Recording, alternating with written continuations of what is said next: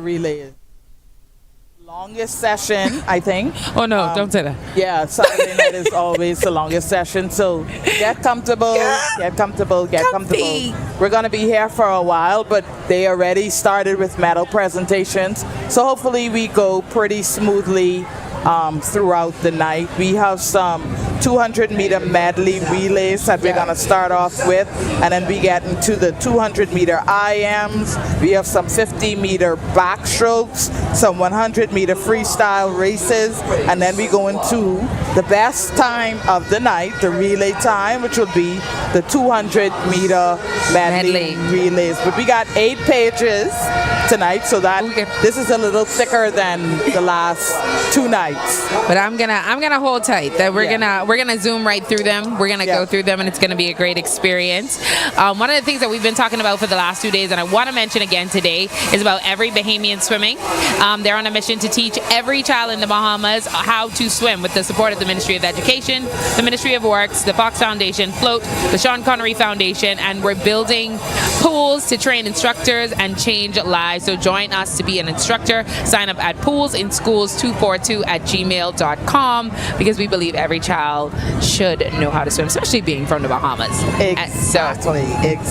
Swimming is very important. It's a life skill. It is. And I hope some of you who have watched us on day 1 or day 2 took the time to come out today or are planning to come out tomorrow, because being on the pool is electrifying. I think you were saying last night, Sasha, the rhythm, the beat, the junkanoo, feeling the movement of everybody in the stands. And it's a Saturday night, so why not come out and enjoy and see the action with all of the swimmers? It's going to be an amazing, amazing time.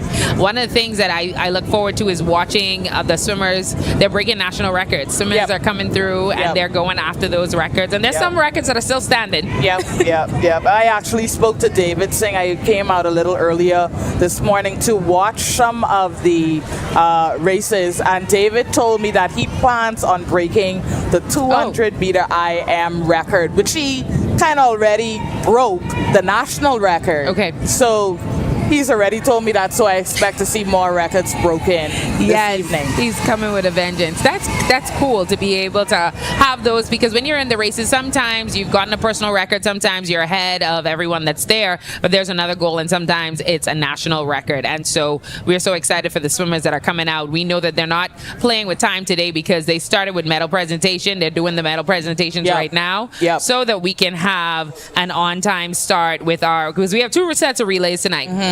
2 sets of relays, and then, as you mentioned, we have the 200-meter. Is that the IM? Yes, the 200-meter IM. 200-meter IM and the 100 free. I would definitely say there's definitely more swimmers than in the past, and even more swimmers doing, because you would always see a lot of swimmers doing freestyle, but I thought we were not going to have a very long night tonight, because some people used to run from 200 IM. At 200 IM, that's a lot. You have to be able to be very skilled in every stroke. I think when I spoke to Mr. Cargill before the start of this, he told me there are over 600 swimmers participating. So I would have loved to be back in your day when there were probably only 30? There was 600? Yes, he told me somewhere between 500 and 600 will participate over the course of the 4 days. No, we did not have 600. Well, that means that more people are learning how to swim, more people are getting into the sport, and more people are doing what they have to do in order to, be, whether it's an Olympic athlete. We're seeing more Olympic athletes. I think when I was swimming, might have had 2 growing up. Like, we didn't even have the first female Bahamian Olympian swimmer, and now I don't know what the number is. I'll get that number for you, because I think it's a fun fact in order to know how many, Olympians we've had over the years. But I know for sure we didn't even have a female Olympian when I was growing up. So that just shows as a testament that we've been able to thrive in the sport, especially with Carifta. Like y'all said, 7 Pete. 7 Pete, and they told me just wait for number 8. So we expect to get number 8 in Martinique next year. That's where the Garifta Swimming Championships will be held. And I believe that the swimmers will do it. The good thing about the team is while the seniors matriculate out, you have the younger kids still coming in. So they already know the routine. They already know what's expected. And then you still have some of the seniors who will be there to help guide. So once that team is named next year at some point, I'm sure it'll be another big team, like I like to call them, a big team. And I'm most certain that we're gonna get the 8. the 8 titles. And I think that's another thing that contributes to us being able to do well at Curifta, because there's so many more swimmers. There's so many more swimmers. That means that, it's a numbers game, so you have that many more children qualifying. And I think about the pools in schools. What are we going to look like 10 to 20 years from now when students who may attend a public school who didn't have the opportunity to learn how to swim or know how to swim can now be a part of swimming? The numbers going to grow even more. Like I had the opportunity to interview the minister yesterday, and she said she believes that there's a lot of untapped potential in those government schools, and I do agree with that. I think we have not yet touched the tip of the iceberg when it comes to swimming, and so when you add the untapped talent to the talent we already know exists, that means the Bahamas is only going to continue to get better and better. And like you said, more swimmers obviously gives us a better opportunity. Where the Bahamas had 3-4 swimmers in one race, Trinidad and Tobago or Haiti or Cayman Islands, they may only be putting one person in. And so I think that gives us an edge too. And in many cases, we were putting in the 2 fastest in the race when it came down to the heat sheet and you analyze the numbers. And so it shows that swimming has grown from strength to strength to strength. Last year for the Olympics, we had Lamar Taylor and we had Renishka Gibbs, both Olympians. And I think we're going to continue to see both of them for a really long time. I expect Marvin Johnson to wiggle his way in there at some point. Marvin, I'm hoping we can speak to both Marvin and Renishka at some point throughout the broadcast tonight. But Marvin's going to wiggle his way in there. And then all of these younger kids, like the names that you've been hearing us call, Sienna Campbell, Celeste Gibson, David Singh, I expect that they will continue into maybe boarding school or matriculate to that level, go to college. We just was talking to one of the swimmers, Sienna Norville Smith. She's at Howard. We have a big contingent at Howard. Bianca Johnson is also at Howard. Ayrton Monker, he will be starting Howard. And so clearly Coach Nick is doing something there. And these kids are not just stopping at the primary Carifta level, but they're taking swimming into college. And hopefully we'll see them take swimming and turn pro. Lamar said he turned pro already, so I'm hoping, and I know swimming is an expensive sport. It is. So, there are some things that the government has done its best. I know we have a subvention. I know in this particular budget cycle, the subvention has increased for all pro athletes that are Bahamian. So the government is trying to do their part. But obviously, as a professional athlete, you will need a lot more than just a subvention. So we're hoping the government continues to do all that they can when it comes to supporting not just our swimmers, but the athletes in general. Whether we're doing so well, Corel, like basketball. We getting ready on Wednesday. We're going to have another Bahamian in the draft, VJ Edgecombe from Bimini. The talent is fast. The talent is there. We have so many basketball players already, Bahamians. We have John Quell Jones, Grand Bahama, just won a WNBA championship. Heald. We got Buddy Hield. We got Josh Chisholm. We have so many Bahamians that are doing so well across a plethora of sports. I just spoke to Dakari Turnquest. If you don't know him, he's from Long Island. He plays pool. And he is phenomenal. He's playing internationally, and he just won a tournament in Florida. I hope to get an interview with him sometime next week. But even pool, golf, tennis, we have two. I know we have 2 players, tennis players who go to Howard University, also playing that sport. So Bahamians are doing well across all sports. Yeah, and I think what really amazes me when we do so well in these different sports and these different arenas is we come from a very small country. Yep. Like, our country is so small, less than 500,000 in the entire country on all the islands. But to make the impact that we make, it really goes to show that if we have more support, if we have more encouragement, if we're seeing more role models and people doing what they have to do, then there's so much more that we're going to see from our swimmers, from the community. So one of the things I want to do right now is say thank you to our sponsors, because that's one of the reasons why swimming is able to do so well. Because as you mentioned earlier, it's a very, very expensive sport. And I didn't even know that there were swimmers starting to go pro. You heard track athletes where for years from our Golden Girls, they were doing full-time. They were, being a pro athlete, but to learn that there are swimmers doing it. So we want to say shout out to our sponsors like Subway. They remind you that great races start with great choices. Subway Eat Fresh, Albany Resort. They're proudly sponsoring the development of swimming in the Bahamas. and the lifelong values of commitment, determination, and community that this sport instills in young people. And congratulations to the Bahamas Aquatics on 2025 Bahamas Swimming National Championship. RBC, we had RBC with us. They've been sponsoring swimming for 30 years, 3 decades. So, and I was there with them 2 decades ago. So they're helping to shape the ideas for a stronger Bahamas. ABD Limited is the owner and operator of the Nassau Container Port, a Gladstone freight terminal with a mission to facilitate port growth and build a bridge to a new prosperous future for Bahamians. And at NCP, they are consistently delivering operational excellence. And then we've been talking about them for the last 2 days. You know what it is. Every Bahamian swimming, where they believe in a Bahamas where every child can swim. And so with the help of the Ministry of Education, the Ministry of Works, the Sean Connery Foundation, Float, the Fox Foundation, it's becoming a reality. So you can be a part of the movement as well and sign up for pools in schools 242. Schools 242. I practiced you last ain't night. getting you no more. At gmail.com. Corel, you're not coming for me no more. I studied last night. Pools in schools 242 at gmail.com.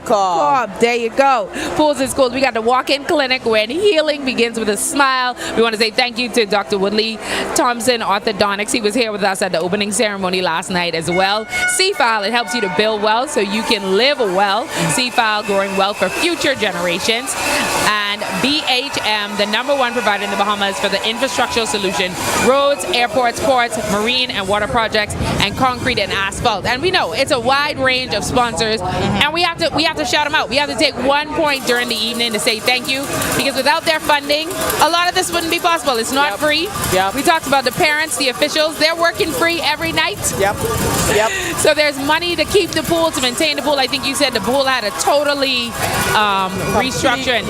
Right before we hosted for it 2 years ago, they revamped the entire pool. I think they put in a nice cooling and heating system, and so it's almost like a brand new pool, which is important. That heating system, when you say that, that reminded me. I mean, well, it's the Bahamas, so it don't get super cold, but it get a little chilly. And to come out 5 o'clock in the morning when we didn't have heating pools, I remember back in the day you used to have covers. I don't know if they have covers anymore, because they do put the covers on in the winter, and so you had to do the practice of bringing off those covers in the morning, putting the covers back on, because the pool wasn't heated. So you had to just jump in, and that was like a cold plunge. People do cold plunges just for fun now. We did cold plunges every day because it was a part of our life. So it seems as if they're wrapping up the final set of medal presentations. We're going to let you catch a little bit of that and turn it over to Mike as well, who's a public announcer here at the Betty Kelly Canning Aquatic Center. We'll let you catch some of the medal presentations going on right now and turn it over to Mike. All right. We'll see you guys in a few.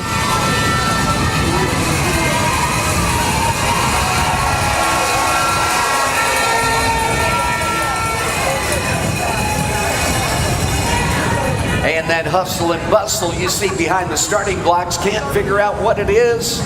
Boys and girls all mixed up.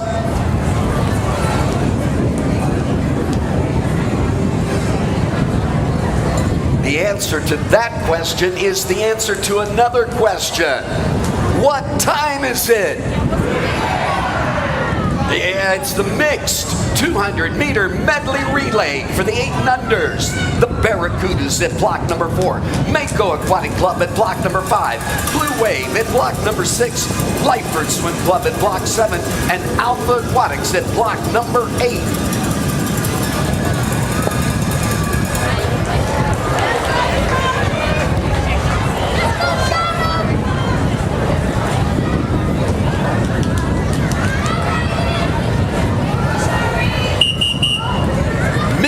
Referee, Mr. Starter.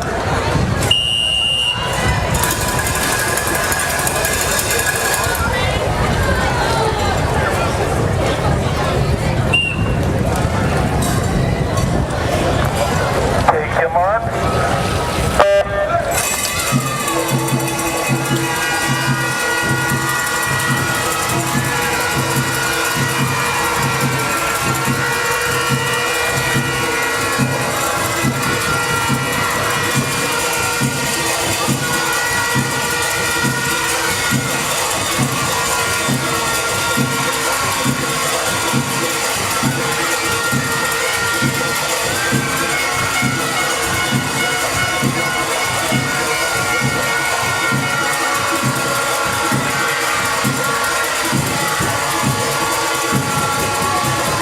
And rumble coming from the grandstands. It's not just the parents of these soon-to-be famous swimmers.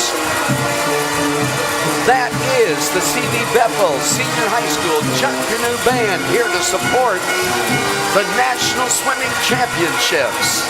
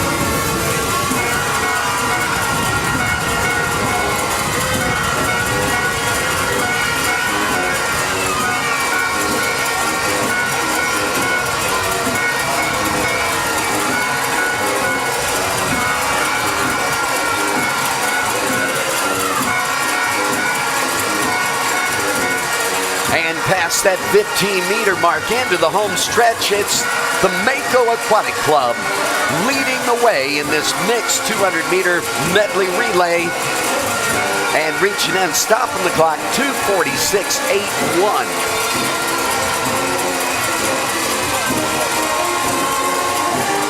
That second tag in at 2:50 and some change, the Blue Wave.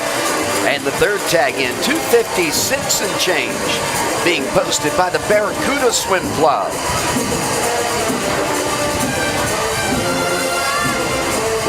And of course, I see it as you see it. I'm not official. The referees have to give their report before we know it is official.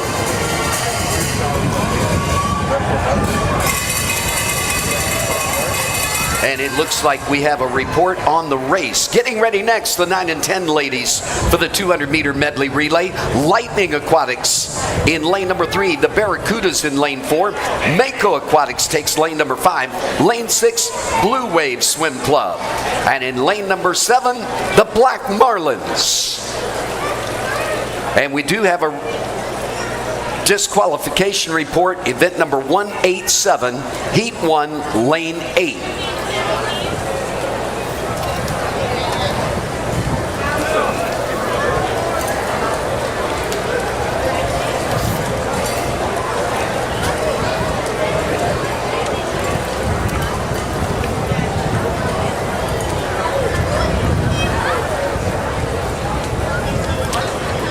And here we go, 9 and 10, 200-meter medley relay.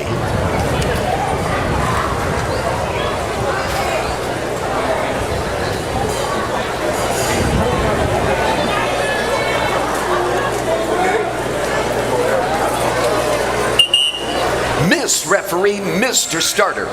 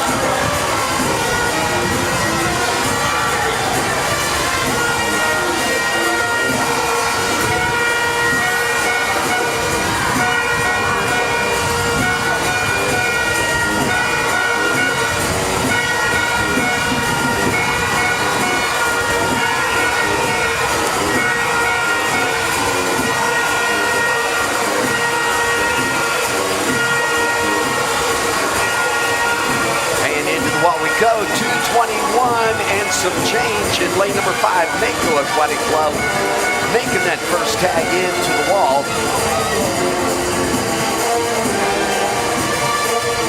That second tag in, 231 in lane number 6 by the Blue Wave. And the third tag in, 232 and change by the Barracuda Swim Club.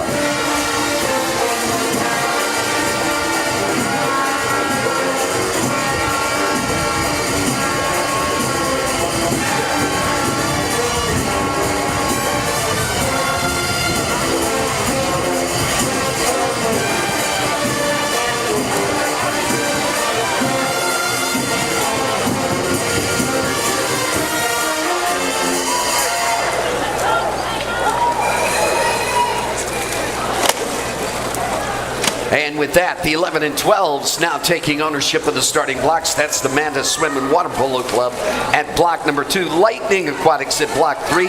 Alpha Aquatics in 4. Mako Aquatics Club in lane number 5. The Blue Wave in 6. Barracudas in lane number 7. And Black Marlins in lane number 8. We have a disqualification report. Event 188. Heat 1, lane 7. Disqualification report.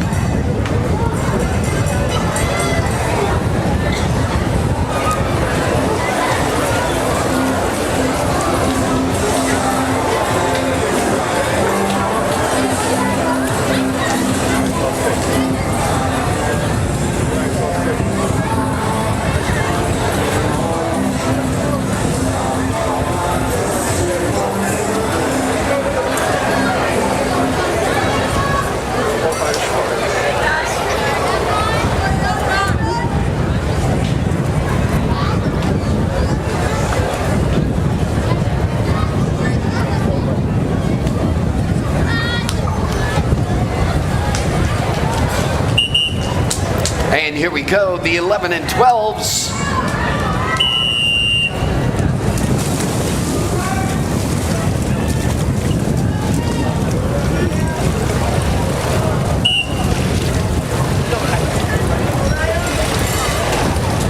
Take them on.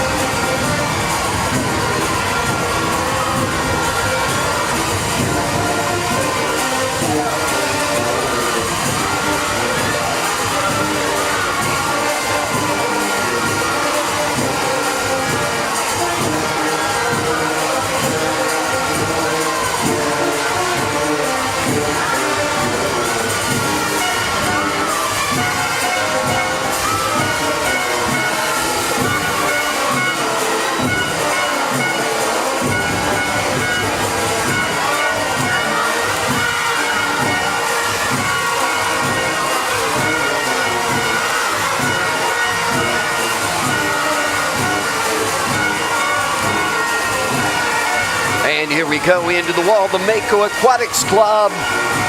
2:05.83. Take a look at that time. 2:10, excuse me. Mako Aquatic Club. And that second tag in, 2:25 and change in lane number 4 by Alpha Aquatics. The third tag in at 2:23.60. In lane number 6, the Blue Waves.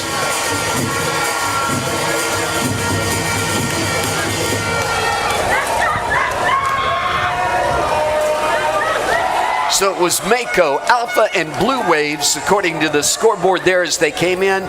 We see it, but the referees have to give their report before it's official. Getting ready next, the 13 and 14 age group category, mixed 200-meter medley relay. The Mantas at lane number 2, Lightning Aquatic at lane number 3, Blue Waves at 4, Mako Aquatics at 5, Alpha Aquatics at block number 6, the Barracudas at 7, Black Marlins at block number 8, and the Mantas Swim and Water Polo Club at block number 9.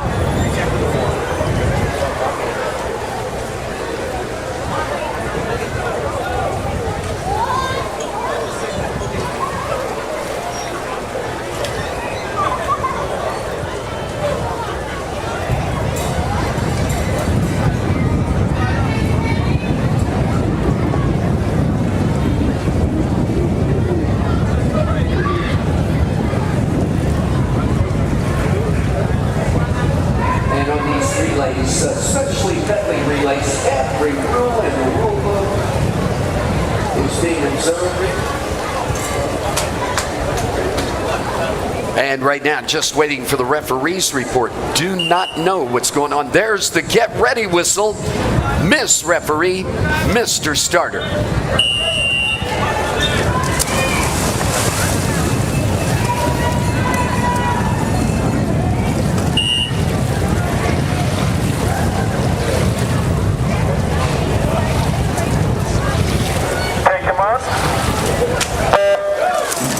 And there is a disqualification report in event number 189, heat number 1, lane 3 of event 189, disqualification report.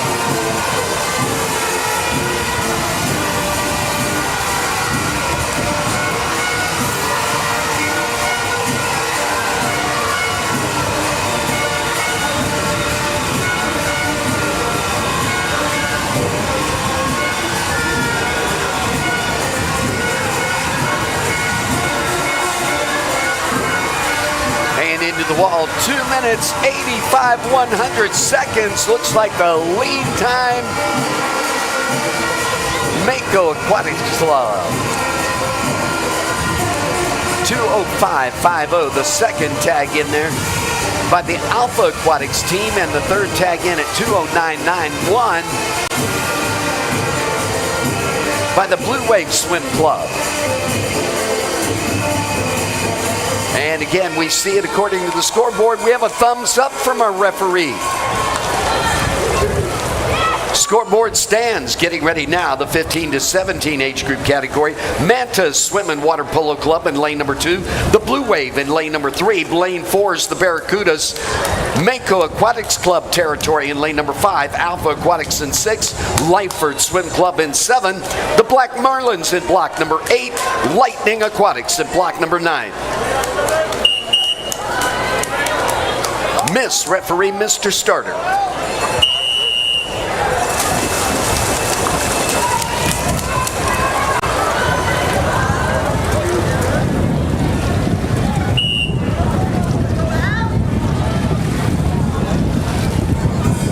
Take your mark.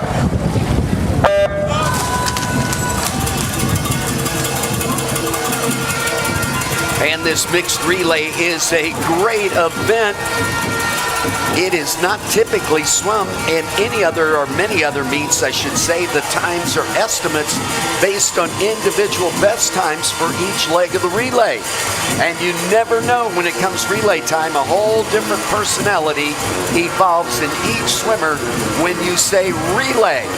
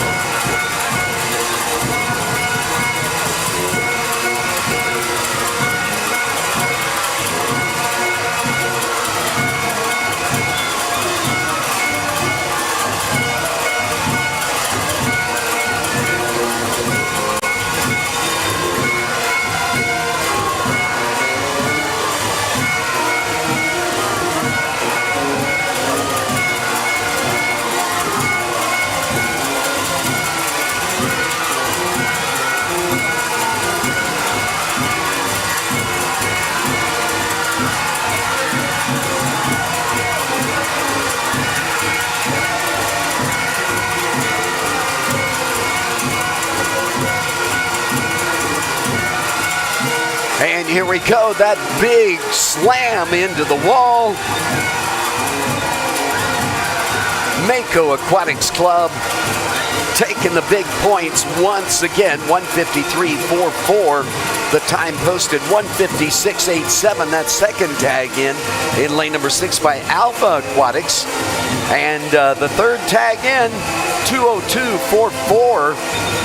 Being posted in lane number 4 by the Barracuda Swim Club. And one more race of this mixed relay. It's going to be a duel in the pool. Alpha Aquatics in lane number 5, Barracuda Swim Club in lane number 6.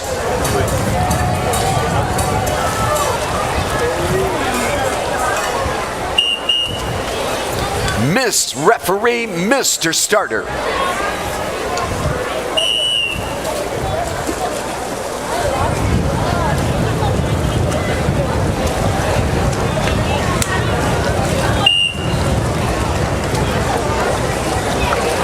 Take your mark.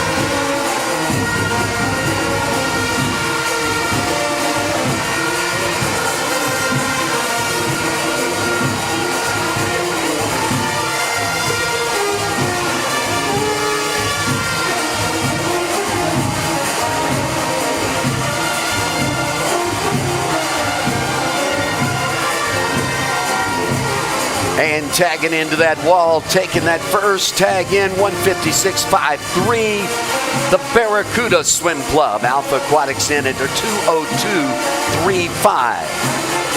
And again, we'll be looking for the referee's report to affirm what we see up on the scoreboard. And we will be presenting awards now for the 200-meter medley relay mixed.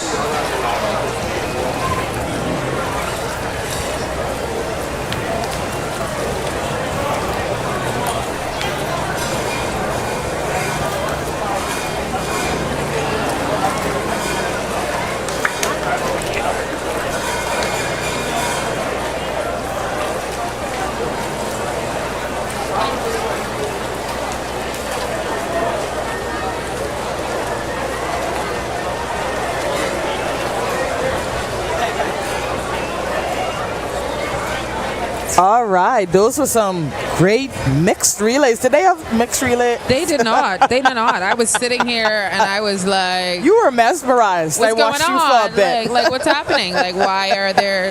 We definitely did not have that. They're adding races, but I'm thinking over the years, probably in international competitions, they would have added the mixed races and the mixed relays. That would have been cool to have. It was just another race. You'd be, like I said, I only placed in relays, so I mean, that would have been another. That would have been another. That would have been potential another medal for you. Right. for me. But they did well in the mixed relays. I actually like that, but then I feel like the men will always be faster. So if I have a man on the side of me, I might be a little intimidated as a female swimmer. But then again, I may beat him as well. You could. You may beat him. And I think they may have rules where you probably have to have 2 males and 2 females. And I do think men are always, I think, but a lot of times when you look at the scores, most men are always going to be faster, especially when you're in the same age group. But if you're 2 for 2, then even if for some reason on my leg you got a little ahead, I know coming up we got our guy who we're about to give it over to. So I think eventually it kind of evens out. So coming up next, we will have our 200-meter IM. I also have some birthdays. We have some birthdays on the pool deck. We have Lamar Taylor and Khadijah Culmer, brother and sister. They're born on the same day? Born on the same day. Yep. Lamar Taylor and Khadijah Culmer both celebrating birthdays. Happy birthday to you guys. And if I don't mention this birthday at least 10 million times tonight, his mother would come for me. Kaylin Ferguson. He's a member of Alpha Aquatics. He turned 14 today. Happy birthday, Kaylin. So as you can see, for the last 3 days, we've had people. The first day we had the president, Mr. Cargill, celebrating his birthday. Yesterday we had a birthday as well. Yep. Who was it with us on their birthday yesterday? Was it the representative for RBC? Yes. She had a birthday. And then we got a couple of, I'm sure more people will come to us with respect to birthdays coming up. But those 3 for sure, I had to get them out. Happy birthday to all of you. And all of us are celebrating with them at the pool. Yeah, so I hope they enjoyed their birthday. And I think we had a national record. Yep, we did. In the 200, and that was a 15 to 17. I think so. Yep. For 153. That was 44. Mako. Yep, they broke the national record, which was 153.74 from broken by that same club, Mako. Elder Burge, Caden Wells, Sienna Norville Smith, and probably Marvin Johnson, whose name we've been calling. Yeah, they had the original record, so that's great. So I think that they're about to do the medal presentation for those same races. And following that, we will have the girls 8 and under 200-meter IM. All the age categories will follow that. And then we have the girls. And then we'll have the 50 breaststroke. And then we have done 100 free. And then we'll go into some relays. So maybe they put those relays ahead, the mixed relays, because generally we don't see relays until the end of the evening. But those relays were mixed. It adds another component to the swim meet. So I love that we have boys and girls swimming along with each other. That was pretty cool to see. Once again, you can tune in on our channel 205 and 212, and also streaming live on the R News Facebook page as well as the RTV Originals Facebook page. We will take a short break this evening again for news between 7:30 and 8, and then you could come back to us at 8 o'clock on channels 212 and 205. Yes. And so we're getting ready. So make sure to stay glued to the television. Yep. And if you haven't had the opportunity, make way here in the morning for the final day. It's going to be great. And as it comes to the awards, are we going to see those awards happening right on Sunday after the meet? I think the plan is once the meet is done, they give out High Point trophies, and then they will give out the overall club. Now, let me break down High Point.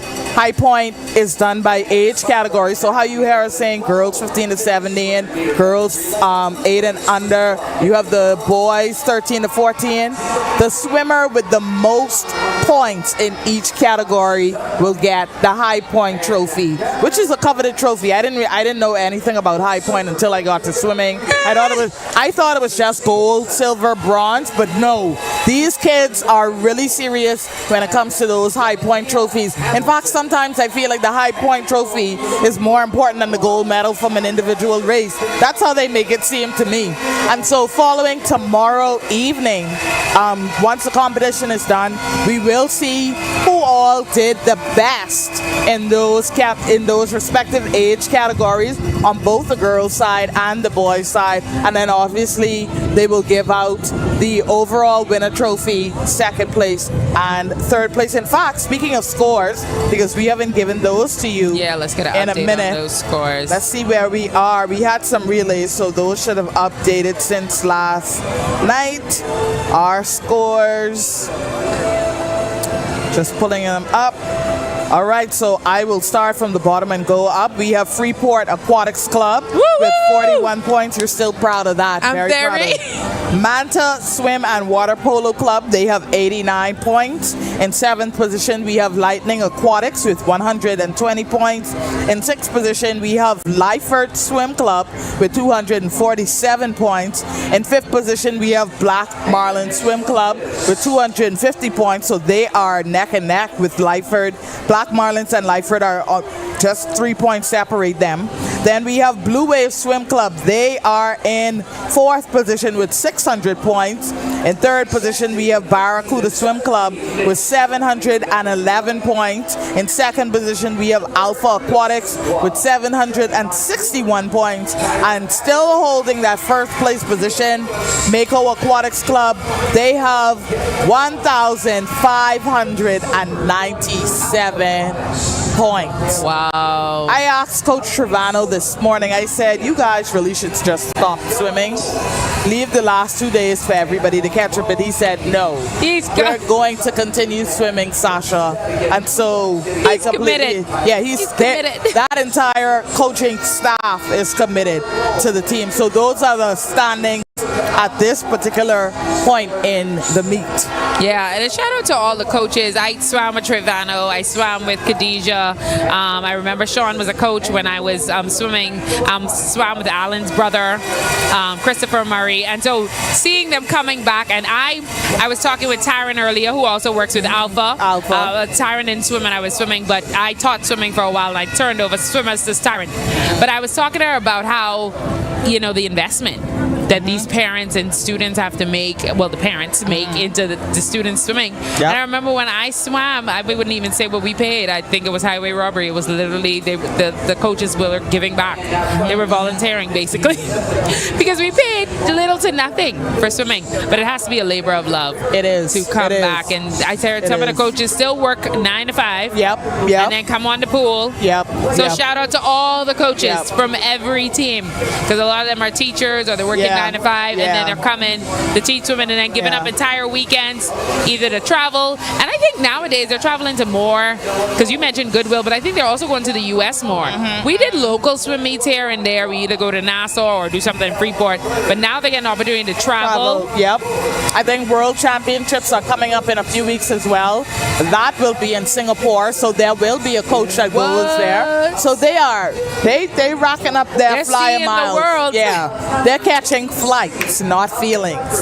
Flights. So the coaches, definitely we have to shout out. And most, if not all of them, are swimmers. Yeah, so I know it's not most like, of them. Yeah. It's not like these kids are being coached by someone who doesn't understand. They have all been swimmers in their past life, and I appreciate that because I think that takes the swimming to another level. And obviously, it's why we're doing so well in the Bahamas as well. You know, on a regional stage, we've won 7 consecutive Carifta titles. So that I'm certain that a big part of that is because many of the coaches of those same Carifta teams have been swimmers themselves and swimmers on that Carifta team, so they know what to expect. Yeah, because hindsight is 2020. When you've been through the swimming, you know, there are definitely things I can look back and say, what would I have done differently in swimming? Where are there places I didn't succeed? And you could be able to pass that down. I think we were saying earlier, Trevano, he has a daughter who's swimming with Mako. So not only is he pouring into the next generation, he's actually pouring into his children. Yep, he is. I think also too, one of the cool things I heard coming out of the sports minister's budget communication this year, I do believe, and I stand to be corrected, but I'm most certain that I'm 99% accurate on this. In this upcoming budget cycle, which will start on July 1st, coaches, national coaches, will get a subvention as well. And I'm hoping we get the minister. It is suspected that the sports minister will join us at some point this evening. So if we get him, I will definitely ask him about that particular program, but because that's something new. Yeah. That is something new. And so our national coaches will be on the same level as the American coaches. I mean, they're putting in all of this effort. They're putting in all the work. They should get paid. They should. And they're being innovative. They're going after, speaking of children, Alan Murray, his children are swimming too. So they're continuing the tradition of swimming. When I was watching the recap video, even the parents who are not previous swimmers, but they're invested because they're a swim parent. I think it was recap video of day one. Like, those parents are on the side. They trust you, me, Carell. They blowing the whistles. Swim parents are different, but we're going to come back to Okay, so with swim parents, they are different. I've gotten the experience. They trust you, me. They're invested. There is a different level of commitment when it comes to swim parents. And all of the clubs, they come out in their shirts, their team shirts. They come out with their horns. They drop those kids on time. They're back here to pick them. Some don't leave during practices. And even in the stands, watching their kids, they're Mako has a whole section. Alpha, you just look for the orange for Alpha, look for the blue for Blue Waves in the corner. I think Mako is right above us in their red. Lightning is up there as well. Life for Key. I mean, these parents are committed. They're really committed. So stay tuned, guys. We're going to take a quick break to get some commercials in. We'll be right back. We're at the 53rd Bahamas National Swimming Championships live from the Betty Kelly Kenning Aquatic Center.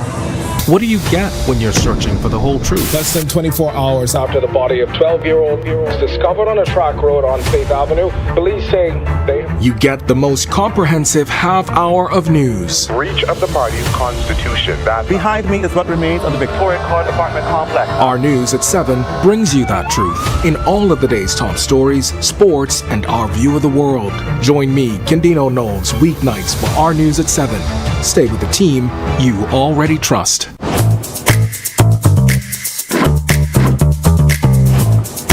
What you doing there? I'm getting ready for this heat, boy. But you want to see what in this box?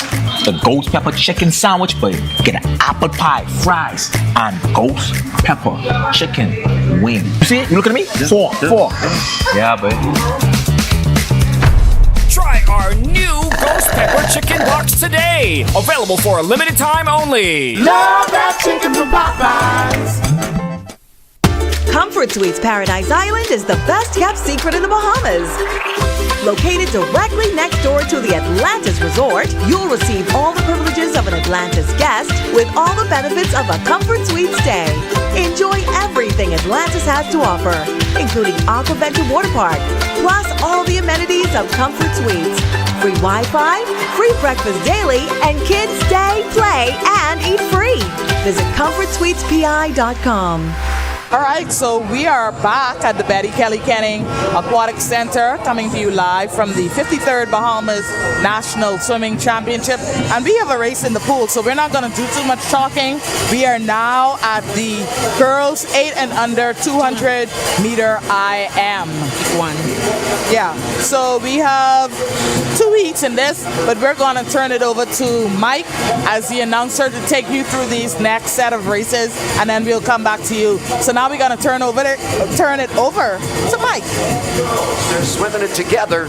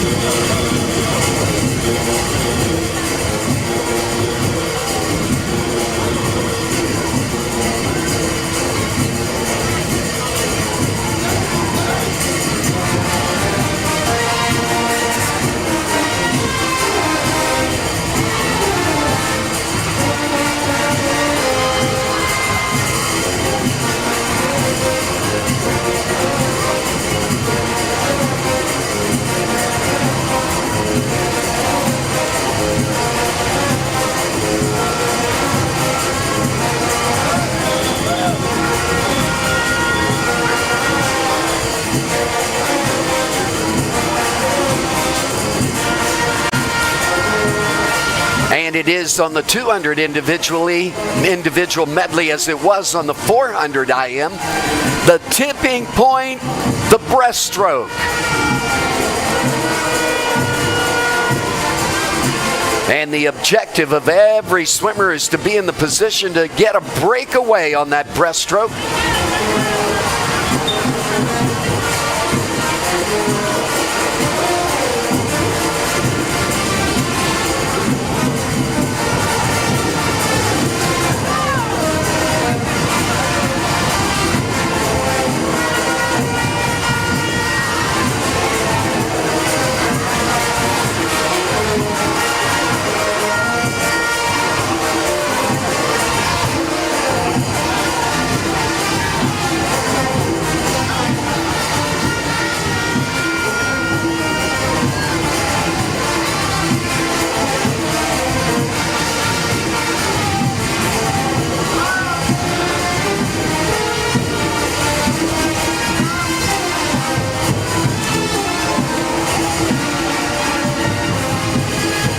And again, a division between skill and training. Almost every rule in the rule book being thrown at this race.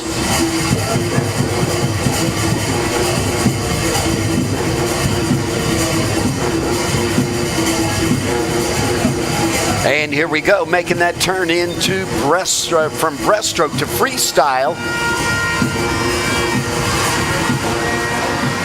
Expanding the difference.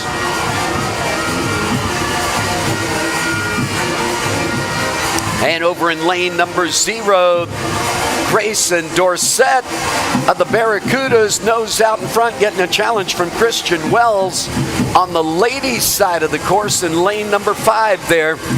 That is Isabel Delson of Alpha Aquatics battling it out with Layla Ray Julian.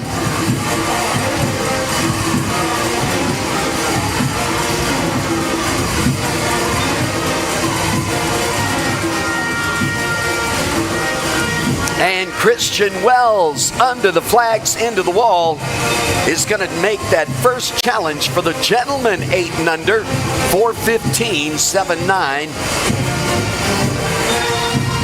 And on the ladies' side of the course, in lane number 5, taking the tag, setting the first challenge for the 8 and under girls, 4:24.20, being posted by Isabel Delson.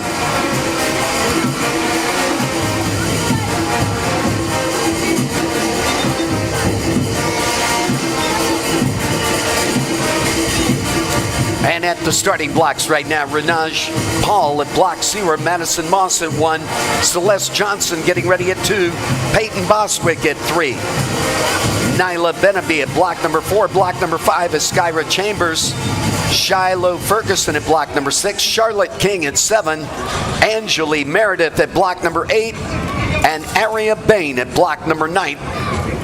The challenge 424-20 in the hot seat, Isabel Delson. And we have a referee's report, event number 122, heat 1, lane 1. We have a disqualification report, heat 1, lane 1, event 122. Ladies, heat number 2, Miss Referee, Mr. Starter.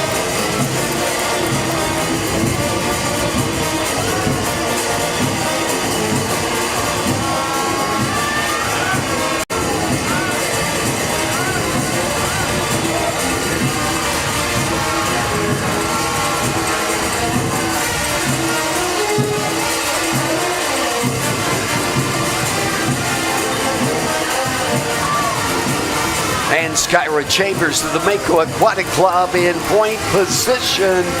Can she maintain that on this breaststroke? This is where all the changes take place. Looking for that advantage as we make the turn into freestyle.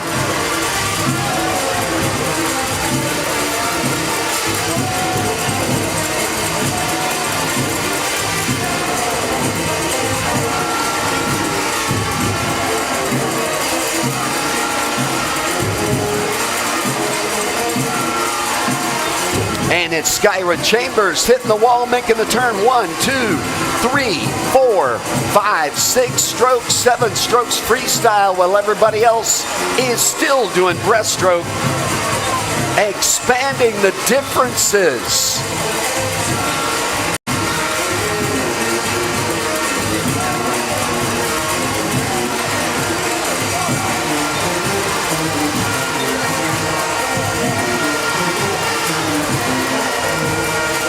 And past the 15-meter mark, not a question of who's going to hit the wall first. It's a question of when. And Chambers stopping the clock, 3:20.09. That second tag in about to happen in lane number 4 at a 3:27.23. That's Nyla Benaby. And the third tag in at 3:34.23. Being posted by Shiloh Ferguson. And I take that back. It looks like lane number 7 got the third tag in. Charlotte King of the Blue Wave.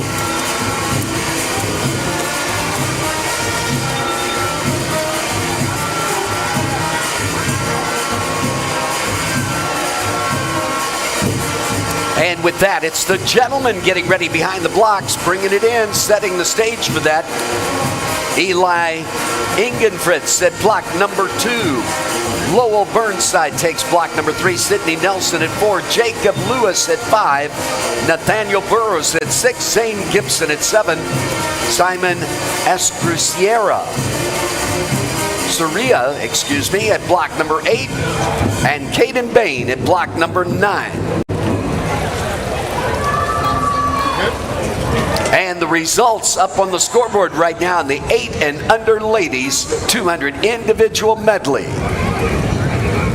It looks like we have a referee's report. Those results may not stand.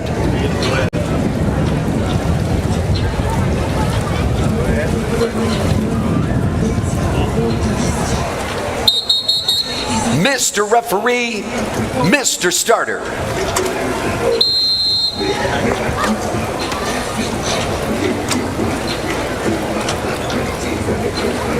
Take him on.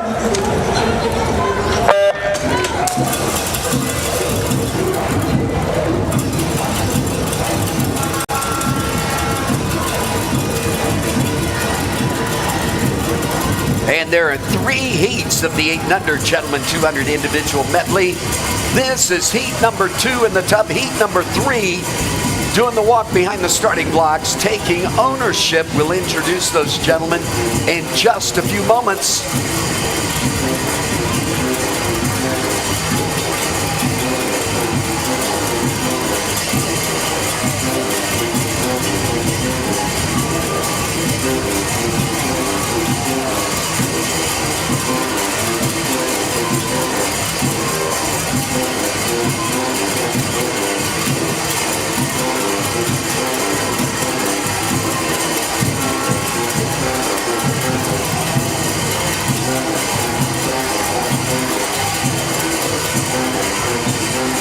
And there is a disqualification report, event number 121, heat 2, lane 1.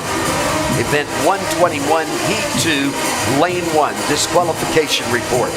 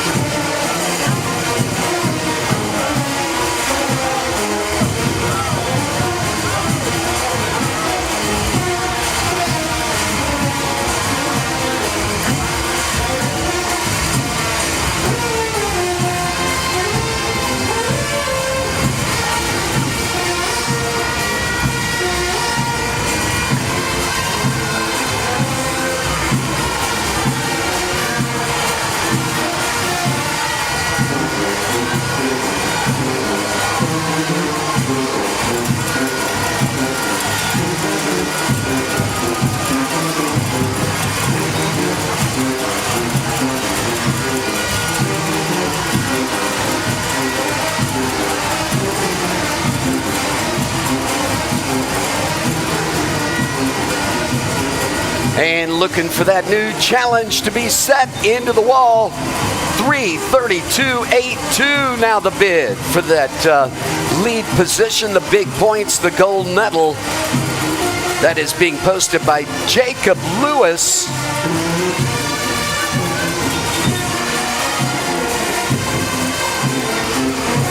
And at the starting blocks, the deciding heat getting ready to go. Mikhail Pratt at block 0. Christian Desmanglis at block number 1. Siobhan Moss at block number 2. Connor Ferguson at block number 3. Ari Roll at block 4. Lyndon Feast at block number 5. Evan McKenzie at block 6. Mason Sadowski at block number 7. Ryan Stevenson at 8. And Jamari Bridgewater at block number 9, taking ownership of that starting block.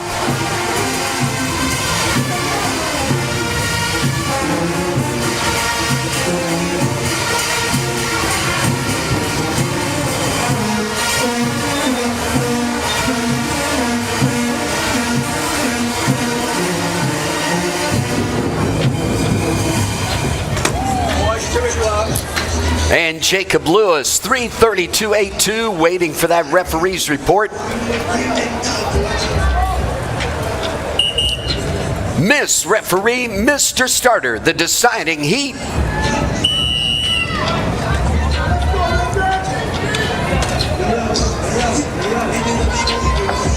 Come on.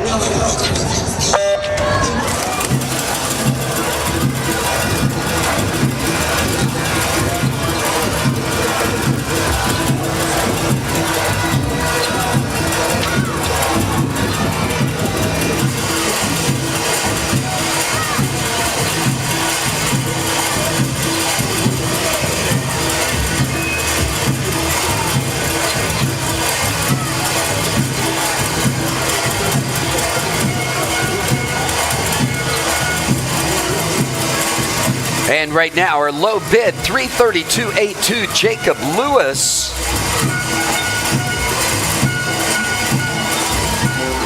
Posted in with a preliminary time of 3:47, substantial difference there. We do have a disqualification report on event number 122. Heat 2, Lane 4. Event 122, Heat 2, Lane 4, disqualification report.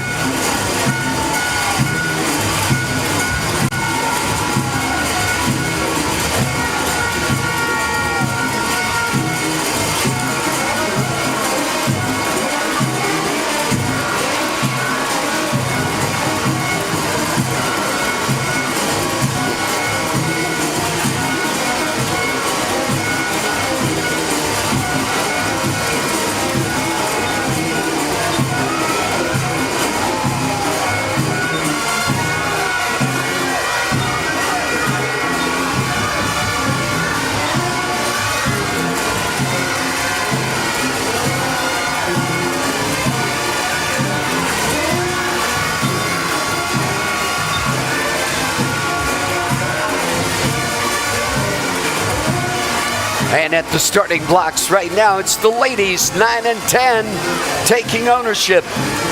Camila Hall at block number 1. Catalina Hill takes block number 2. Sierra Stewart at 3. Michelle Pickstock at block number 4. Hunter Rose Pratt taking block number 5. Zenny Dorsett at 6. Milena McDonald at block number 7. 8 is Chadinia White. And at block number 9, Nidell Martin. And the gentlemen make that turn out of breaststroke into freestyle. And if you got a breakaway, you got a difference. There is a big expansion there as you can see it unfold. 25-meter mark, nose to nose. Lyndon Feast in lane number 5. Evan McKenzie in lane number 6. Undecided at the 15-meter mark, coming under the flags. And ebbing forward in lane number 5, it looks like Lyndon Feast stopping the clock at 3:06, 5:4, 3:08.14 being posted. In lane number 6 by Evan McKenzie, the second fastest time. And the third fastest time into the wall, 3:16.44, being posted in lane number 7 by Mason Sadowski of the Lightford Swim Club. And again, I see it as you see it. Got to wait for the referee's report to see if those top 3 times stand.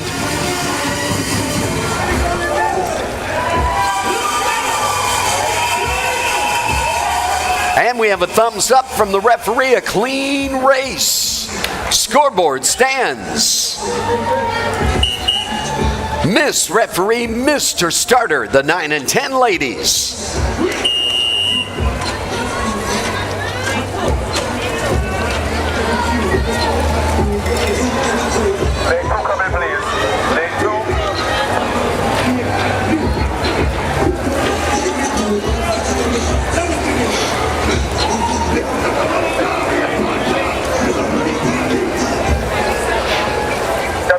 Step down. 3, come to the wall, please.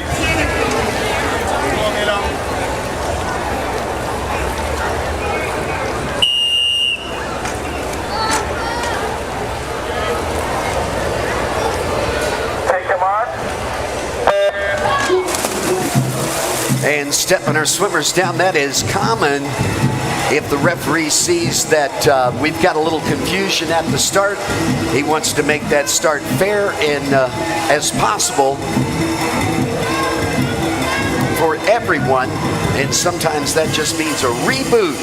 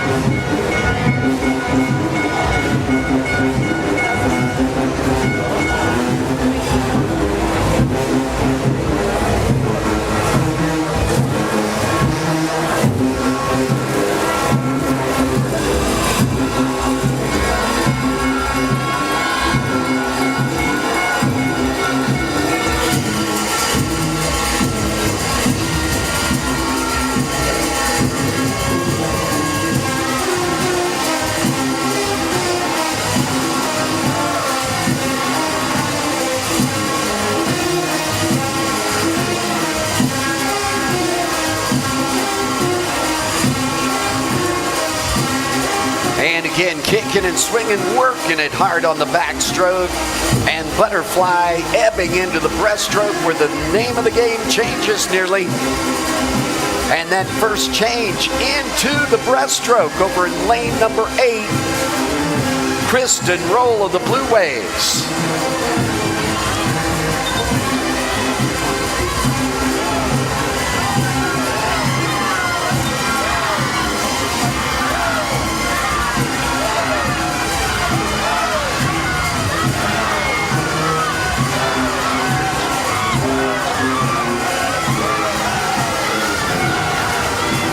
And Kristen Roll came in with a seed time of 3:06.27 compared to center lane seed time 3:02 by Hannah Astwood. And that's why she has the pleasure of being on one of those outside lanes, outside sneaky swimmer. If you're in the middle, you can't look over and see where she's at. Not till you hit the wall at the finish. And there we go, freestyle and another whole new race.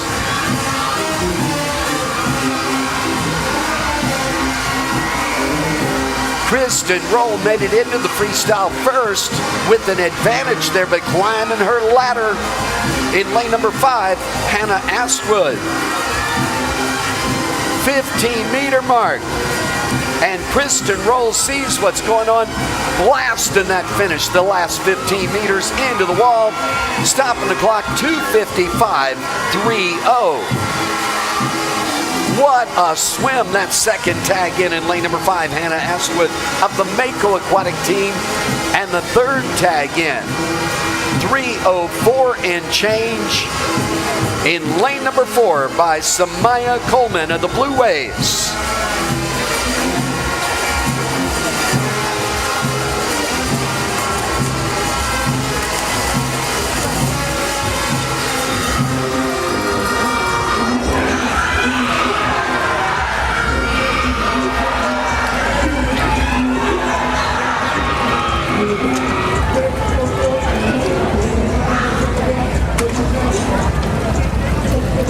And right now, waiting for the report from the referee, we have a thumbs up. The scoreboard stands.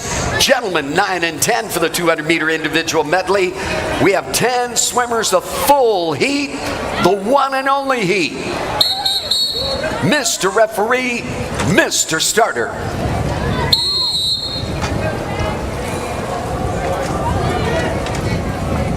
Take him on. And good to go. That's Arias Dean in lane 0 for the Blue Wave. Black Marlins in lane number 1 with Maximilian Vanderwright. Kieran Griffin in block number 2 in lane 2. Swims for Mako Aquatic Club. The Blue Waves in lane number 3 with Dakota Bastian. Benjamin Cartwright in lane number 4 for the Mako Aquatic team. His teammate in lane number 5, Kamani Cooper. Dylan Musgrove in lane 6 for the Blue Wave. Randall Dorsett in lane number 7 for the Barracudas Mako Aquatics. Kyrie Smith in lane number 8. And the Blue Wave in lane number 9, Logan Davis. It's going to be as you see it coming into the wall. This is the one and only heat for the 9 and 10 gentlemen.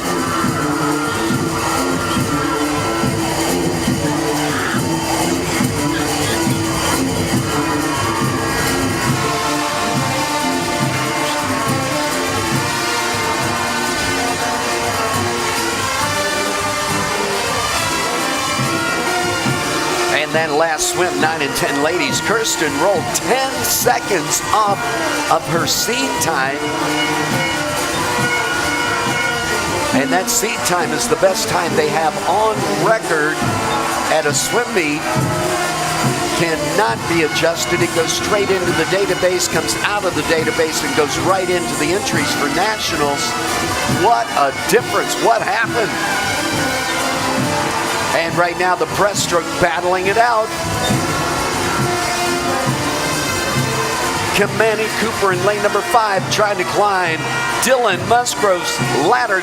Musgrove in point position up until now. 15-meter mark. He's starting to fade a little bit. And Kamani Cooper taking point position.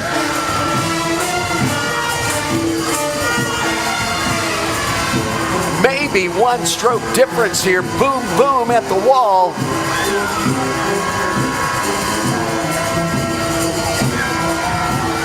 And the question now is who overpaced themselves, who's got the right pace to be able to finish. 25-meter mark. It's still Kamani Cooper. Dylan Musgrove, though, moving up just a little bit, now fading back 15-meter mark. Kamani Cooper under the flags. It is Kamani Cooper pulling away with a breakaway going into the finish.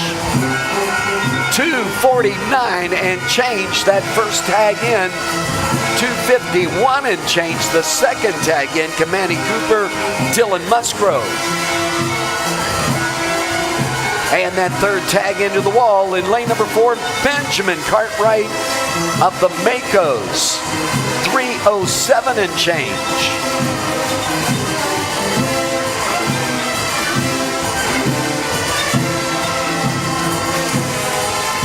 And it's 11 and 12 ladies getting ready at the starting blocks right now.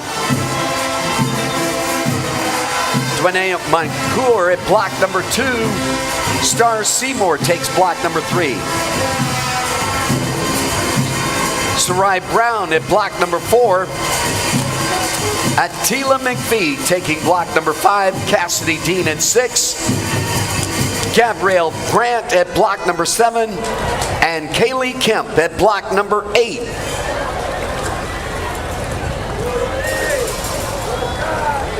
We have a thumbs up. 9 and 10 gentlemen, the scoreboard stands. Ladies, 11 and 12, Miss Referee, Mr. Starter.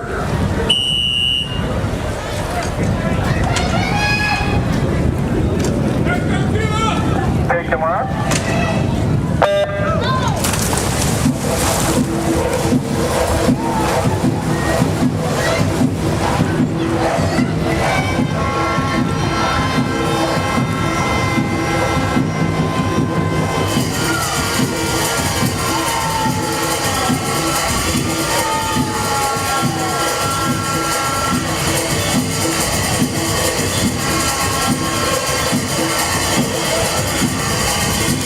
And there is the disqualification report, event number 123, Heat 1, Lane 9. Event 123, Heat 1, Lane 9, disqualification report.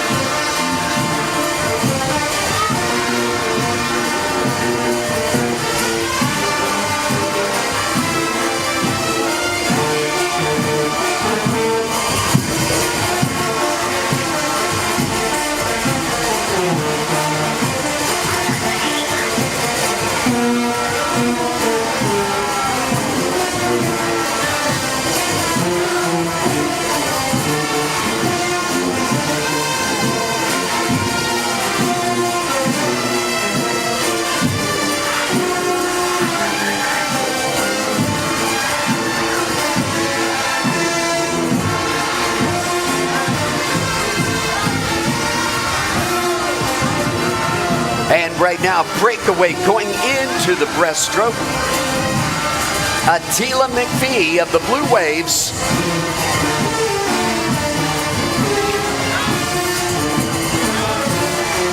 In lane number 3, working on it, Star Seymour of the Barracudas. Closing the gap between she and Attila McPhee.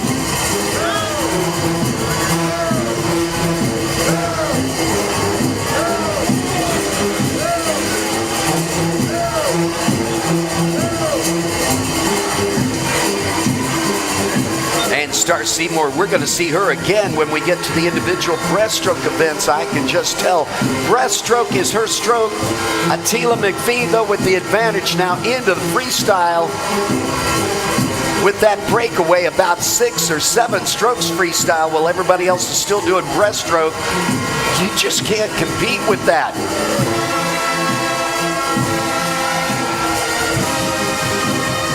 And the only thing that's going to slow Attila McPhee down is that she overpaced it earlier, and I don't think so under the flags with enthusiasm. And into the wall, stopping the clock, 3:15.73, going to be the challenge. And that puts Attila McPhee of the Blue Wave in the hot seat for heat number 2. Coming up next, Tania Emanuel at block 0, Kaylee Seymour at block number 1. Rolanda Smith at block number 2. Block number 3 is Saren Jenkins. Scarlett Donaldson at block number 4.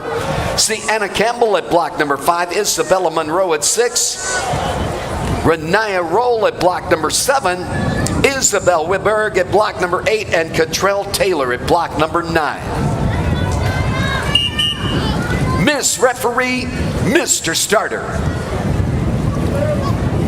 Day 3. Day 3.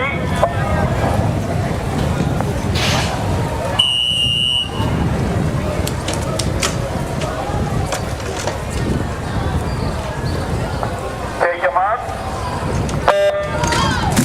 And good to go. The deciding heat of the 11 and 12 ladies, 200 individual medley. The time to beat at least 3:15.73, posted by Attila McPhee out of heat number 1.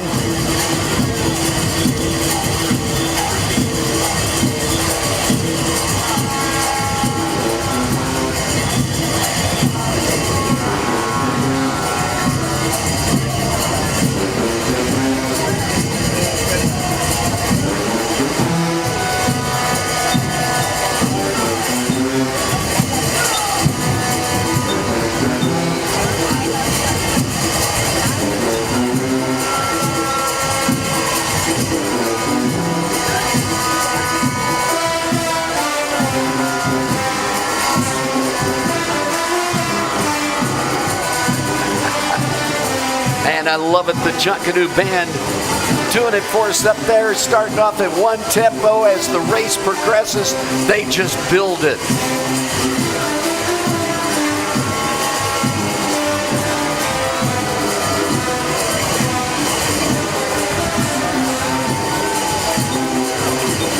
And that butterfly leg, Isabella Monroe in point position going into the backstroke. Coming back on that backstroke, going into breaststroke, it looked like Sienna Campbell had the advantage at the turn.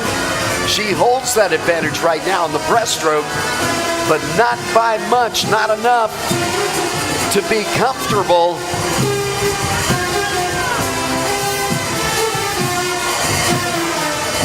And it looks like Campbell getting the challenge from Monroe. Monroe taking point position now by just a little bit.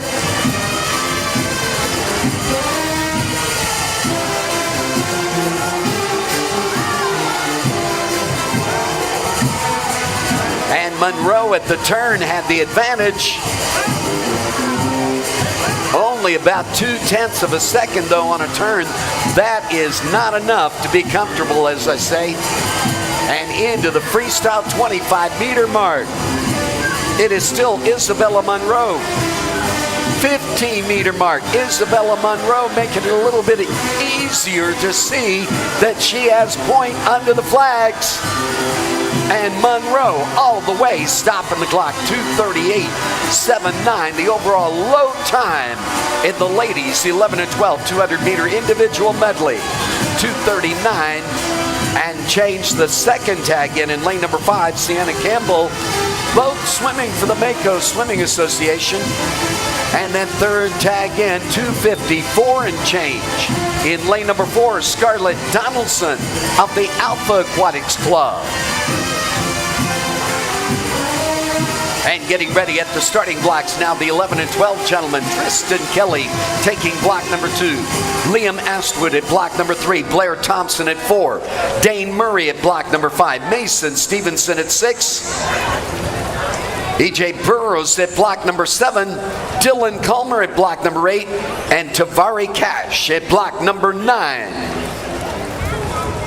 And we have a thumbs up. Scoreboard stands. Mr. Referee, Mr. Starter.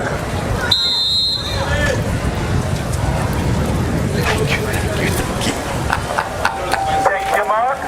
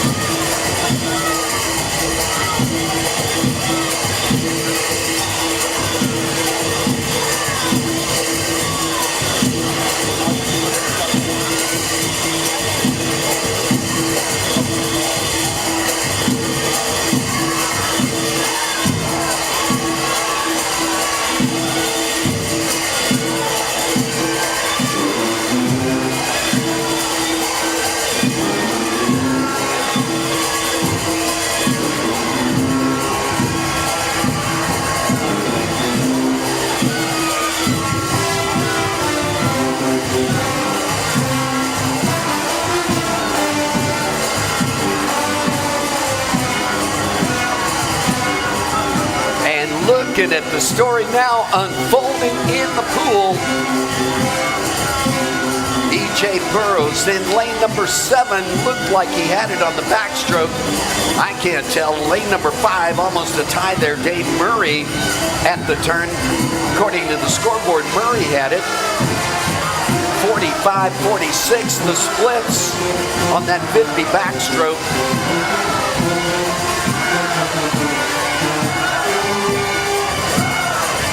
And that was Mason Stevenson in lane 6. E.J. Burrows in lane number 7. And Burrows taking point position. Is he a breaststroker or what?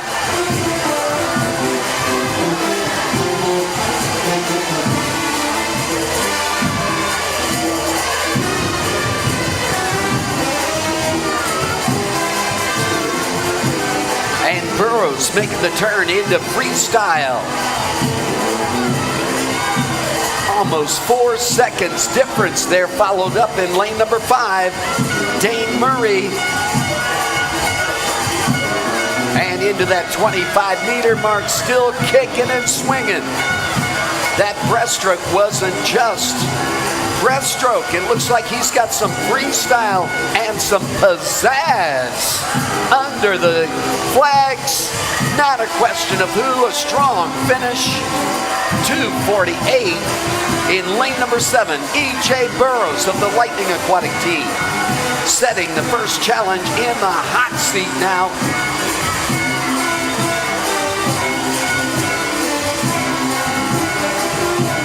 And getting ready at the starting blocks, the deciding heat. Asher Bastian in lane number 0. Torian Turner takes block number 1. Frazier Menzies at block 2. Sean Monroe at block number 3. Logan Camacho at 4. Natalia Knowles at block number 5. Block 6, that's Dakari Cooper. Kristen Roll at block number 7. 8 is Kyle Murray. And Lyle Menzies at block number 9. Mr. Referee, Mr. Starter.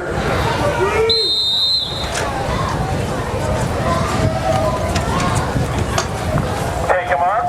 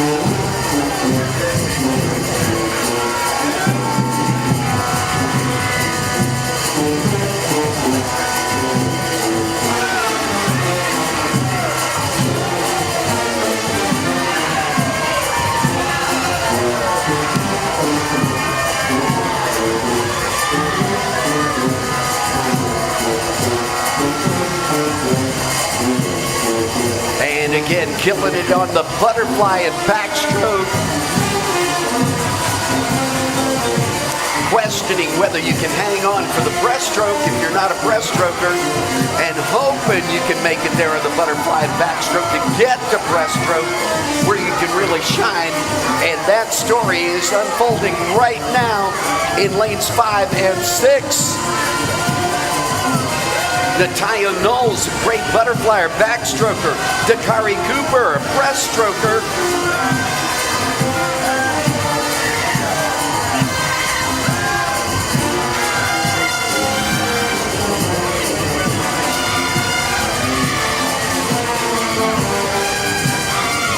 And if the pool was just a little longer, I think we'd see a little different freestyle unfolding. Natalia Knowles with about a 3 or 4 stroke advantage going into the freestyle 25-meter mark with a breakaway. Not a question of who, it is a question of when. 2:48, the time to beat at least.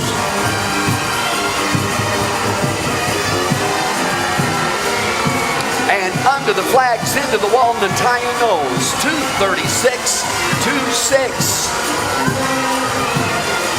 Taking the win. It apparently got to have that referee's report before we know it stands. 2:43 and change, that second tag in lane number 6 by Dakari Cooper. And the third tag in, 2:45 and change in lane number 4 by Logan Camacho of the Mako Aquatic Club. And at the starting blocks, it's 13 and 14 ladies taking ownership. Isabel Saunders at block number 4. Taylor Knowles at block number 5, and Sierra Lawrence at block number 6. And right now, waiting for the referee's report. Apparently, we do have a report coming.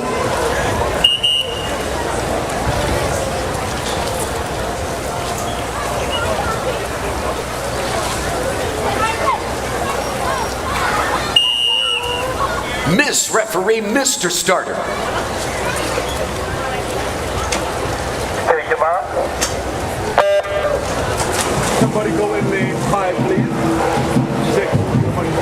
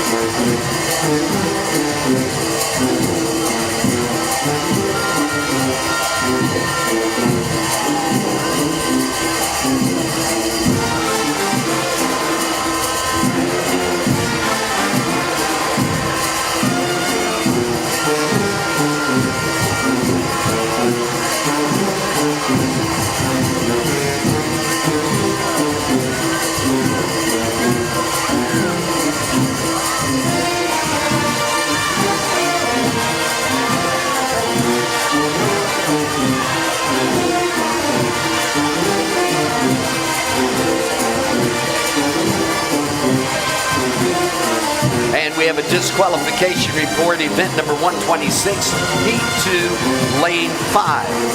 Heat 2, lane 5, disqualification report.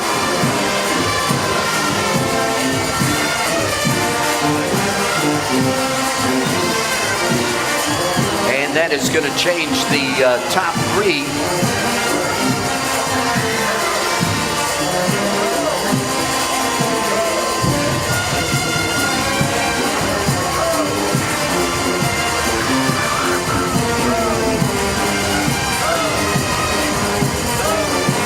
starting blocks right now, getting ready to go, is heat number 2 of 3 heats of the 13 and 14 ladies.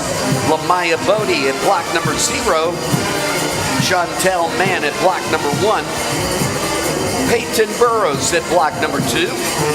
And block number 3, it's Annika Evans. Block 4, Eden Roll. Summer Black takes block number 5. Noelle Pratt at block number 6.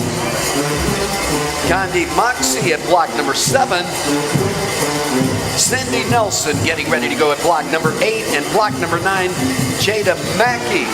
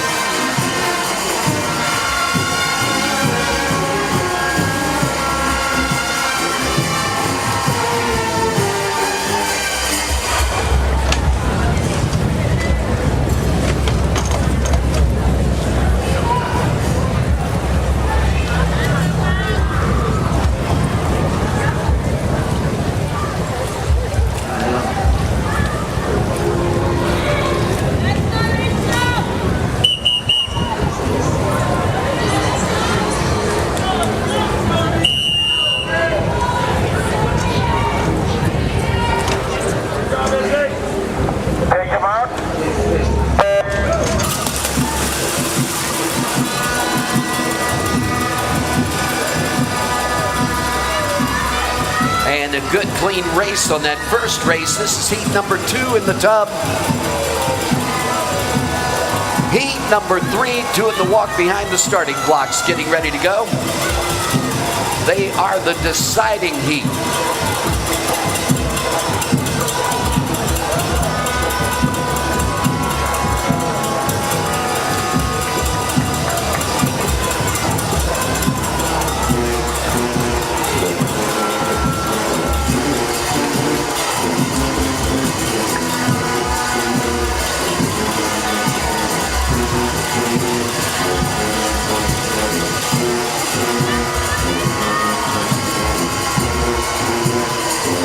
And at the starting blocks right now, it's Helsinki Mitchell at block 0 for the Mako Aquatic Club. Alpha Aquatics at block number 1, Madison Fox.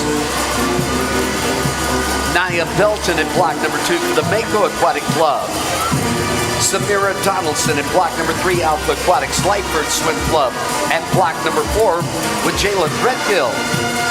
St. Ann Isaacs at block number 5 for the Alpha Aquatics team. Skylar Smith at block number 6 for the Alpha Aquatic team. Alpha Aquatics at block number 7 again with Isabella Cucurillo.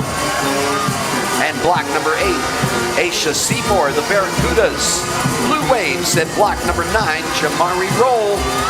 And making that turn into the breaststroke now.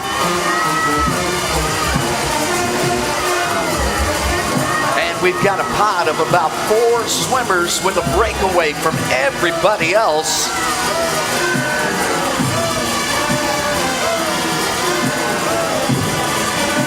Summer Black in lane number 5, Eden Roll in lane 4.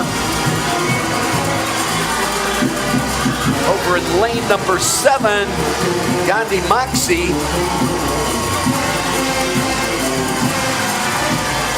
And it was Summer Black, Gandhi Moxie at the turn, the first 2 at the turn.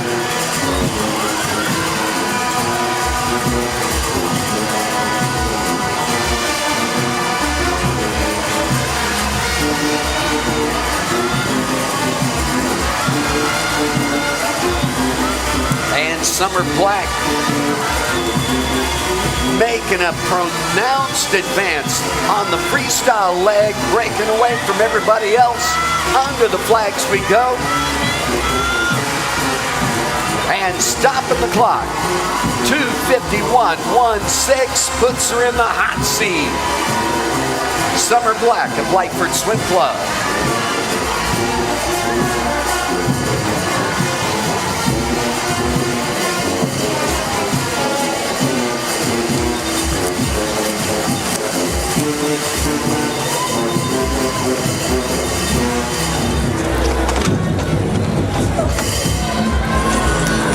And it looks like we do have a referee's report coming on this heat. And again, we see it a little different than the referees. Getting ready now, the deciding heat.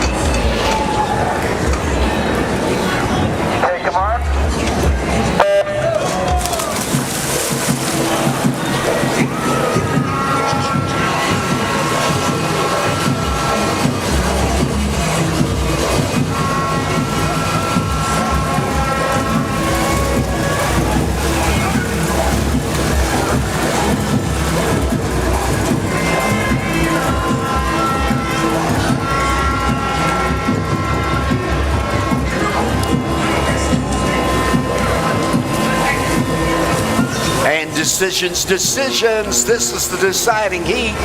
Once they post their times, the scoring computer going to decide who our winners are. Right now in the hot seat, it's Summer Black, posted with a 2:51.16. The time to beat at least to take that lead position.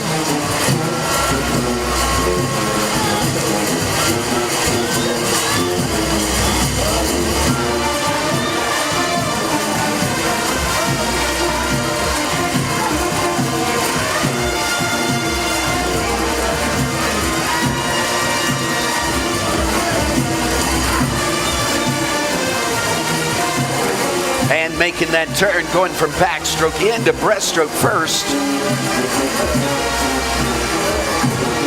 In lane number 5, Sian Isaacs of Alpha Aquatics.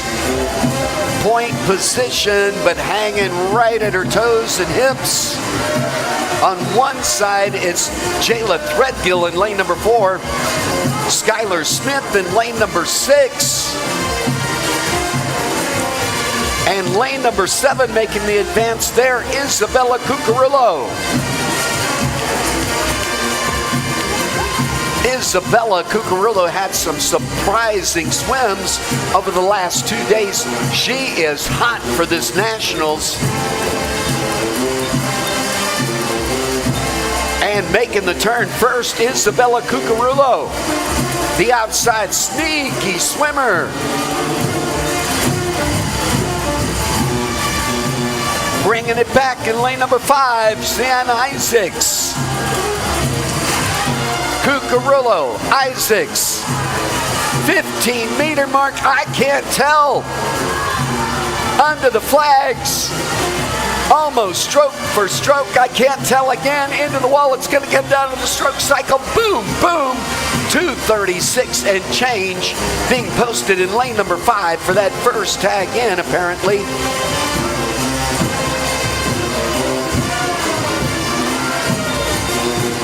And 2:36.66, only 3/10 of a second difference there. Sian Isaacs saving herself. It looked like Isabella Cucurulo had the lead coming off of that breaststroke into freestyle, no question there. And getting ready now, the gentlemen 13 and 14. Braven DeVoe at block 0. Delane Phillips takes block number 1. Leyland Anthony at block number 2. Block number 3 is Sean Norville Smith. Jamal Wilson at block number 4. Decaden Emmanuel at block 5. Block 6, Luke Simmons. Sebastian LaRota Thomas at block number 7. Leo Smith at block number 8. And Joshua Alador at block number 9. Mr. Referee, Mr. Starter.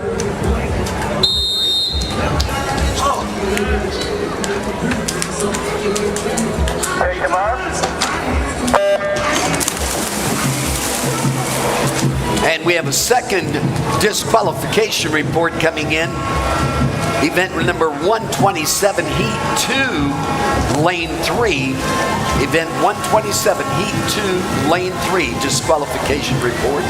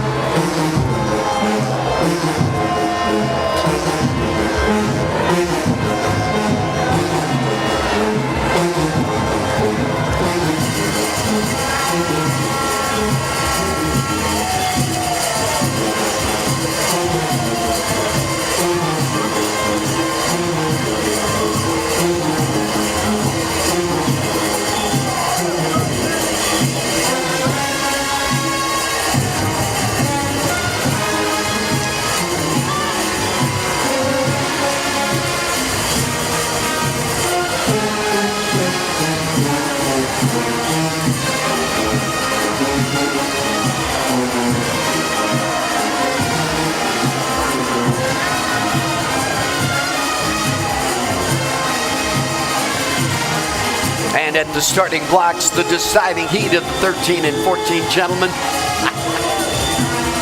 Lachlan Menzies at block 0 for the Black Marlins. Mackay Cartwright takes block number 1 for the Blue Waves. Alpha Aquatics at block number 2. Kaylin Ferguson. Block number 3, that's Tanaj Pratt of the Mako Aquatic Club. Blue Waves, Kristen Joseph at block number 4. David Singh at block 5 for the Makos. Camana Bay Aquatic Club at block number 6. One of our out-of-country exhibition swimmers, Lennox Turnham Wheatley. Tyler Cartwright at block number 7 for the Blue Waves. Alpha Aquatics, Krishna Pratt at block number 8. And Kaylin Brown of the Manta Swim and Water Polo Club at block number 9. And bringing it home, our first challenges in the 13 and 14 gentlemen. In point position, leading the way, Decaden Emmanuel under the flags, into the wall, 237.34 for the Lightning Aquatics Club.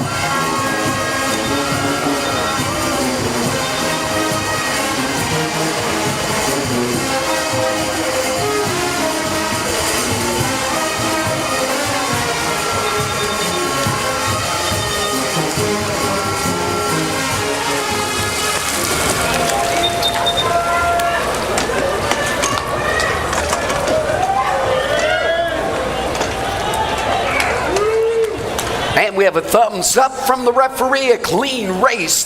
Scoreboard stands for heat number 1. Mr. Referee, Mr. Starter.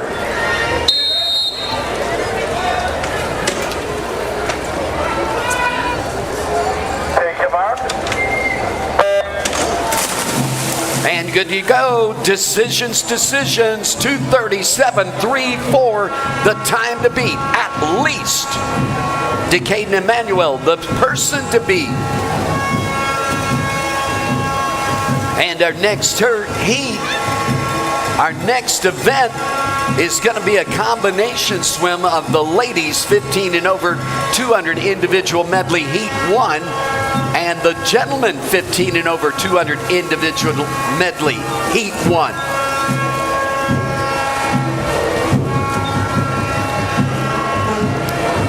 Taking ownership of the starting blocks right now, it's Tristan Miller of the gentlemen at block 0 for the Blue Waves. Mantas at block number 1 with Shantaro Knowles. Francisco Mendez at block number 2 for Lightford Swim Club. At block number 3, Nyjah Sylvain of the Mantas Water Polo Club. At block number 4, Cheyenne Brooks of the Blue Waves. Barracudas, Sienna Comer-Mackey at block number 5. Barty Lyons at block number 6 for the Blue Wave. Lightning Aquatic, Sarah Pickstock at block number 7. Sarah Baldwin at block number 8 for Lightford Swim Club. And at block number 9, Alyssa Burrows of Lightning Aquatics. And her focus going back to the water. Looking at that approach to the turn from breaststroke to freestyle. Point position in lane number 5, making that turn. David Singh of the Makos had a spectacular beat as well. Had about maybe 2-3 strokes there, freestyle advantage. And the storm is trying to close in on him on each side. Lane number 6, Lennox Turnham Wheatley of the Camana Bay Aquatic Club. One of our out-of-country guests into the wall, David Singh. 2:18.08 to take the win. That second tag in, 2:19.97, our exhibition swimmer. Lennox Turnham Wheatley, the second Bahamian into the wall, 2:21.79.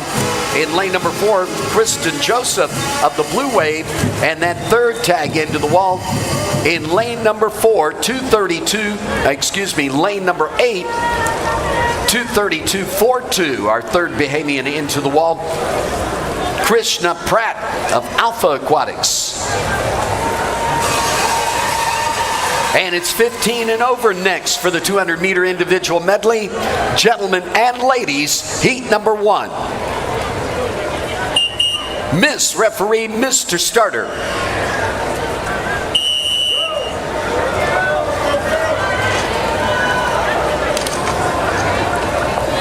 Take your mark.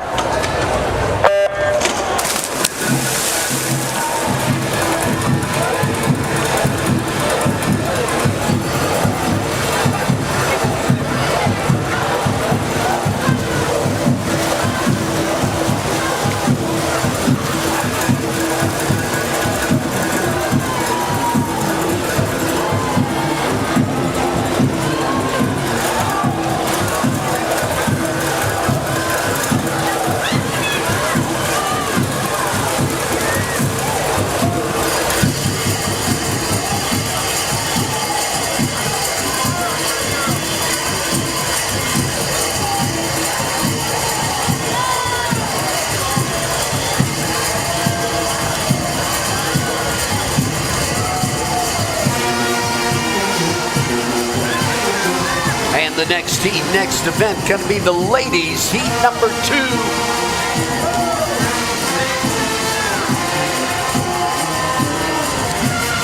And the gentlemen leading the way from backstroke into breaststroke.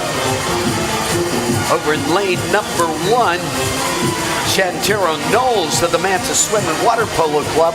In the ladies' side of the course, making that turn into the breaststroke first.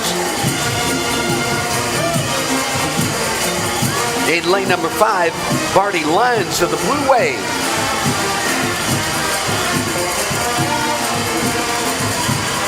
And at the starting blocks, getting ready to go, at block 0, Summer McKinney of Alpha Aquatics Barracudas at block number 1, with Jayla Marie Roll, Alexia Zatarain at block number 2 for Lightford Swim.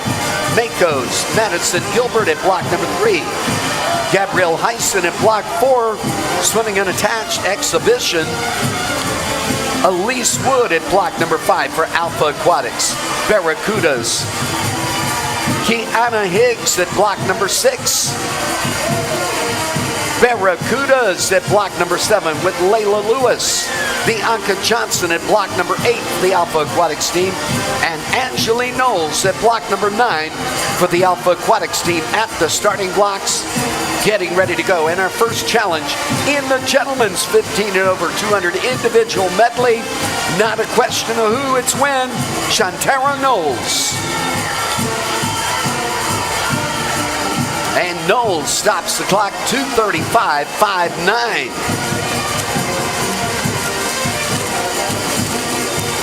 Looking to the ladies' side of the course now, bringing it under the flags. In point position, stopping the clock. 2:55.19 by Barty Lyons of the Blue Wave in the hot seat.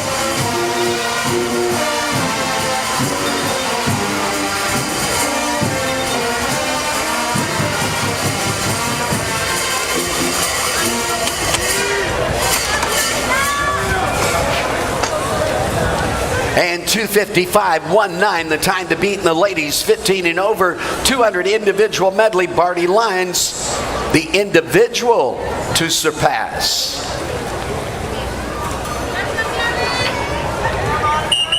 Miss Referee, Mr. Starter.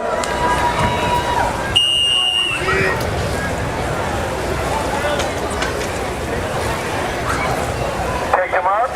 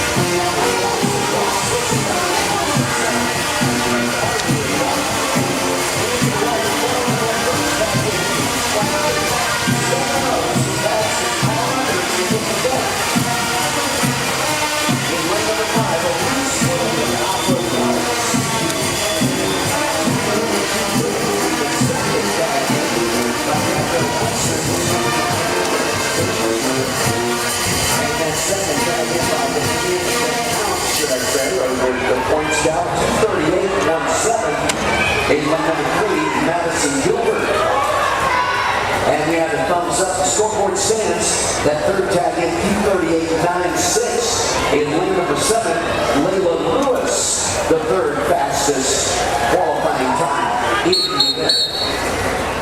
And here we go, the gentleman, heat number 2, Mr. Referee, Mr. Starter.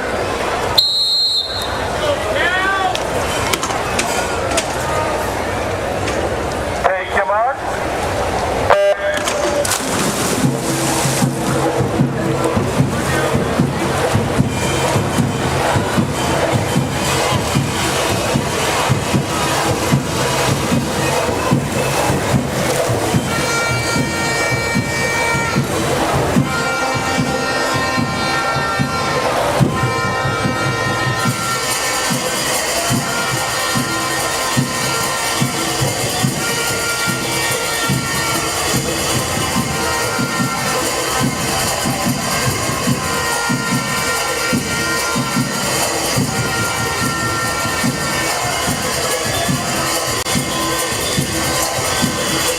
2:35.59, our first challenge, Shantara Knowles.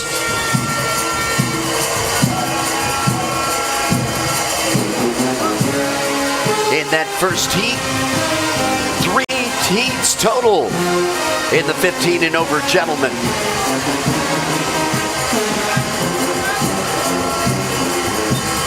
Oh, almost synchronized swimming going into the wall, coming off the wall. Looks to be a little different. No, there it is. Just a different style of turn.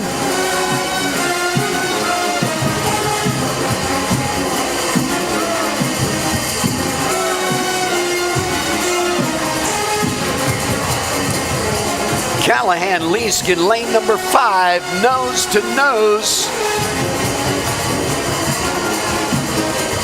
with Arian Moss in lane number 7.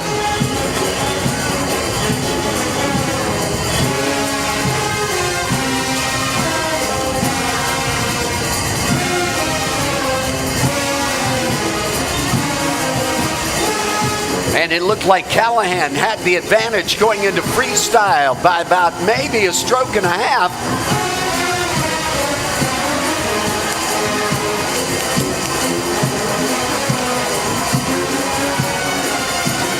And Callahan Leask coming into the 15-meter mark with the breakaway.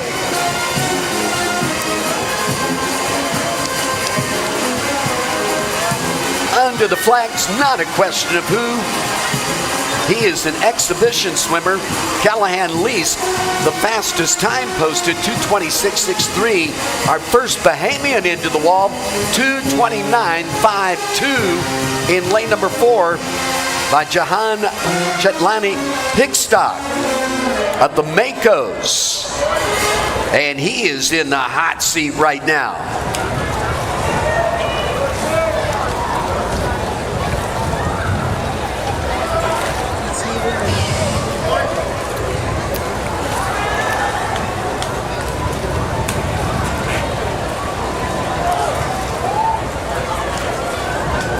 And the deciding heat, Miss Referee, Mr. Starter.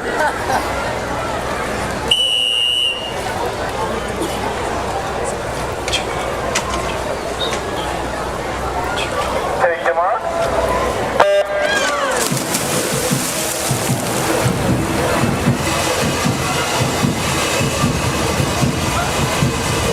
2:29.52, Jahan Chalani Pickstock. The low time right now, he's the one in the hot seat. The target.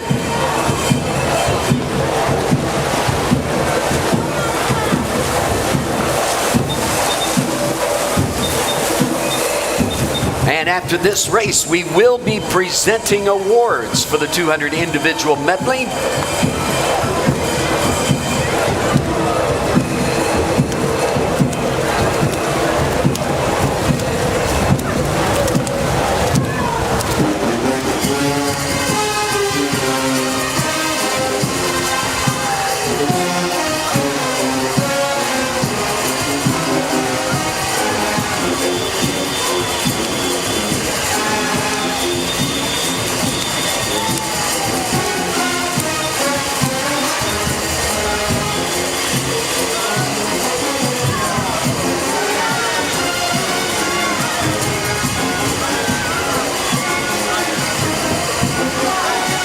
And that's Caden Wells to the Mako Aquatics Club in lane number 5, holding that point position, climbing his ladder over in lane number 6, Tristan Hepburn of the Makos.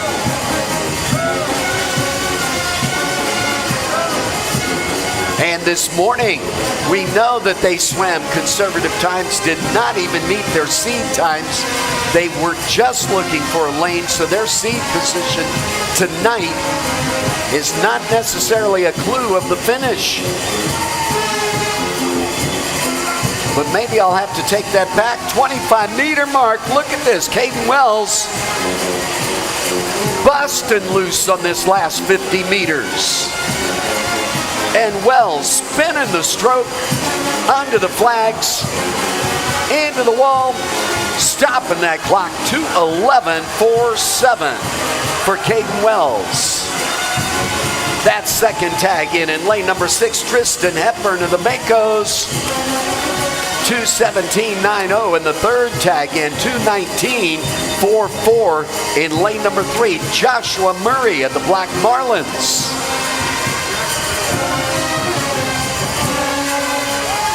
And with that, we take a break in the competition to present awards. We do have a referee's report for event number 130, Heat 2, Lane 7, a disqualification report. Event 130, Heat 2, Lane 7, disqualification report.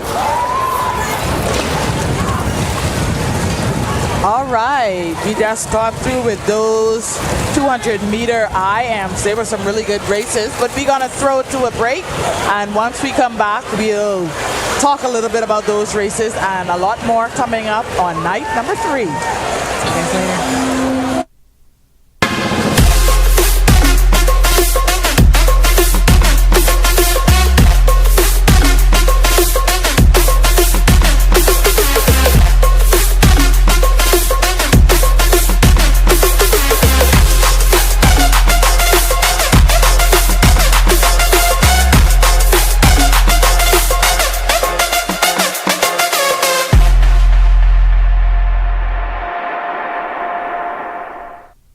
For over 2 decades, our loyal viewers have made us the most watched and trusted half hour of television.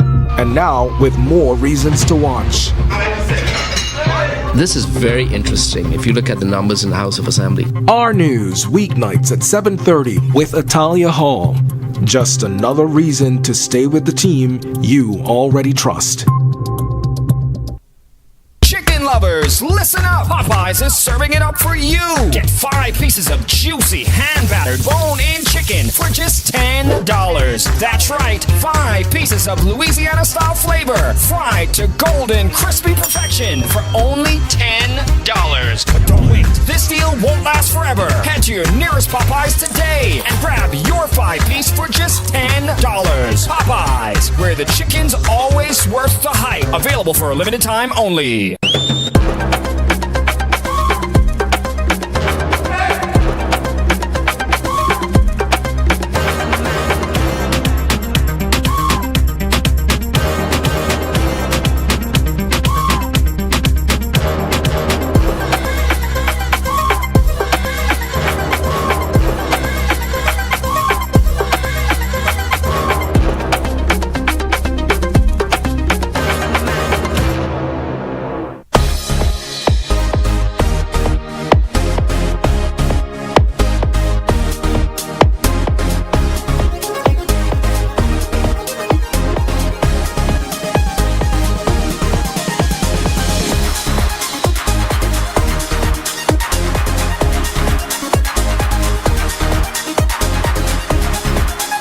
the occasion or where life takes you, Rubens is with you every step of the way.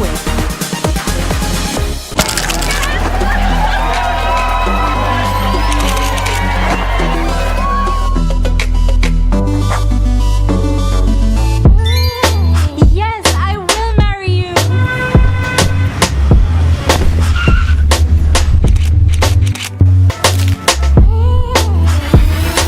For the juicy, crunchy, irresistible taste of a KFC big deal, some people will do anything. KFC is finger-licking good. More than 20 years in the making and still growing. Everywhere you turn, our news is there.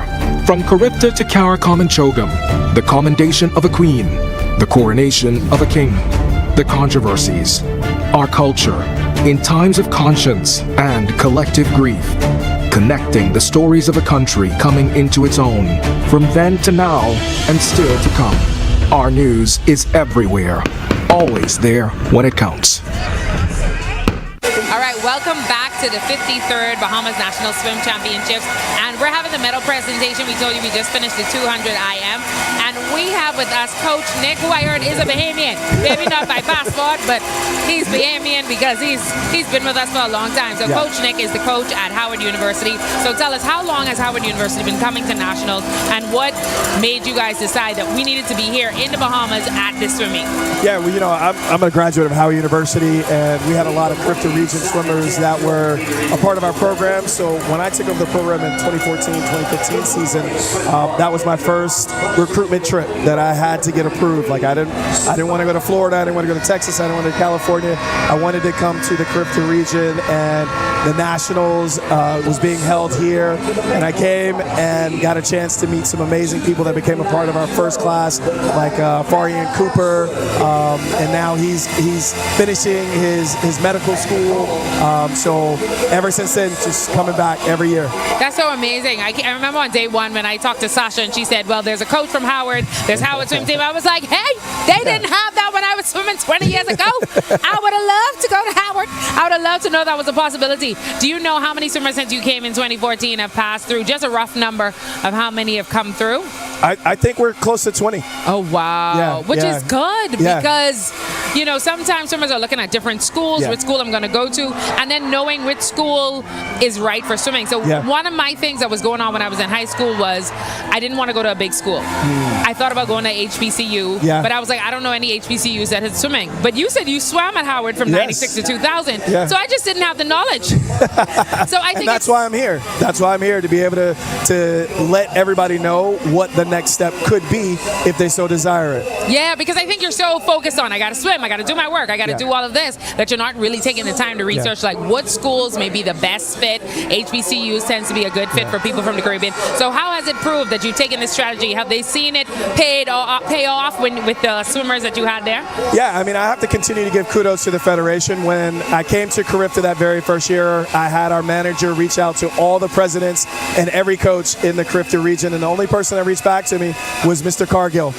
And ever since then, that connection has been an incredible pipeline of just amazing student athletes that have been able to come through year in and year out. And now I come here, and it's like it's a family reunion. It's a homecoming to see all the families, see some of the former swimmers, and now seeing some of the new talent that we're looking to recruit in the upcoming years. That's awesome. Well, shout out to the president of the Bahamas Swim Federation of what he's done. So you've been here this weekend. Yeah. We're in day 3 so far. Have you seen any persons out there that you're like, whoa, I'm hoping they come to Howard? Or how has the meet been for you overall? It's always full of energy. It's a great place. My family and I truly enjoy being here. It reminds us of being back home in Washington, D.C., in the Burr, which is where our natatorium is. We're known for high energy meets. We're known for a lot of excitements. And this is the Caribbean version of what we do back home. And I've seen a lot of talent. I've got my notes. I'm checking Meet Mobile. I'm looking at the splits. I'm doing my coaching thing. That's good. That's good. But it's also really cool because I get a chance to meet so many more families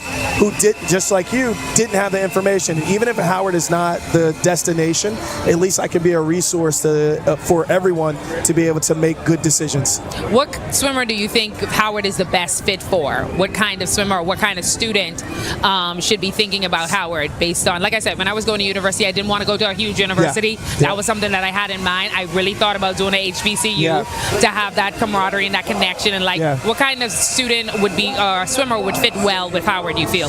Well, the top 3 things is number 1, they've got to be high academics. Howard University has a legacy of high academic standards, and that's something that the university will be known for way beyond athletics. Number 2, they have to want to be in a family environment. There's a huge Caribbean contingent at Howard University, so they're Jamaicans, Trinidadians, St. Vincent and the Grenadines, all on campus, and it's a great mixing pot. So when CCCAN or Carifta, you're having these events and you're seeing these names, and all of a sudden you're ending up at the same institution is really, really cool. And then number 3 is being at a high level for swimming. You know, we've been able to be in the conference championships, runner-ups or champions in the last 3 to 5 years, and that's something we're continuing to do, and we're looking to make a big splash of the NCAAs and the other national competitions coming up in the very near future.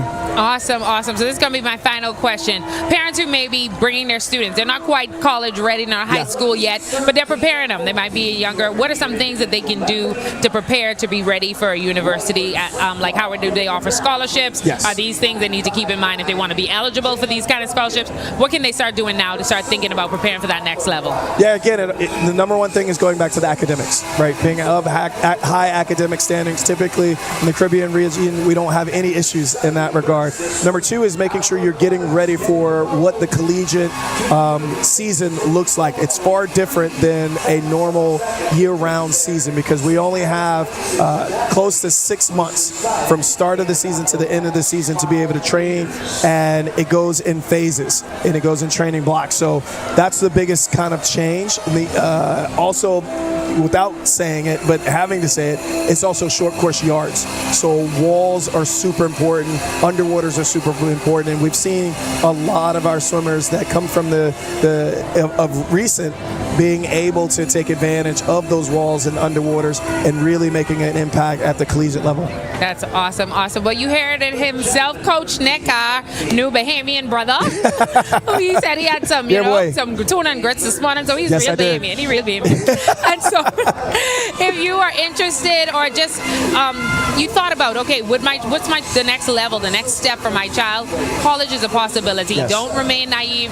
Now the schools are coming to you. You have a chance. So even if you're seeing this interview and tomorrow you see Coach Nick around the pool, pull him on the side, ask him a few questions, chat him up, find out. He said that there are scholarships that are available, and we know that when you want to go to college, things can get expensive. So if you can start putting those stakes in the ground right now, it'll be very, very helpful for you. So once again, thanks so much, Coach Nick and Howard University. We're going to throw it to a commercial, but please know soon that the news will start at 7:30. Thank you so much, guys.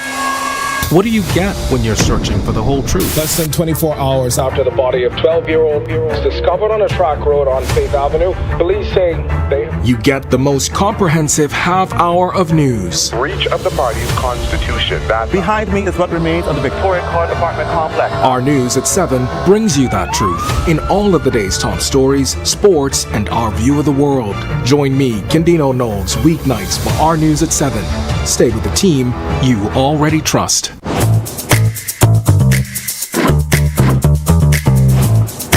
What you doing, man? I'm getting ready for this heat, boy. But you want to see what in this box? The ghost pepper chicken sandwich, boy. Get an apple pie, fries, and ghost pepper chicken wing. You see it? You looking at me? Four. Yeah, boy. Try our new ghost pepper chicken box today. Available for a limited time only. Love that chicken from Popeyes. Comfort Suites Paradise Island is the best kept secret in the Bahamas. Located directly next door to the Atlantis Resort, you'll receive all the privileges of an Atlantis guest with all the benefits of a Comfort Suite stay. Enjoy everything Atlantis has to offer, including Aquaventure Water Park, plus all the amenities of Comfort Suites. Free Wi-Fi, free breakfast daily, and kids stay, play, and eat free. Visit ComfortSuitesPI.com.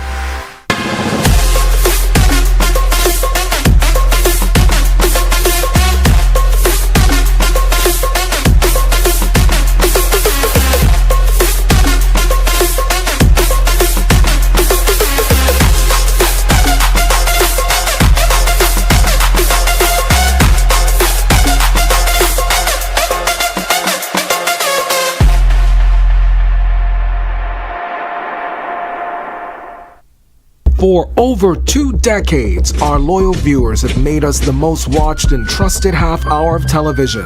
And now, with more reasons to watch. This is very interesting if you look at the numbers in the House of Assembly. Our News, weeknights at 7:30 with Atalia Hall. Just another reason to stay with the team you already trust. Chicken lovers, listen up! Popeyes is serving it up for you.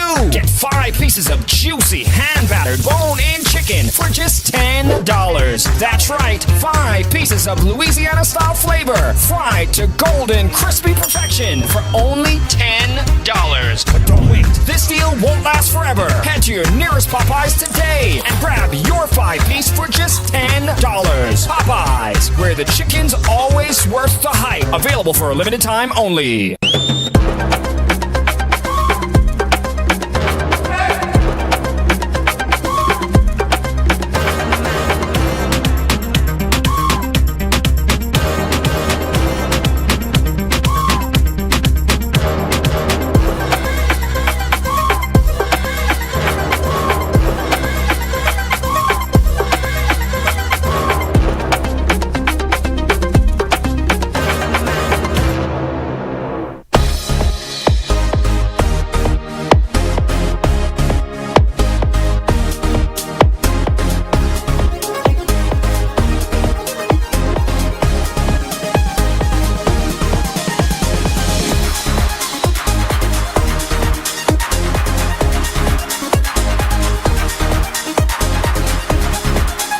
The occasion or where life takes you, Rubens is with you every step of the way.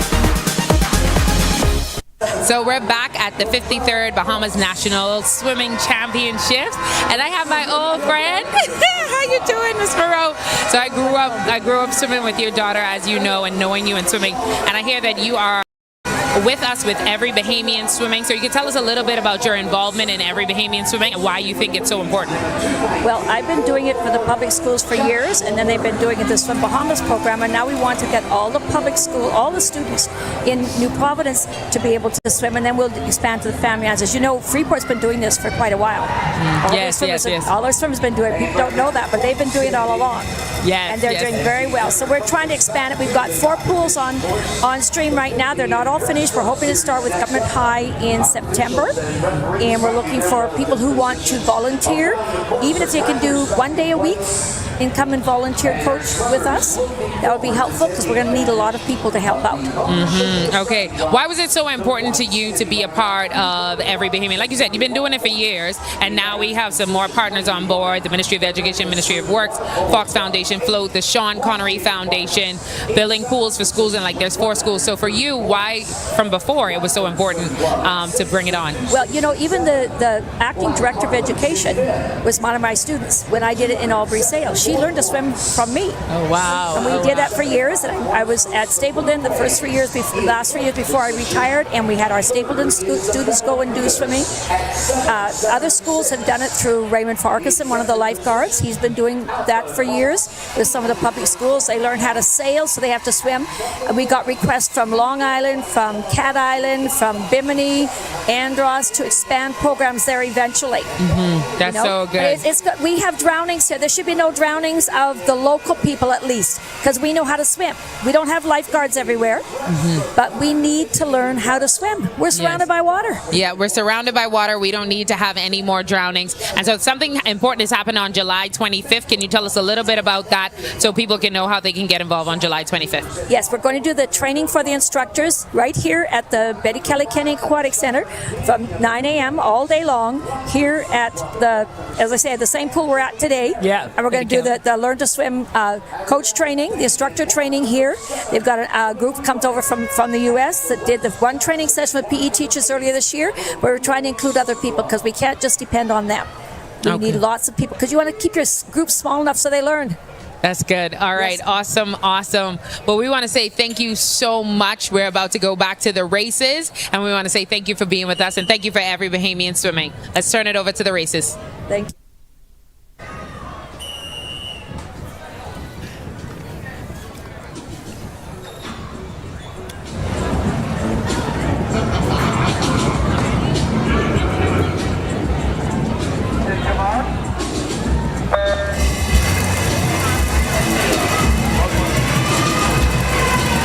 And next up, the 8 and under gentlemen getting ready to go.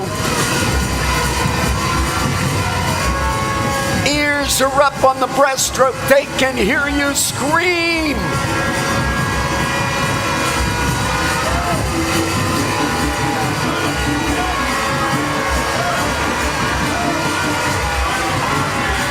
And it is so tempting to take a look at what your competition is. Every time a swimmer does that, it delays their time just a little bit. You don't dare look. Skyra Chambers under the flags first. And Chambers stops the clock. 46.58 for Skyra Chambers. That first tag in, the second tag in, 47.28 by Charlotte King. And that third tag in, 50.98 in lane number 3, Nyla Benaby. At the starting blocks right now, it's Mason Sadowski at block number 1, Simon Escusiera at block number 2, Connor Ferguson at 3, Jamari Bridgewater in the hot seat in lane 4, Lyndon Feast in lane number 5, Avon McKenzie in lane 6, Lowell Burnside at lane number 7, and Ari Roll at block number 8.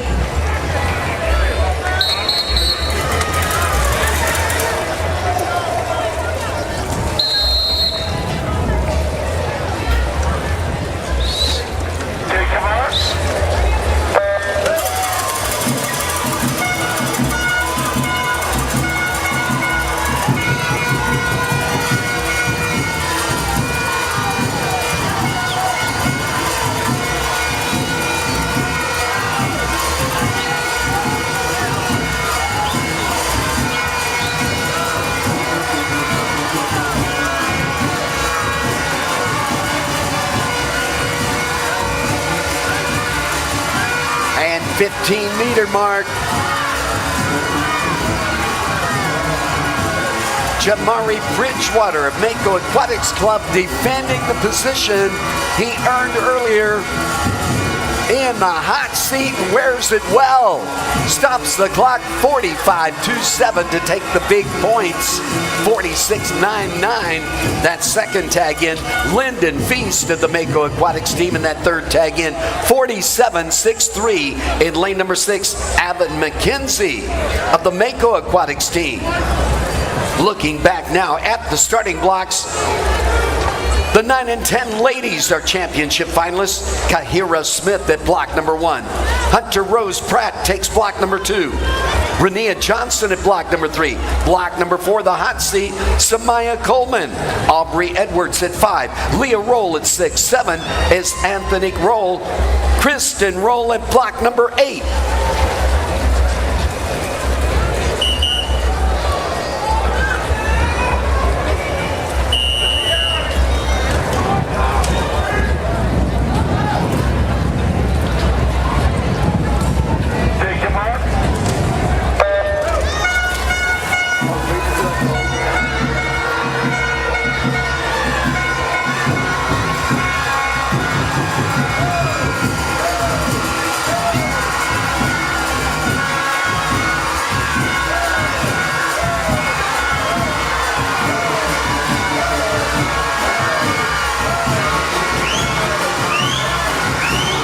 Oh, this is going to be a good one down to the 15-meter mark.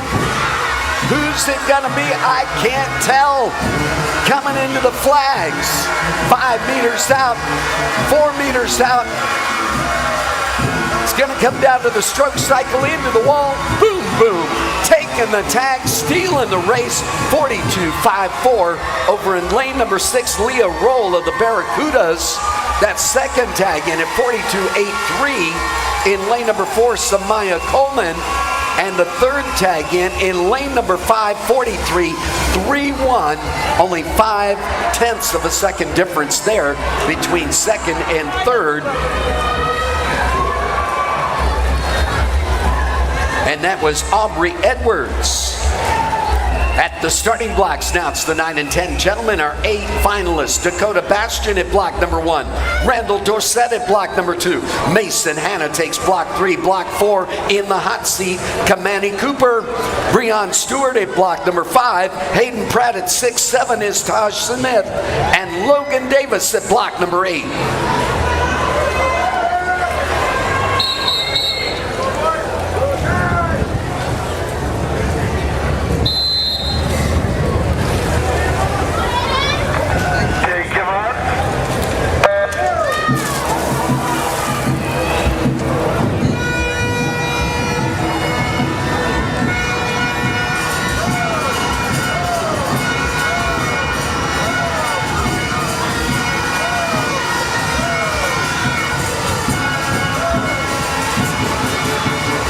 And that hot seat, not a commitment to win, it's just an acknowledgement of competition. And here we go again, upsetting the preliminary standings. Breon Stewart in lane number 5, edging forward under the flag, into the wall, the long reach, boom, boom, and they stop and look at each other at the end with a big breath. What an expression, 38:07. The winning time, 38:23. The second fastest time, Breon Stewart taking the win. Kamani Cooper, the second tag in, 42 flat for the third tag in. Mason Hanna in lane number 3 for the Makos. And at the starting blocks now, it's the 11 and 12 ladies, our top 8 qualifiers. Brooklyn Stubbs at block number 1. Kennedy Adderley at block number 2. Sarah Jenkins at 3. Block number 4, hot seat, Isabella Monroe. Cottrell Taylor at block number 5. Morgan Sims at 6-7 is Star Seymour. Emma Wallace at block number 8.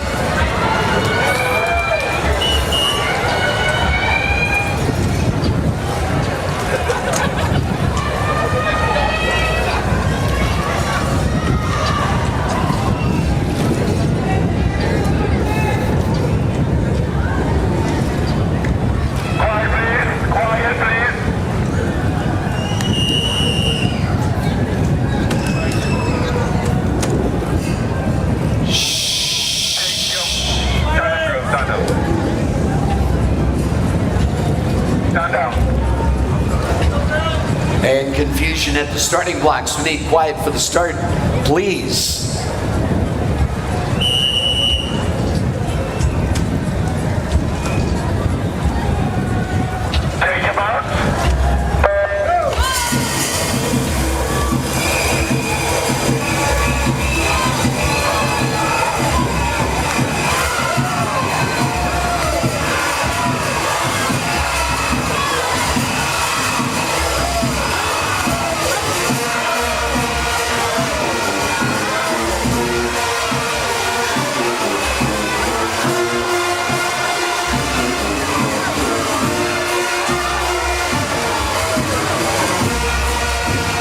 Isabella Monroe defending that status she earned earlier today, 37.42 to take the win. That second tag in, 40.33 by Cottrell Taylor of the Makos, and that third tag in, 41.64 in lane number 6, Morgan Sims. At the starting blocks, the 11 and 12 gentlemen now are top 8 qualifiers. Zarian Miller at block number 1. Asher Bastian at block 2. Logan Camacho at block number 3. The hot seat, lane 4, Kai Bastian. Adrian Dean in block number 5. 6, that's Sean Monroe. Block number 7 is Dion Morris. Garen Neely at block number 8.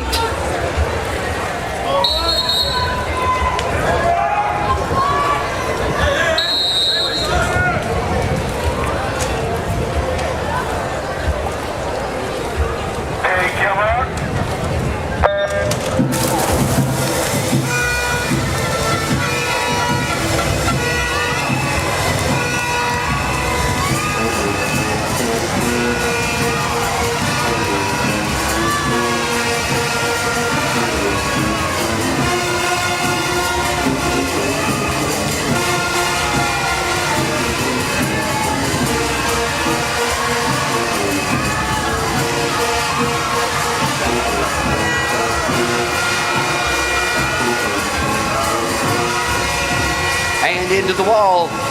Kai Bastian taking the tag, that lead tag in 36.63, 38.62. The second tag in by Adrian Dean of the Makos, a 1-2 punch for the Makos, and the third tag in 39.29 being posted by Logan Camacho of the Makos, a 1-2-3 punch. Ladies 13 and 14 now at the starting blocks, the top 8 qualifiers in the 50-meter breaststroke. Corey Dames at block number 1. Block number 2, that's Jillian Albury. Samira Donaldson at block number 3. Jayla Threadgill in the hot seat at block 4. Kamaya Saunders at 5. Isabella Cucurolo at block number 6. Noelle Pratt at block number 7. And Jada Mackey at block number 8.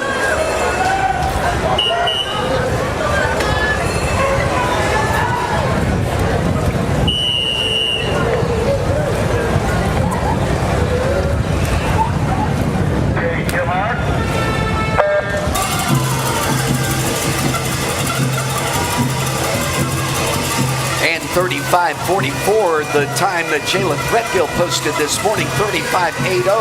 Kamaya Saunders. This should be interesting. Who knows whether they swam to their full potential this morning or not. And obviously somebody else did over in lane number 6, Isabella Cucurullo. Into the wall, down to the stroke cycle to reach the touch. Scoreboard says it's lane number 5. Taking the tag, 36.41 by Kamaya Saunders, that first tag in. The second tag in lane number 6, Isabella Cucurullo at 36.52, and the third tag in, 36.59. We are talking 7/100ths of a second difference there between second and third in lane number 4, Jayla Threadgill. And I know I've said it before, cut your fingernails last night, what grows back by today, that's about that difference. At the starting blocks, it's the 13 and 14 gentlemen. Makai Cartwright at block number 1. Decaden Emmanuel taking block number 2. Block 3, Ariel Moncour. Alex Murray in the hot seat in lane 4. Trace Russell in lane 5. Blake Camacho at block number 6-7. That's Zachary Cartwright. Benicio Robinson at block number 8. And it's Lennox Turnham Wheatley, our exhibition swimmer, Camana Bay Aquatics, at block number 9.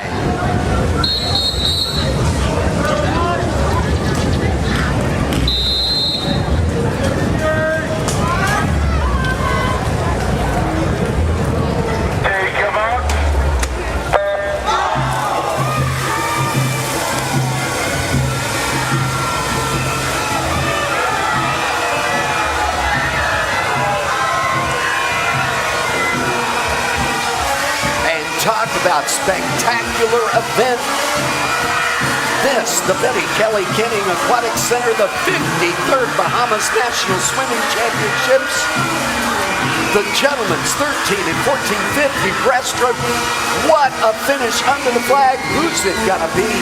Lane number 4, Alexander Murray, defending the position he earned this morning. 31.40 he tagged in this morning. 31.37 this evening to be able to keep that lead. 31.66 that second tag in by Trace Russell of the Makos, and the third tag in 33.44 in lane number 3, Ariel Moncour of the Makos. At the starting blocks, the ladies 15 to 17 50-meter breaststroke. Naya Sylvain at block number 1 for the Mantas. Brianna Bain at block number 2, the Blue Wave. Alexia Zatarain at block number 3, Lightford Swim Club. Alpha Aquatics at block number 4, the Hot Seat. Elise Wood, Alana Murray at block number 5 for the Black Marlins. Blue Waves, Trinity George at block number 6. 7, Winter Cooper of the Blue Waves. And at block number 8, Saria Mortimer of Mako Aquatics Club.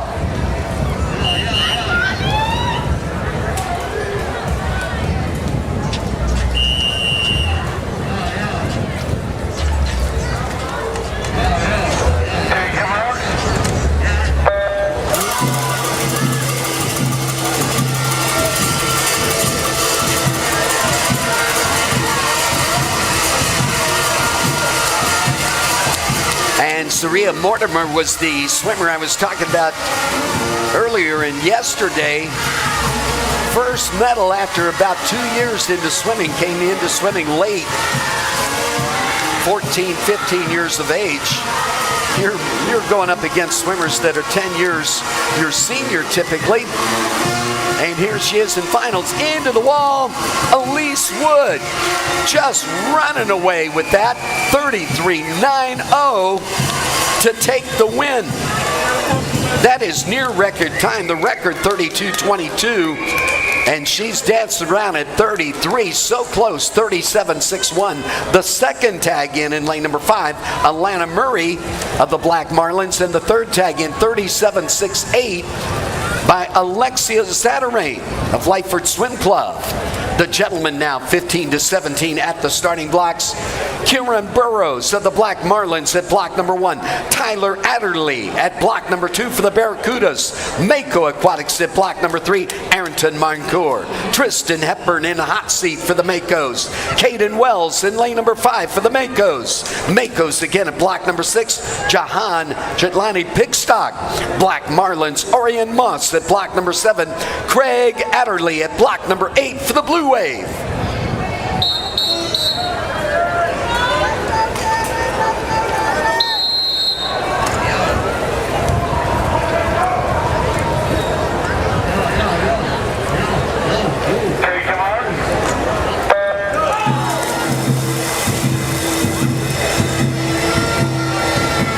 And breaststroke again, the faster you go, the more difficult it is to go fast. Here's where you see some big changes in the stroke style. These gentlemen have the muscle to hustle.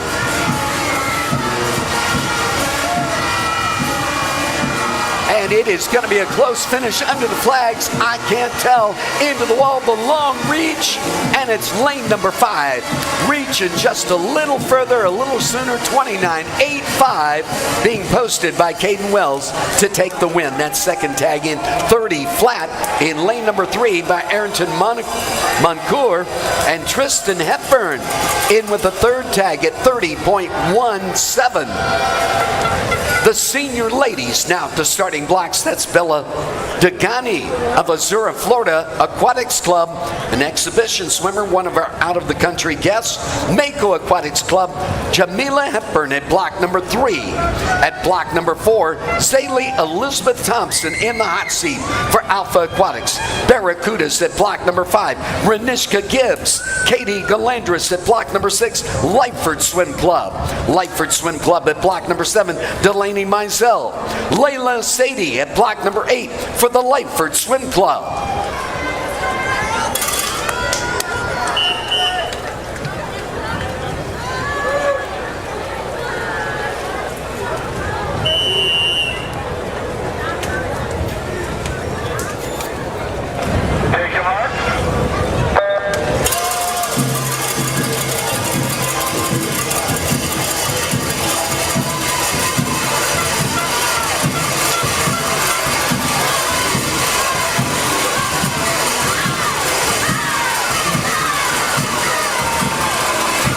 We have no idea what to expect here. Some of these ladies swam earlier today. They had this option to swim only tonight. And battling it out there in lanes 4 and 5. Zaylee Elizabeth Thompson at 4, Renishka Gibbs in 5. And Thompson stops the clock, 32.98. For the Alpha Aquatics team, that second tag in, 33.44 by Renishka Gibbs of the Barracudas, and the third tag in, 35.67 in lane number 3, Jamila Hepburn of the Mako Aquatics team. At the starting blocks, the 18 and over gentlemen, it's Daniel Ferguson at block number 1 for the Alpha Aquatics team. Block number 2, Barracuda Swim Club, Kieran Seeley. Emmanuel Gadsden at block number 3 for the Barracudas. At block number 4, Matthew Namakonov of the Arlington Aquatic Club, one of our exhibition swimmers from out of the country. Block number 5, Mark Anthony Thompson of the Alpha Aquatics team. Kiro Stubbs at block number 6 for Mako Aquatics. Barracudas at block number 7 with Jack Barr. Tristan Ferguson at block number 8, Mako Aquatics. And the Barracudas at block number 9, Masana Boslin.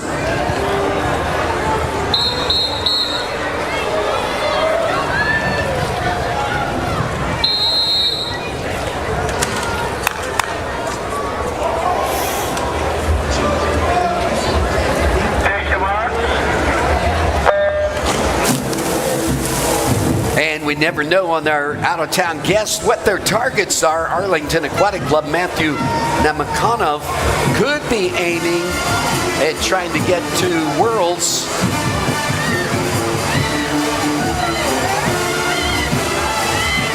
And in lane number 4, that's Matthew Namakanov of Arlington. And the long reach for that wall, 28.50. That first Bahamian into the wall, 29.83 in lane number 5, Mark Anthony Thompson of Alpha Aquatics. Our second into the wall at 30.23 in lane number 3, Emmanuel Gatson of the Barracudas.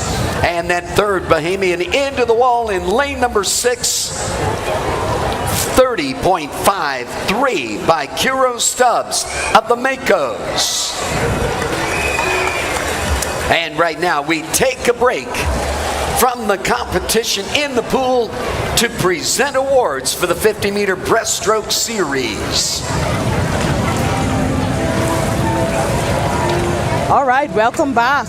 We just had some really quick races. Those 50s go so quickly, Corral. Yes, those 50 meters. But you know, 50 meters didn't come back into play probably until like my last few years of swimming. They brought the 50 meters in. So it's great to have that opportunity all the way up from 8 and under all the way to 18 and over. Yep, and we're going to do some medal presentations, but we have another interview coming up, Mr. Barkus Rule. Come on to the set, Mr. Rule. Mr. Rule is actually, you guys may know him as a member of Parliament for South Beach, but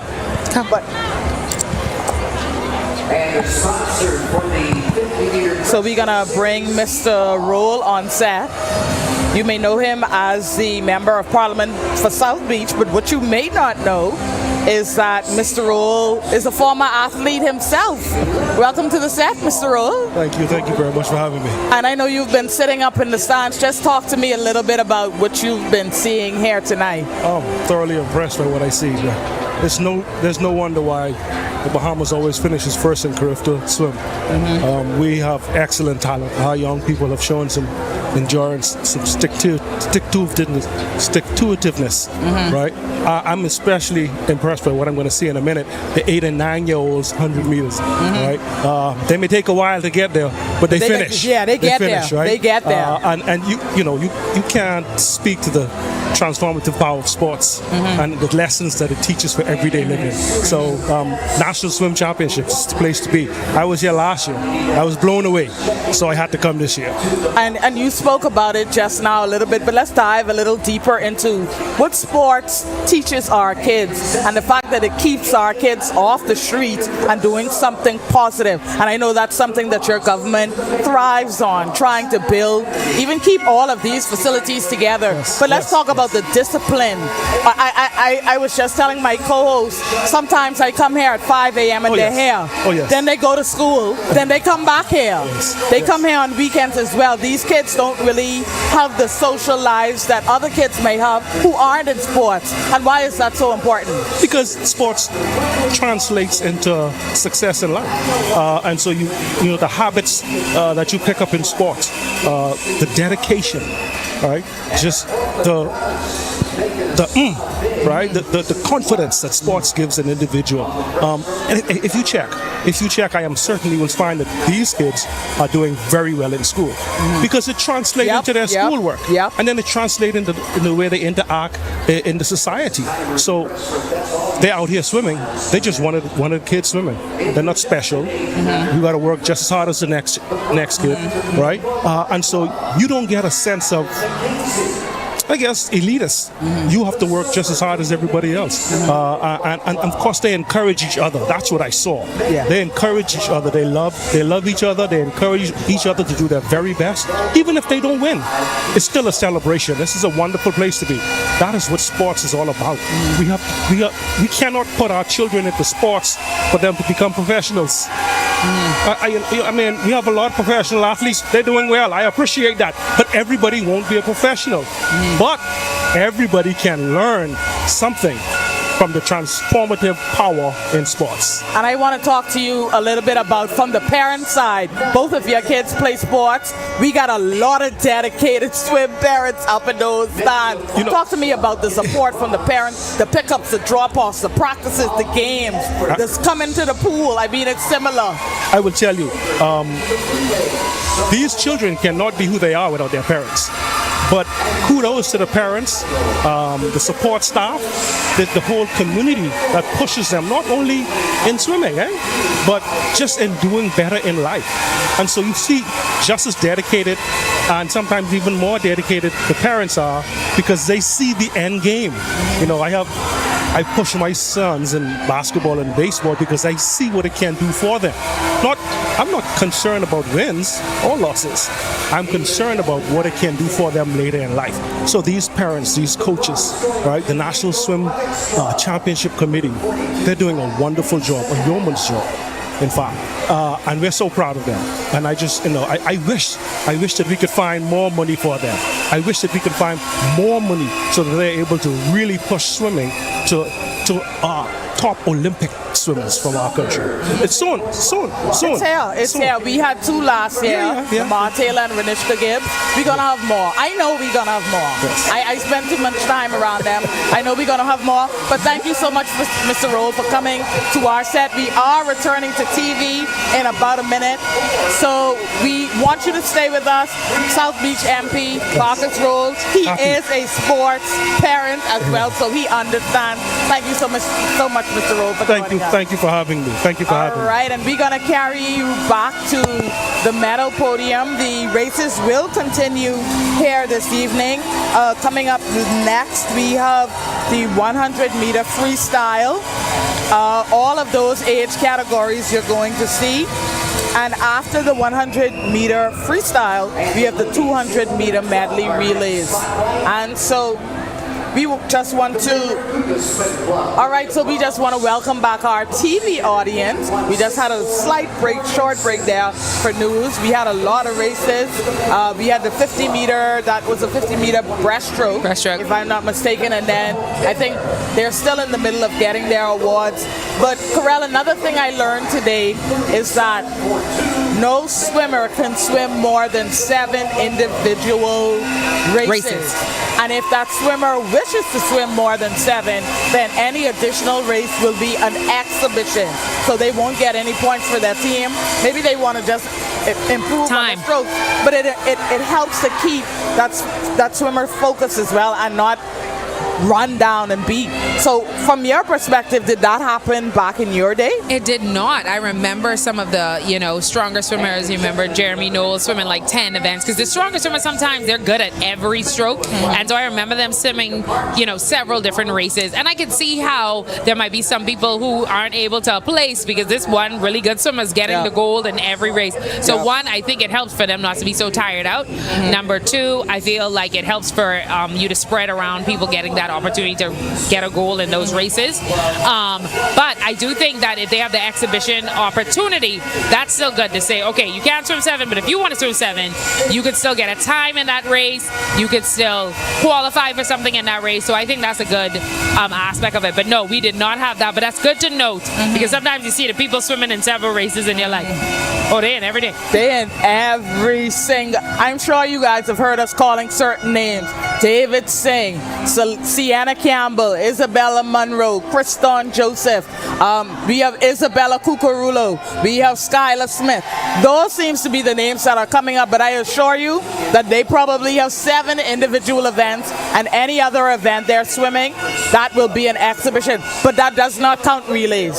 So relays are exempt from the 7. The 7. They can do the relays. They can do the relays and get points for their team. So just those 7 individual races they have to do. And I guess it helps because they're still kids. Yeah. You don't want to burn out a child at 13 or 14 too quickly. You don't want to get overwhelmed. And I remember when I used to swim, I used to be like, after I reach a certain place where I'm not getting any faster, I'm like, I peaked.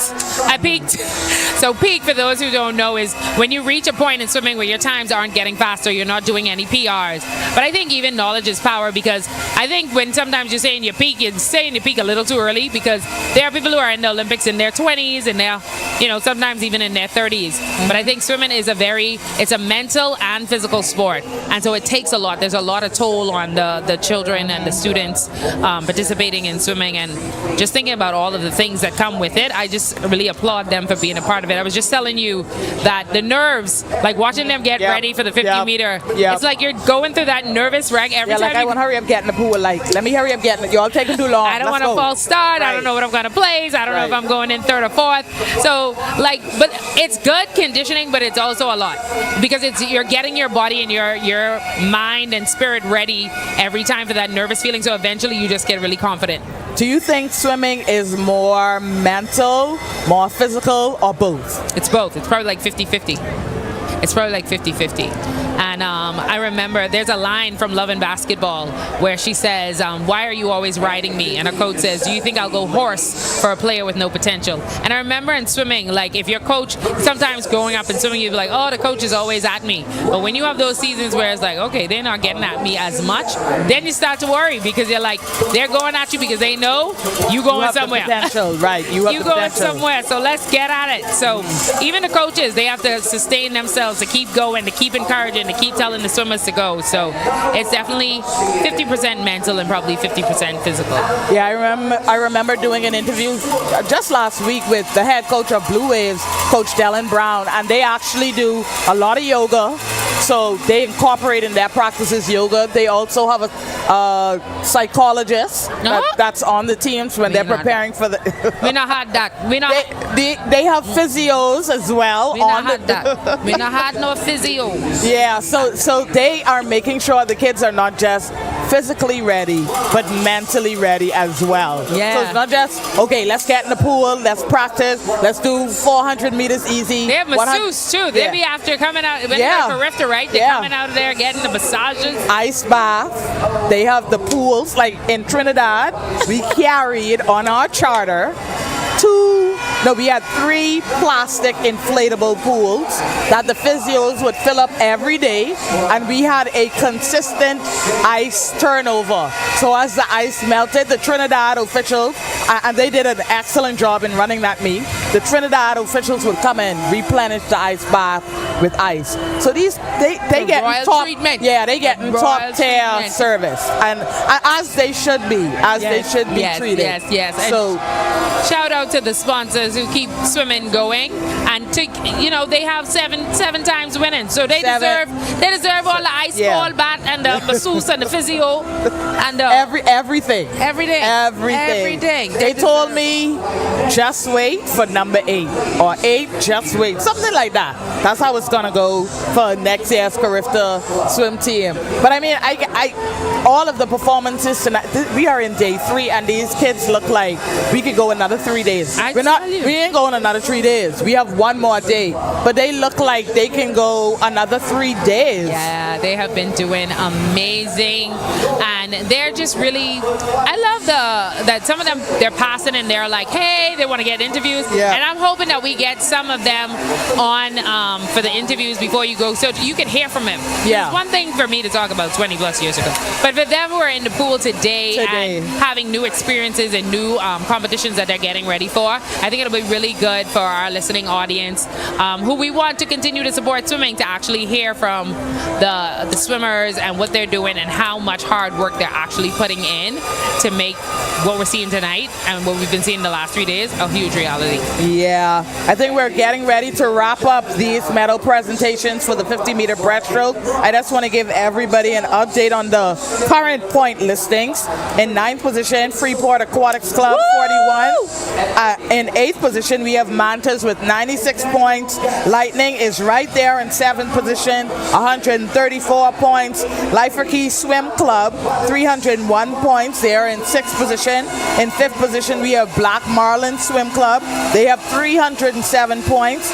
In 4th position, we have Blue Waves. Blue Waves has 731 points. In 3rd position, we have Barracuda Swim Club, 843 points. In 2nd, we have Alpha Aquatics, 891 points.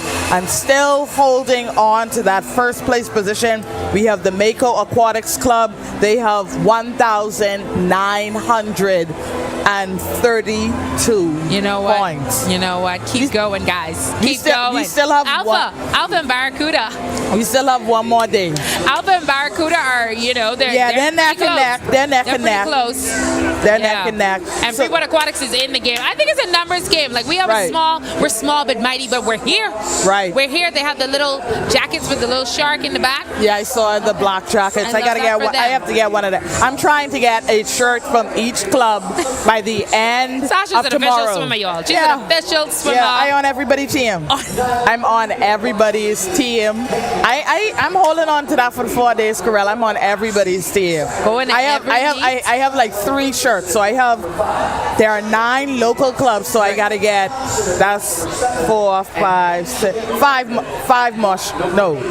4 more shirts. I have 3 now. Yeah, you have 3. You need 6 more. Oh yeah, I need 6 more. Okay. But y'all don't judge me. I am not good with math. But we are about to go back to the pool. Y'all have heard enough from us. We're gonna carry it back to the pool. We got some 50-meter breaststroke coming up. No, we 100 got free. the 100 free coming up. So we're gonna turn it back over to Mike, who is the public announcer for the meet.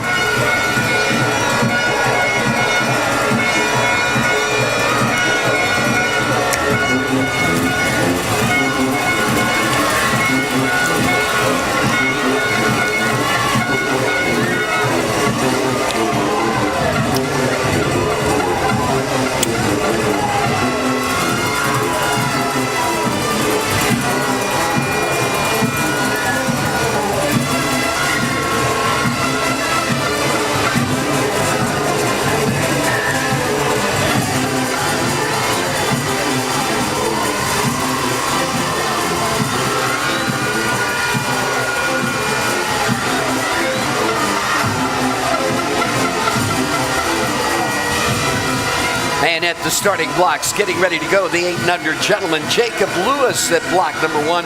Ari Roll at block 2. Lyndon Feast takes block number 3. Evan McKenzie, our hot seat owner, at block number 4. Mason Sadowski at 5'6" is Jamari Bridgewater. Connor Ferguson at 7. And Mikhail Pratt at block number 8. Into the wall with the ladies. Defending that position she earned earlier today. The hot seat, Skyra Chambers, converts it to a gold medal, it looks like. 117.53. to take the win. That second tag in lane number 2, 123.39, Nyla Benaby, and the third tag in lane number 5 by Shiloh Ferguson. And we have a thumbs up. Scoreboard stands, and it looks like a new record. We'll know in just a little bit.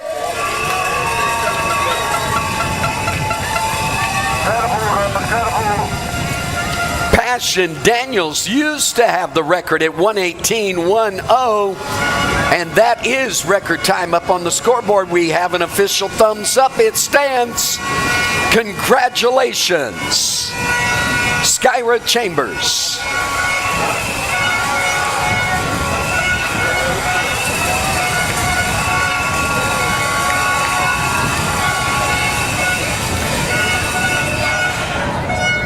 And under gentlemen now are champions, the top 8 qualifiers. Mr. Referee, Mr. Starter.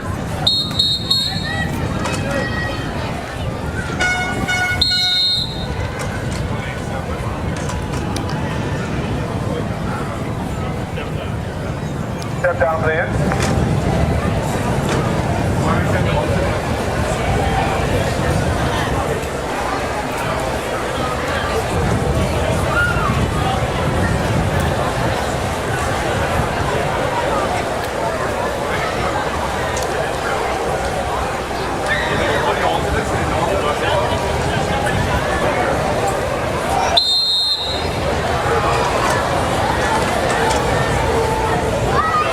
And Mr. Starter. Take him out.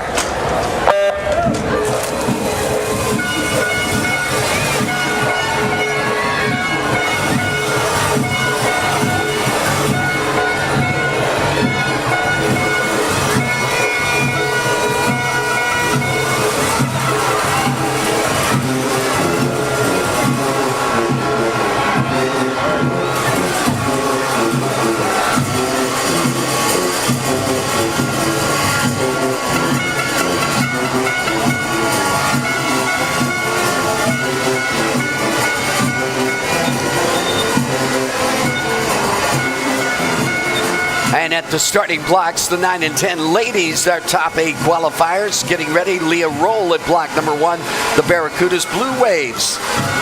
Renaya Johnson at block number 2. Caitlin Dahlia Hanna at block number 3. Grace Nottage at 4 in the hot seat for the Barracudas. Mako's Hannah Ashwood at block number 5. Caitlin Dean at 6. Aubrey Edwards at 7. And Hunter Rose Pratt at block number 8. Into the wall, under the flags with the gentlemen.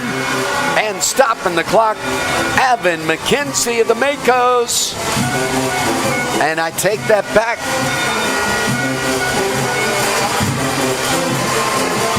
1:15. I'm not sure what the official time is going to be, but it is close. 1:15.38 in lane number 4, Evan McKenzie.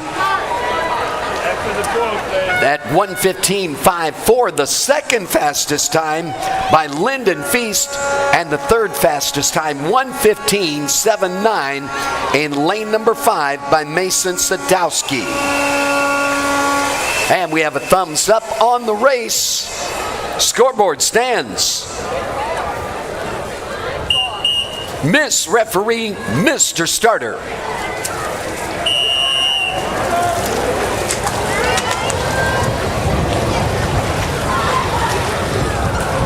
Take him out.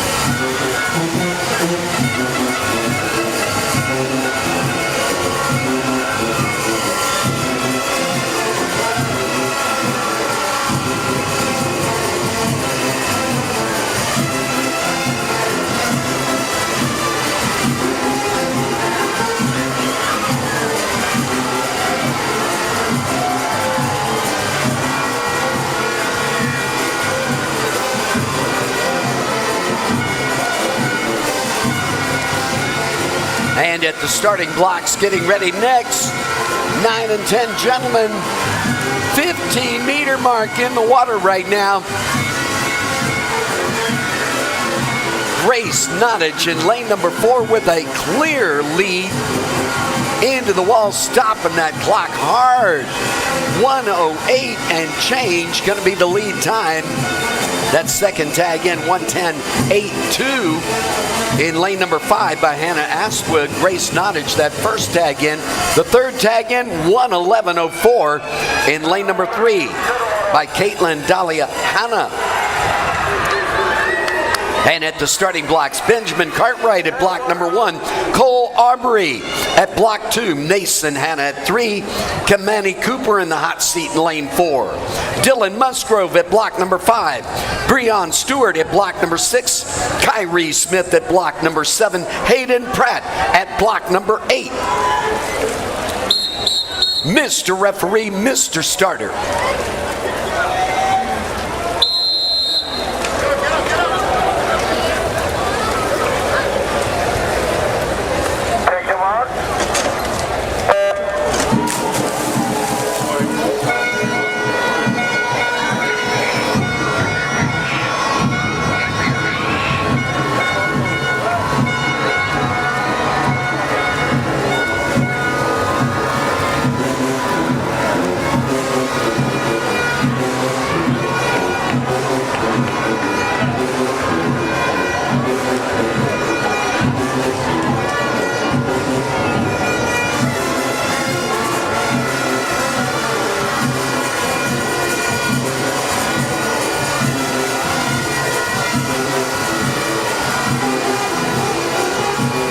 the splits, 31, 33, 33. Kamani Cooper with that lead split. And an impressive second half, a second 50 that is just incredible. Under the flags, Kamani Cooper. And Cooper stops the clock, 107. And change that second tag in, 111 and some change. In lane number 2, by Cole Albury. That third tag in, 111.99. In lane number 6, by Breon Stewart. And at the starting blocks, the 11 and 12 ladies now. Morgan Sims at block number 1. Delnia Hamilton takes block 2. Scarlett Donaldson at 3. Isabella Monroe at block number 4. Lauren Travers at 5. Samaya Roll at block number 6. Renaya Roll at block 7. Catrell Taylor at block number 8. And London Smith at block number 9.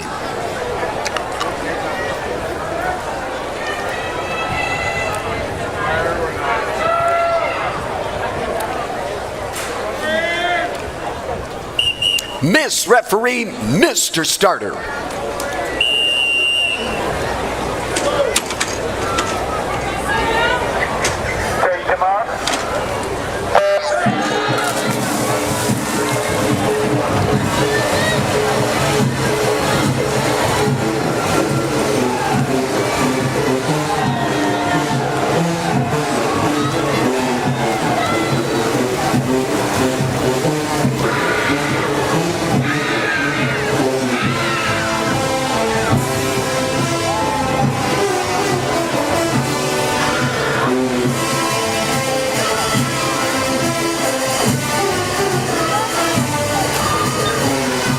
Impressive first 50 meters, 29.92 in lane number 4 by Isabella Monroe. 30 and some change in lane number 5 by Lauren Travers.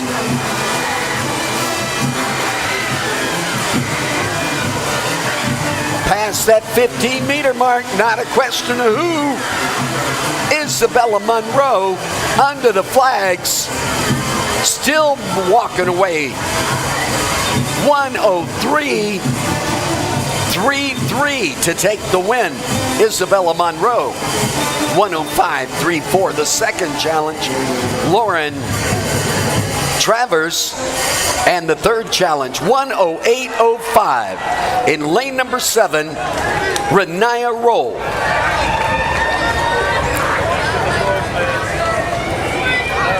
And at the starting blocks right now, it's Frazier Menzies at block number 1. Adrian Dean takes block number 2. Block number 3, Bison Duncombe. Kai Bastian at block number 4 in the hot seat. Dexter Russell at block number 5. Dakari Cooper at block 6. Torian Turner at block number 7. And Dion Morris at block number 8. Mr. Referee, Mr. Starter.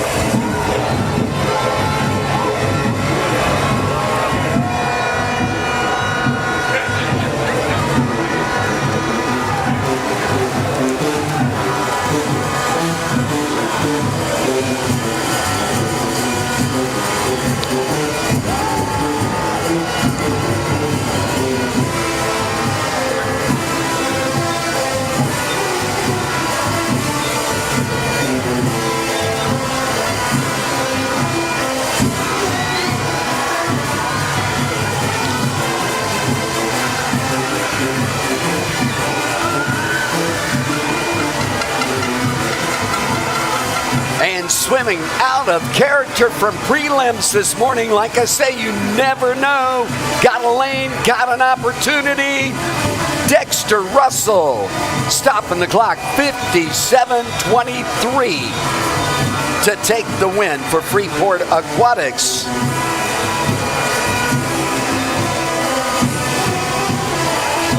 That second tag in 59.02 in lane number 4 by Kai Bastion. And the third tag in 1:01.58 in lane number 6, Dakari Cooper. At the starting blocks now, it's the 13 and 14 ladies. Violet Saralige at block number 1. Malaya Maycock at block 2. Tia Seymour takes block number 3.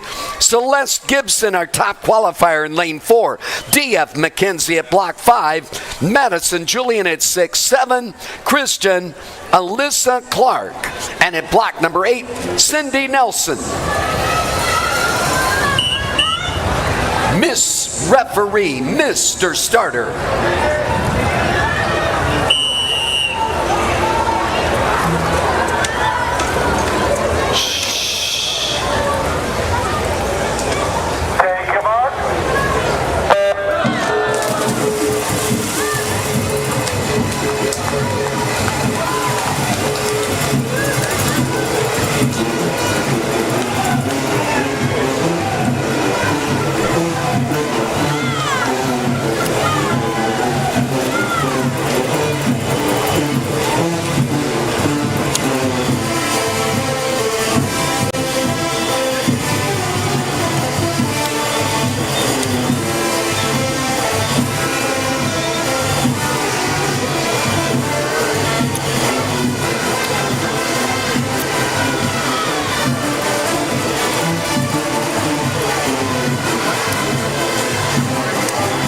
And seesaw back and forth. Who's it going to be? Celeste Gibson in 4, T.F. McKenzie in 5.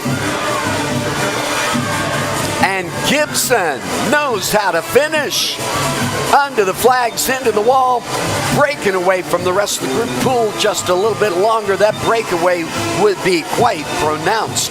1 minute, 2/100 seconds, the winning time there by Gibson. The second tag in 1 minute, 69/100 seconds by D.F. McKenzie.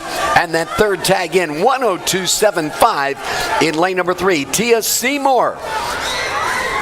And a thumbs up on the race. The race is clean. Scoreboard stands getting ready at the starting blocks. Now 13 and 14, gentlemen. Tyler Cartwright at block 0. Gabriel Bispath at block number 1. Benicio Robinson at block number 2. Kristen Joseph takes block 3. Lev Fahey at block number 4. Block 5, Alexander Murray. Trace Russell at block number 6. Krishna Pratt at block number 7. Malik Roll at 8. Brandon Sweeting at block number 9.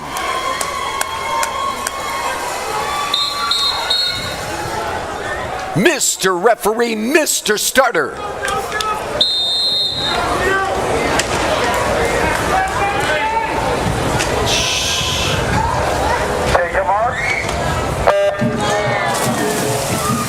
And lane number 1, Gabriel Bispath, Camana Bay Aquatics, as well as lane number 4, Lev Fahey, both exhibition swimmers. That's why we have 10 swimmers in the water instead of 8. 8 Bahamians battling for the title.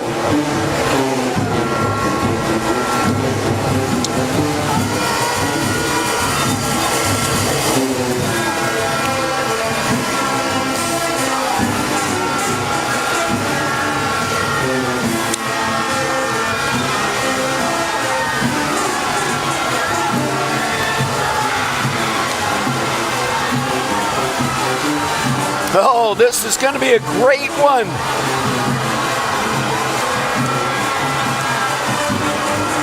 Just climbing into the water. Boom! I can't believe it. Inside that 15-meter mark, taking the tag, stealing the race in lane number 3, 54.17. Posted there by Kristen Joseph of the Blue Wave. That second tag in lane number 5, Alexander Murray of the Black Marlins. The third tag in was Lev Fahey, our exhibition swimmer. Third Bahamian into the wall. In lane number 6, Trace Russell. What a fantastic swim. Where do you see that? Only in the Bahamas Nationals. That's it. Trinity George right now taking block number 1. Summer McKinney at block number 2. Alana Murray at block number 3. Zoe Williamson in the hot seat, lane 4. Mia Patton in lane number 5. Adia Smith at block number 6. Jayla Marie Roll at block number 7. And Kiana Bain at block number 8.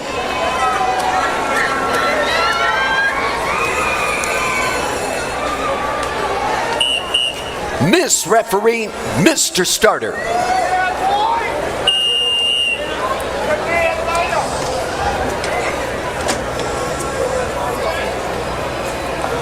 Take your mark.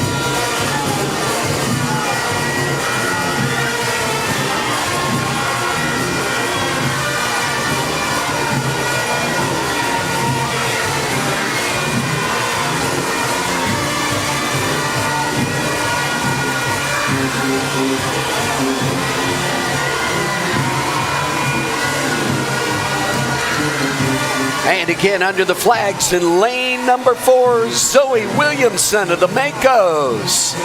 Stopping the clock, 59.61 to take the win. That second tag in 101.21. Being posted in lane number 5, Mia Patton of the Alpha Aquatics team. That third tag in 103.60 in lane number 3, Alana Murray of the Black Marlins. We have a thumbs up. Scoreboard stands, gentlemen, 15-17 now for the 100-meter freestyle. That's Trey Moncour at block number 1 for the Barracudas. Blue Waves at block number 2, Deshaun Simmons. Ellie Gibson at block number 3 for the Makos. Makos at block number 4, Caden Wells. Donald Saunders at block number 5, Lightning Aquatics. Alpha Aquatics at block number 6, Noah Knowles. Lonnie Duncombe at block number 7, Alpha Aquatics. Blue Wave at block number 8, Kevin Johnson. Mr. Referee, Mr. Starter.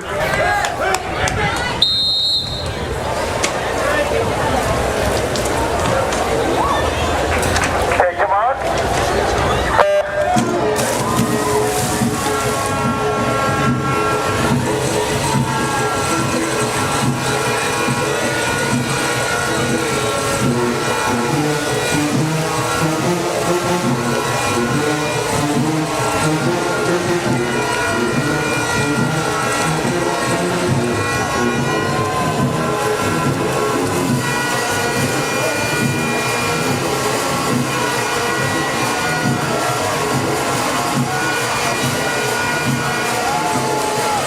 Look at the kicking and swinging. Look at the white water. We're not going through the water. We're going over it.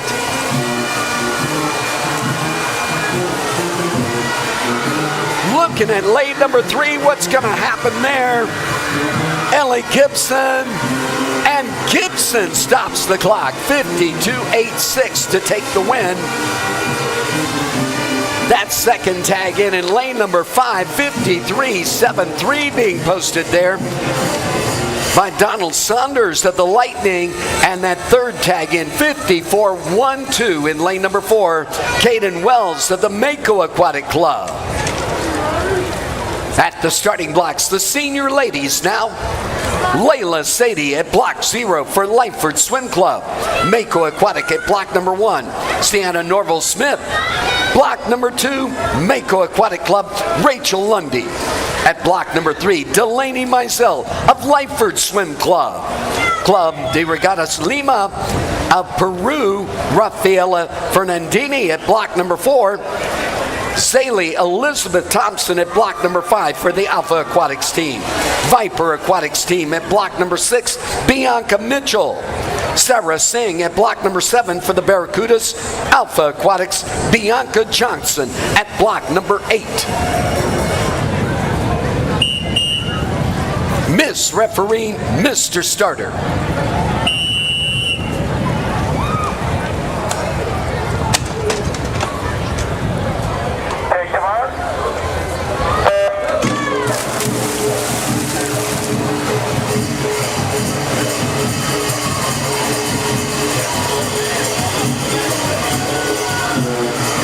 And in lane number 4, Rafaela Fernandini is one of our guests. I think she's looking to qualify for Singapore. Bianca Mitchell in lane number 6, Vipers Aquatic Club. Also one of our exhibition swimmers, our foreign swimmers.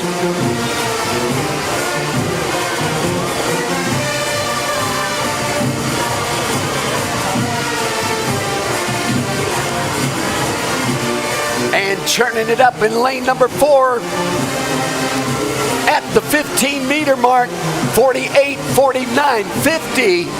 Coming in under the flags right now. Rafaela Fernandini stopping the clock, 57.11.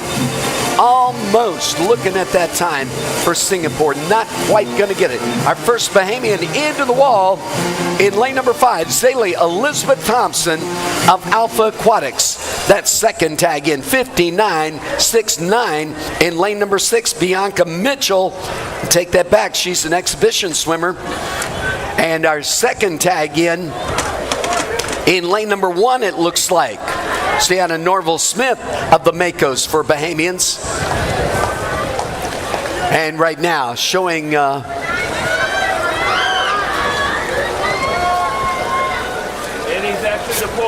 at the starting blocks, the gentleman 18 and over for the 100-meter freestyle.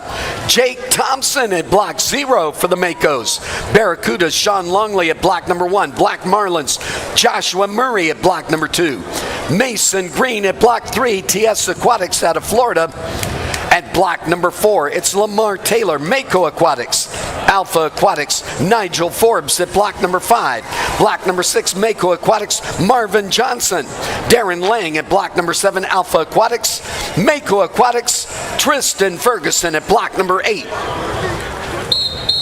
Mr. Referee, Mr. Starter.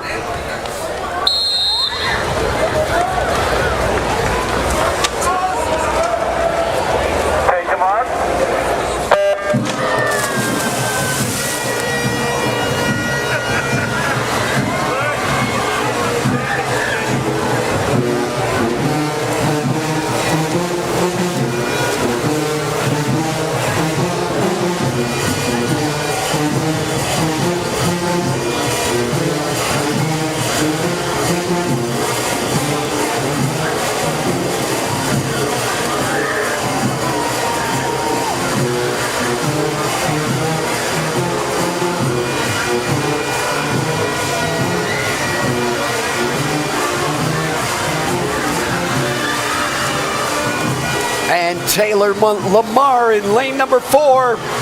Mako Aquatics Club under the flags, into the wall, 49.36.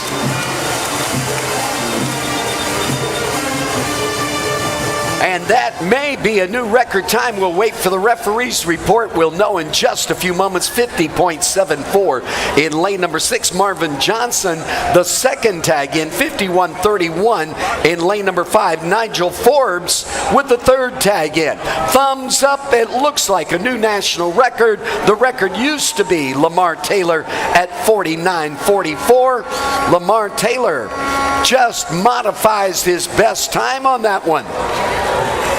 Making it tougher for everybody else right now, taking a break in the competition to present awards for the 100-meter freestyle, presented by Subway, our big sponsor on this 100-meter freestyle series. All right, we just got done with those 100-meter. That was freestyle. Yeah, freestyle. But we're going to take a quick break. We need to get some commercials out. Stay tuned. You're watching live coverage of the 53rd Bahamas National Swimming Championships live from the Betty Kelly Kenning Aquatic Center. What do you get when you're searching for the whole truth? Less than 24 hours after the body of 12-year-old was discovered on a track road on Faith Avenue, police say they... You get the most comprehensive half hour of news. Breach of the party's constitution. Behind me is what remains of the Victoria Court Apartment Complex. Our News at 7 brings you that truth in all of the day's top stories, sports, and our view of the world. Join me, Candino Knowles, weeknights for Our News at 7. Stay with the team you already trust.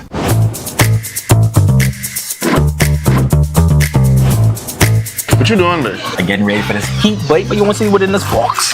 The ghost pepper chicken sandwich, boy. Get an apple pie, fries, and ghost pepper chicken wing. You see it? You looking at me? Four. Yeah, boy. Try our new Ghost Pepper Chicken Box today. Available for a limited time only. Love that chicken from Popeyes. Comfort Suites Paradise Island is the best kept secret in the Bahamas. Located directly next door to the Atlantis Resort, you'll receive all the privileges of an Atlantis guest with all the benefits of a Comfort Suite stay. Enjoy everything Atlantis has to offer, including Aquaventure Water Park, plus all the amenities of Comfort Suites. Free Wi-Fi, free breakfast daily, and kids stay, play, and eat free. Visit ComfortSuitesPI.com.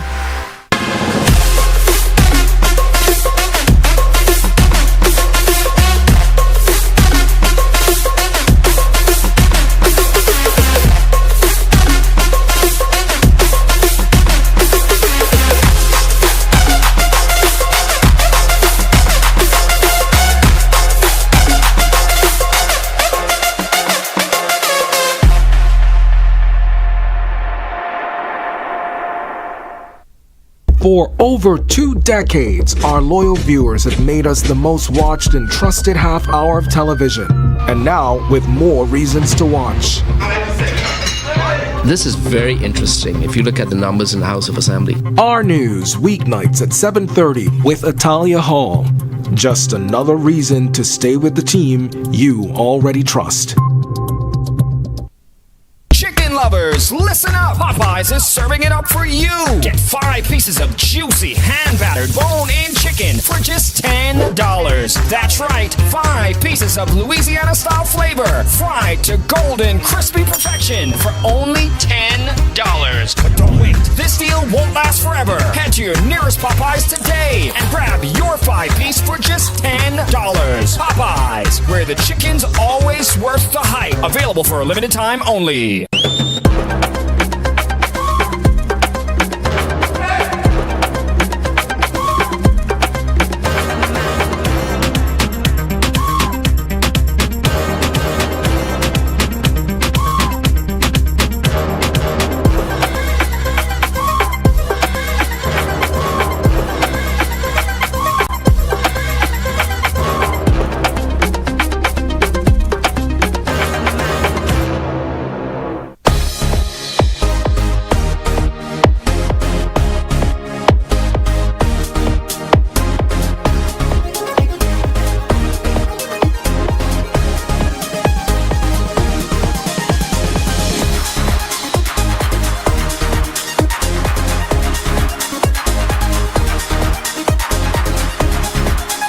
The occasion or where life takes you, Rubens is with you every step of the way.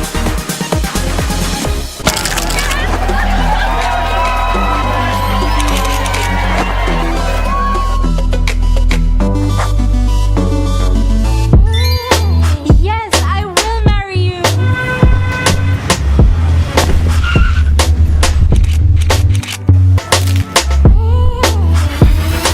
For the juicy, crunchy, irresistible taste of a KFC big deal, some people will do anything.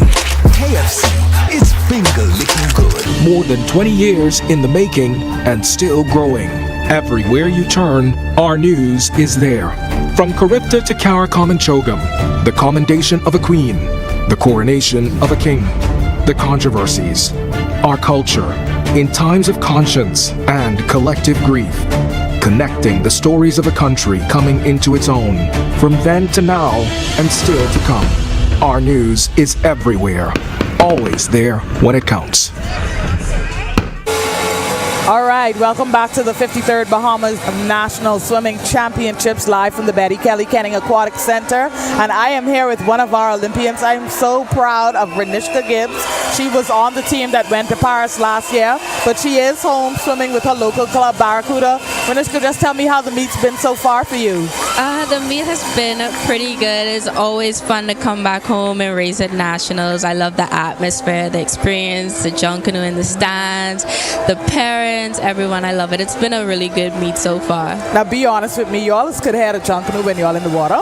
Yes, most definitely. I can air. I can air. Okay. Now, as one of the more senior swimmers, tell me what you've seen. Do you like? I know, you actually were my first Carifta one of my first Carifta captains. But talk to me a little bit about what you see from some of the younger swimmers at this meet. They are swimming amazing. Like, a lot faster than I was swimming at my time, and I'm like so proud of them. They're doing really good, and I really hope that they keep it up and they use this as motivation just to keep going and don't stop, and they should be proud of themselves. Everything they're doing right now is an accomplishment, and it's a build up to something much better.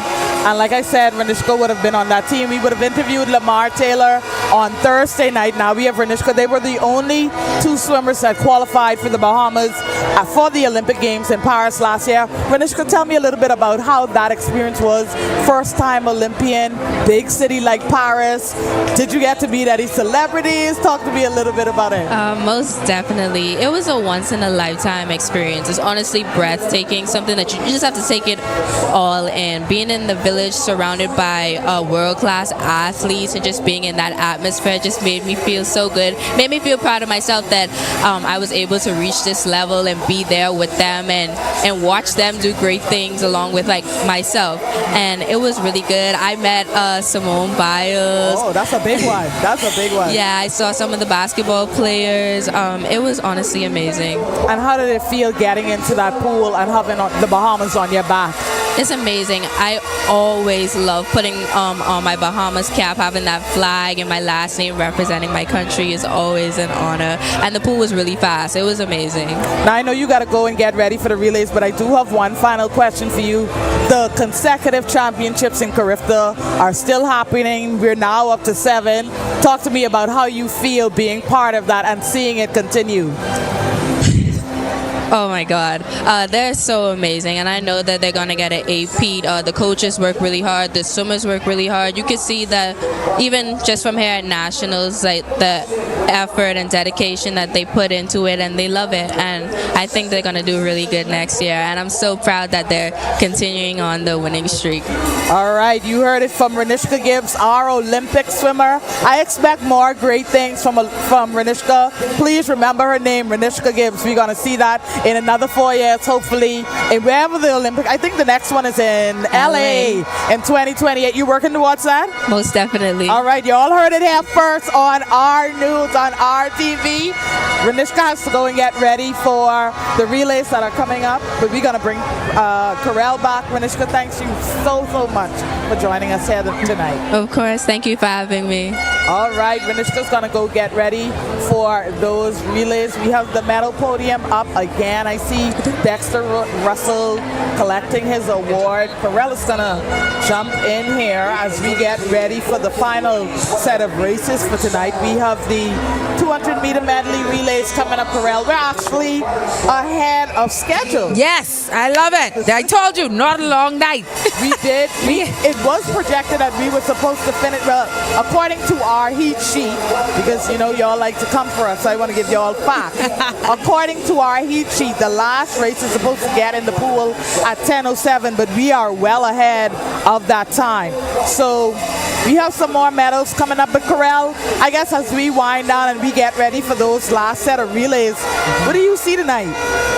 So I am am just so excited to see the resilience of these swimmers. Like, there's some swimmers where they're like, you're in one race, you're in the next race, and I'm talking from 8 and under to 9 and 10. Like, they're in one race and then they're going on to the next. They're doing the relay, and so I'm so proud of these swimmers for what they have been able to do and how they've been able to really just come forth and show their skills. Like I said, they're doing well in nationals, they're doing well in Carifta, the other meets that they have the opportunity. And like you said, there's much more Olympic athletes. Like I said, it's a number. I'll get it for you guys tomorrow. But I'm curious of the number that we've had of how many people have gone on to the Olympics and how many people have gone on to doing just major things outside of just nationals and getting to the next level. Because the number has increased, for sure. Yeah, definitely. I do believe that in 2028, I want to go as far as to say we may have 3 swimmers. I expect Lamar to be there again. In 2028, I expect Renishka to be there again as well. And I expect Marvin Johnson too. And Marvin is from Grand Bahama. You see the records? He had records here today. Y'all didn't have me while we was doing these races. But he was holding records again. And we had an 8 and under. I don't know if it's official. Let me say it's unofficial. There was, I think, Skyra Chambers for 8 and under. I think that was a record that she broke. Yeah, we had a couple of records tonight already. Yeah, so they out here breaking records. Yep, so I know for 8 and under, 100 free. Let me check that for you guys right now. I think it was Skyra Chambers of Mako. She had 117.53, and the nationals record was 118.10. So we out there breaking records. We out there doing our thing. So it's super excited for these. It's plenty breaking records. Let me give you guys the point total heading into our relays as they get ready to wrap up, or still going through some of those medals. But in 9th place, Freeport Aquatics, we got 50 points. Mantis now has 98 points in 8th position. In 7th position, Lightning Aquatics, 141 points. Lyford Swim Club, 320 points. They're holding on to 6th position. In 5th position, Black Marlins Club, 326 points. In 4th position, Blue Waves has 787 points. 3rd position, we have Barracuda, 897 points. In 2nd position, we have Alpha Aquatics, that's 950 points. And still holding on to that 1st position, Mako Aquatics Club. They have now surpassed the 1,000 point mark. They are well surpassed that. They have 2,147 points. Coming in strong. How do people decide on what clubs? Are they going to the clubs where their school is? Are they going to clubs in their area? How are they deciding which clubs are the best? I think we would need to put that question to a coach. I definitely want to get Trevano on here. That would be good. Tomorrow night we're going to try and get him at some point as the head coach of Mako. It seems as if, when I'm going to go out on a limb, it seems as if they may go on to win this meet, and so we definitely going to try to get them. I know a lot of the swimmers, they decide which clubs to go to. The ones that I've spoken to, some say they go where they know the championships are won. So I guess Mako, obviously kids would gravitate towards Mako, but then sometimes parents have said to me, no, Sasha, I don't want a big club like Mako. I want a smaller club where my child can probably get more individualized attention. So I think all of the clubs have their pros and cons, but that'll be a question we leave for the coaches. We'll probably try and get the top 3 coaches. We'll try and get Coach LaTahara Forbes, she's Alpha Aquatics, and then for Barracudas we have Cameron Bruni. So we'll do our best to try and get all 3 of them on tomorrow night and put that question directly to them. I'm just a national team member. I don't want to. Right, I'm just a national team member. I don't want to overstep. I don't want to overstep my expertise and the knowledge that I have, I understand. But it would be curious to know, because when I grew up, there was another club that was there, but really it was Freeport Aquatics, so there was no which club I want to go to. Either you want to be a competitive swimmer and you swim at Bert Bell, Lord rest his soul, or you're not a competitive swimmer. Right. And I think they have a big competition named after Bert Bell. I think it's like an open water competition that they do that's in a Grand triathlon. Bahama. Did they name it after him, the Cockman Triathlon? I think so. I think if my memory serves me correctly. I Yeah. stand to be corrected, but I think there is a big swim meet or a big open Mr. water. Bert Bell, God rest his soul, has dedicated his life. He would be at that pool every day after, and he's the reason I became a competitive swimmer. I went there to learn how to swim, and there's no learn how to swim. There's competitive swimming. Right.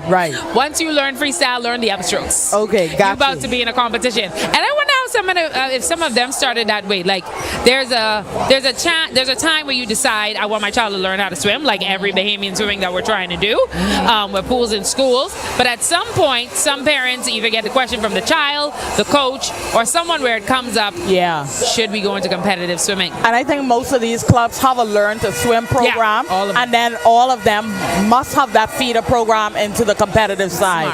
It's smart to have it that. makes sense because then you get to see the potential, and I'm sure the coaches can look for something specifically, or I'm sure there's something. Hey, this one, look, we gotta watch out for this one. This one is fast or something. But we'll make sure I get some of the coaches on tomorrow night and put those questions directly to them. On the podium stand now, we have Lamar Taylor, we have Marvin Johnson, and then we have Nigel Forbes accepting their awards for There's Mako, and Alpha. Yeah, the boys 18 and over 100-meter freestyle. They were presented by the member of Parliament for South Beach, Barkish Roll, who was on a little bit earlier tonight. So this should be the final awards for the evening. Usually they do the relays the next day, so we won't have those relay medal presentations tonight. We'll have them tomorrow, but coming up next should be our relays. I don't think they're going to be giving out any more awards for tonight. I see down here at the 50-meter and the kids are in place, which means that they're ready to go for these relays. They're ready to go. It's the best time of the night. Relay time. And the relay is the 200-meter medley relay. We're going to turn it back over to Mike, the public announcer, for him to carry you through these last bit of races. Then you're going to come back to us and we're going to wrap up tonight's show. But for now, we're going to turn it over to Mike, our public announcer here at the Betty Kelly Kenning Aquatic Center.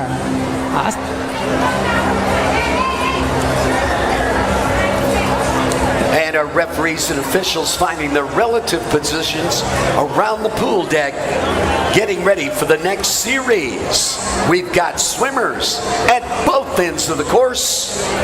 Barracudas at block number 3. Black Marlins at block number 4. Mako Aquatic Club at block number 5. Blue Wave at block 6. Alpha Aquatics at block number 7. And Mako Aquatics at block number 8. Not going to ask the question, you're going to finish the sentence. It is, let's do that again, boom it up, make the stadium shake. It is, you got it, relay time.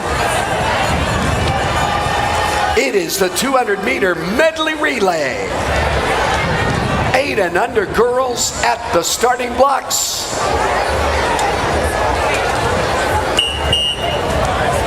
Miss Referee, Mr. Starter.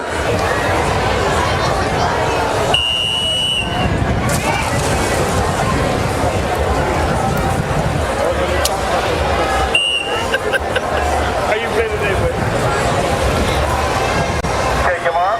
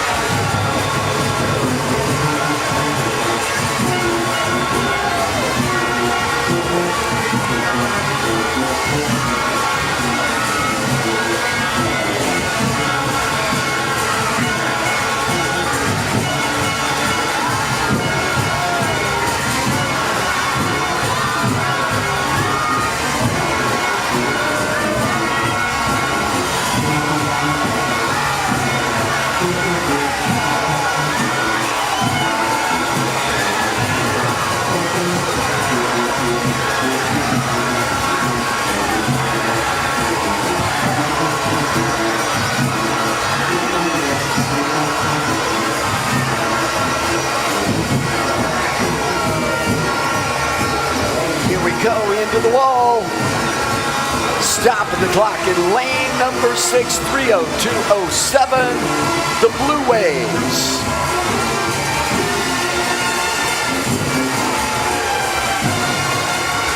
That second tag in lane number 5, 3:06:65. Mako Aquatics Club.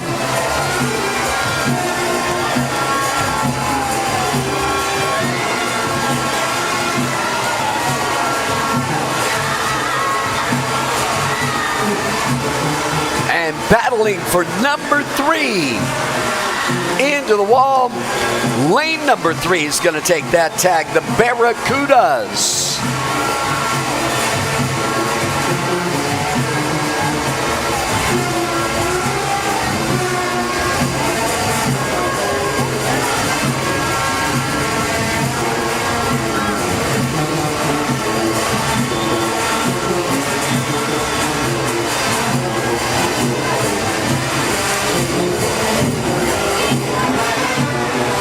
And again, it's relays waiting for that referee's report to verify the scoreboard.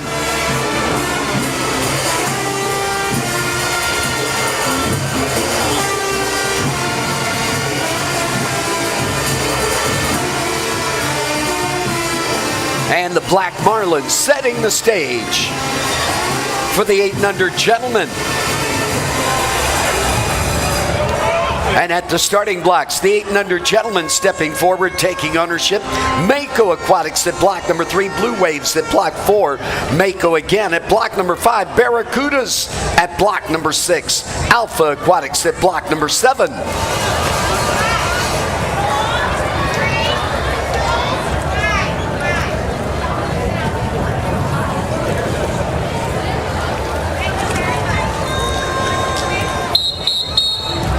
Gentlemen, 8 and under, Mr. Referee, Mr. Starter.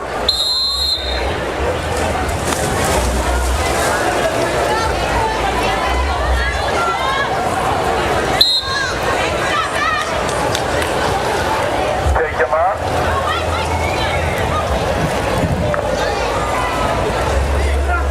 Relax, boys, relax.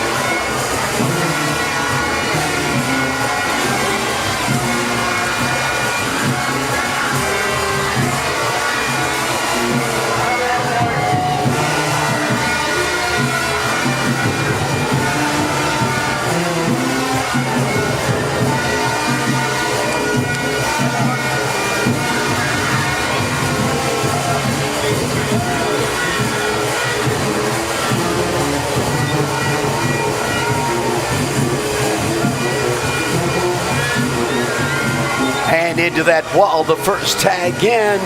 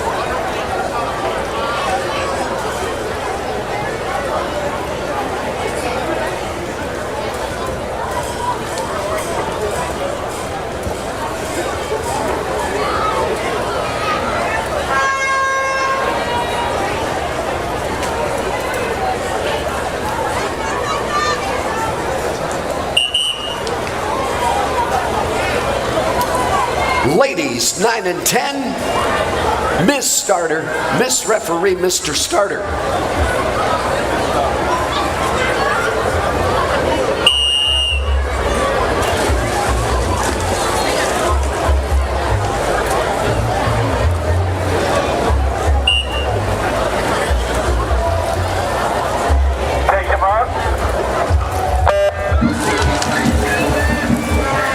Out in the parking lot, we've got two vehicles in line for the valet parking service.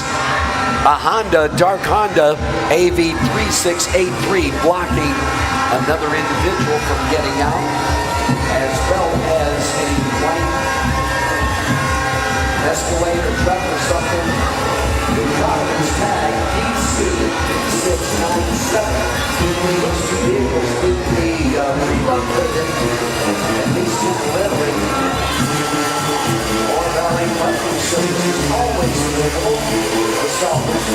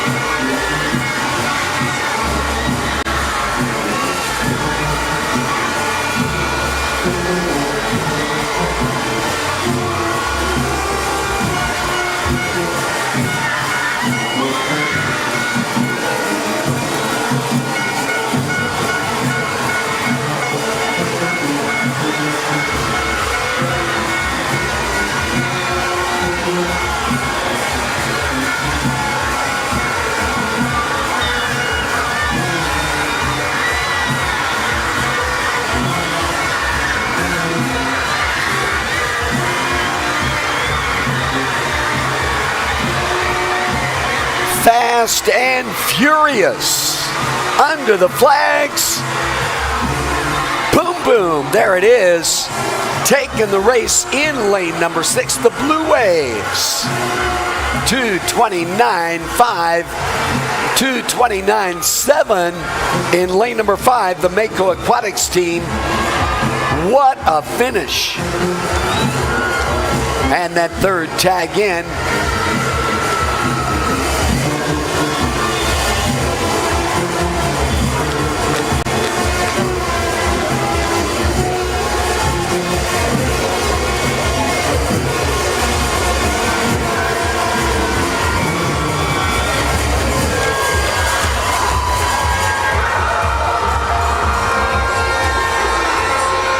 And we have a thumbs up on the race. Scoreboard stands. Getting ready now, the 9 and 10 gentlemen. The Barracudas at block number 4.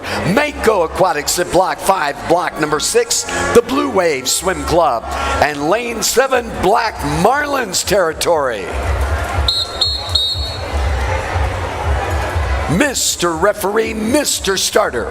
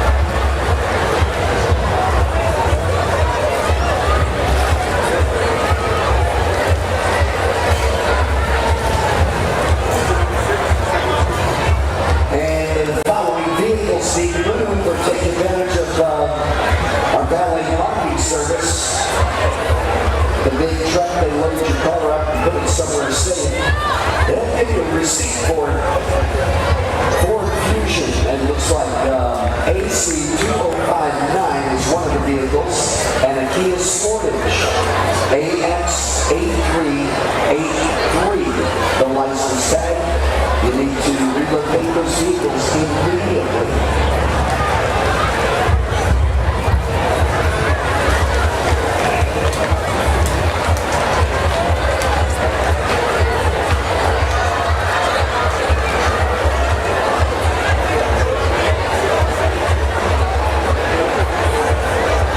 And third vehicle, AE3683. That's another tag that needs food. DC. We've got 4 vehicles blocking traffic. DC 3697. And at the Sunny Blocks right now, it's Alpha Aquatics Club. At block number 4, Mako Aquatics at 5. 6 is the Barracudas. Blue Waves on block number 7.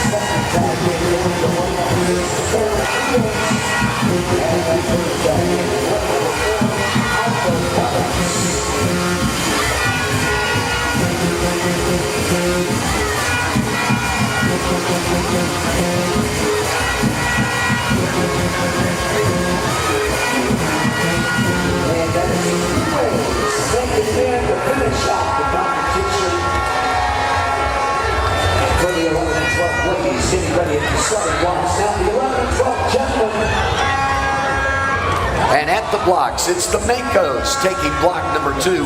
Alpha Aquatics owns block number 3. Black Marlins at 4.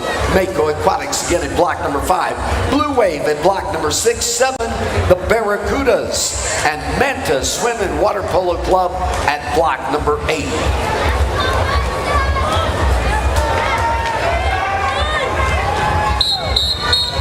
Mr. Referee, Mr. Starter.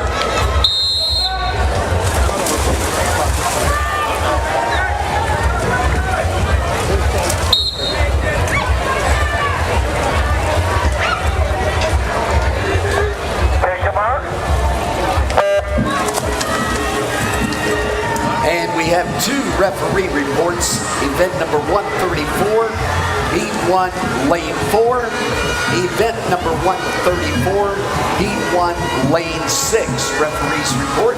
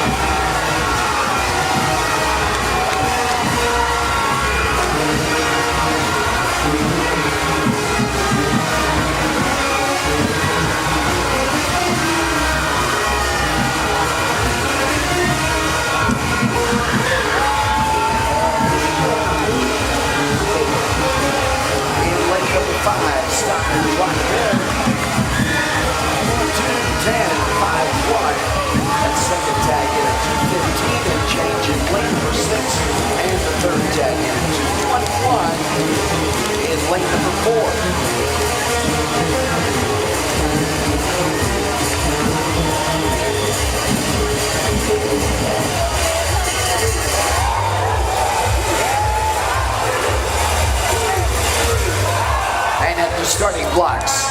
It's the ladies, 13 and 14 for the 200-meter medley relay. The Mako Aquatics Club owning block number 2.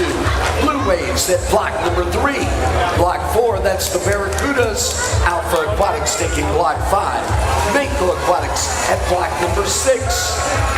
Block number 7, Lightford Swim Club. Manta Swim and Water Polo Club at block number 8. And block number 9, Lightford Swim Club.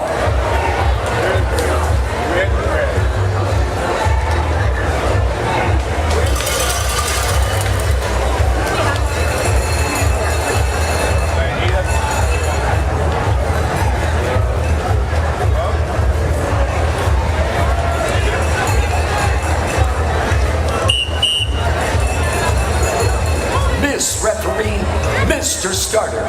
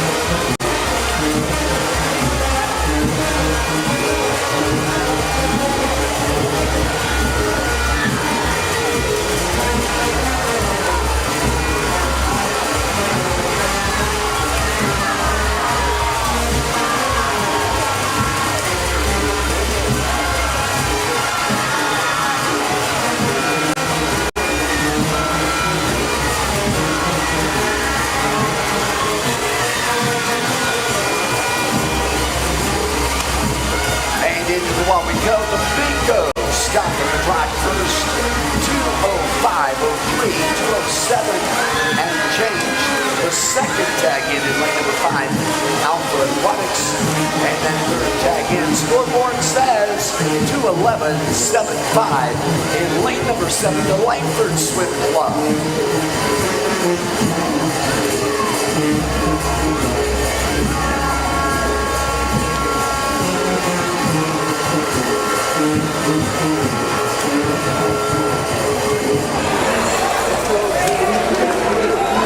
And with that, it's the 13 and 14 gentlemen now at the starting blocks. Manta Swim and Water Polo Club in block number 1. Mantas at block number 2. Barracudas at block number 3. Black Marlins taking block number 4. Mako Aquatics at block 5. Blue Wave at 6. Alpha Aquatics at 7. Cabana Bay Aquatic Club, our out-of-town guests, at block number 8. And Mako Aquatic Club at block number 9. Mr. Referee, Mr. Starter.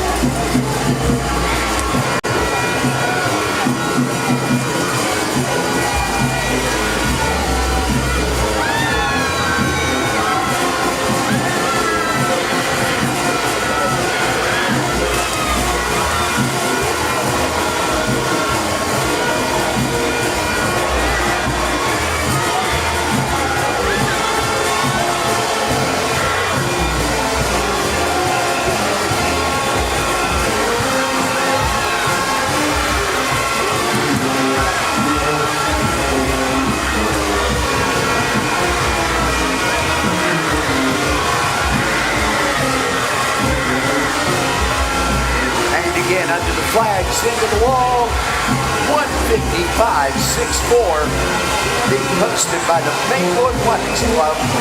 That first tag into the wall for the 13 and 14 gentlemen. 2 minutes and some change in lane number 9, it looked like. The Mako Aquatic Club, that second tag in. The third tag in, 2 minutes and change in lane number 8 by Cabana Bay, our exhibition team. That fourth tag in, third Bahamian, 201.81, being posted in lane number 6 by the Blue Wave.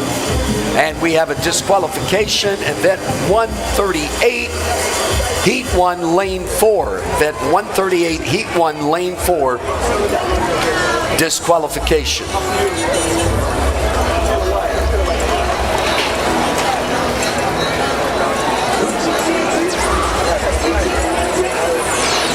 And at the starting blocks, the 15 to 17 ladies now, the Black Marlins at block number 3.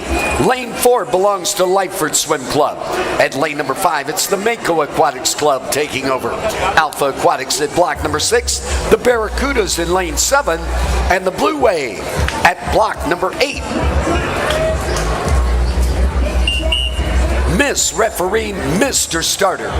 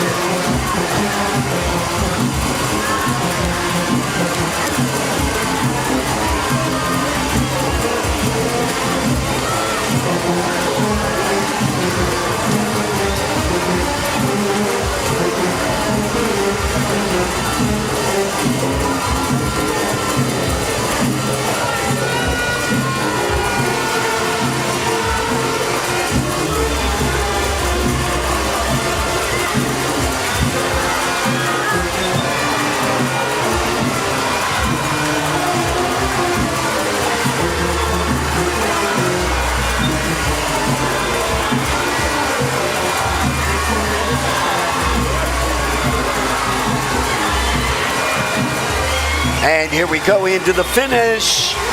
2:04.93 by Alpha Aquatics. That first hit in. 2:08 and change the second hit in. Mako Aquatics, the third tag in. 2:15 in lane 7 by the Barracuda swim team.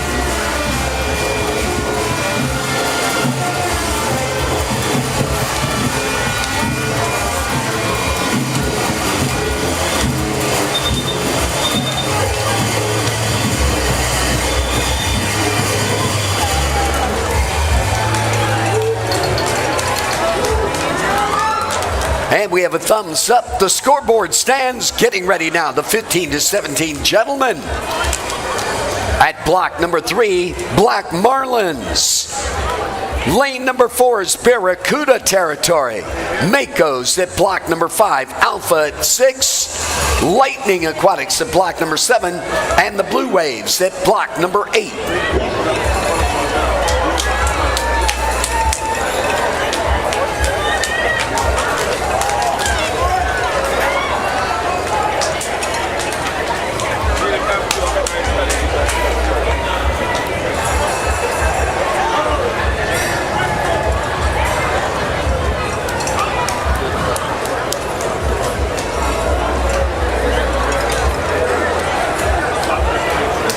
And it looks like we have a referee's report.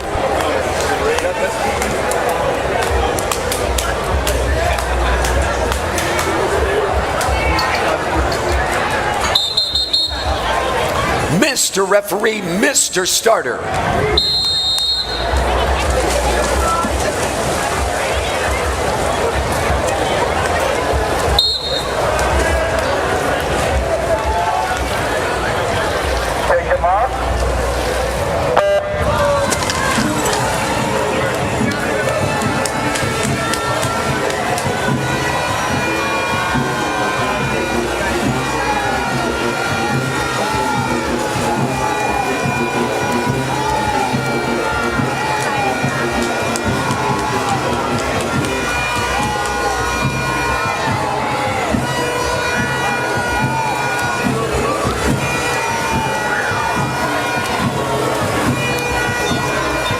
And we do have a disqualification report. Event number 139, Heat 1,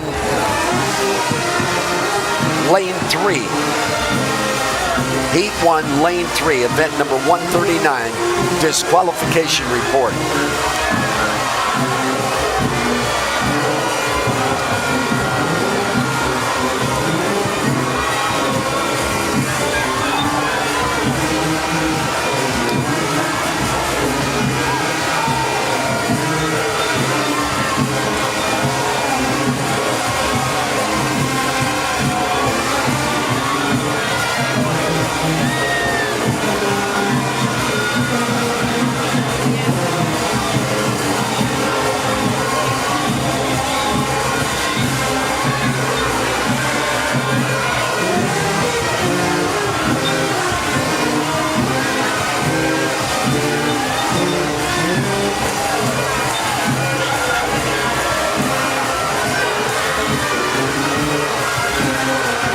And kicking and swinging.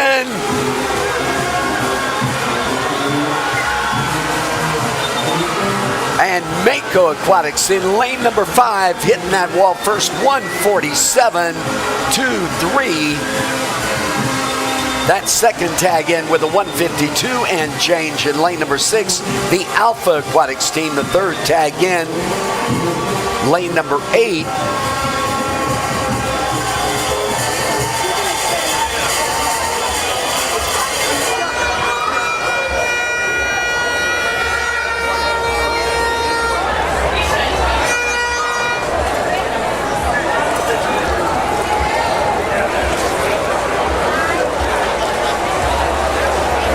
And it looks like we have a referee's report on this event.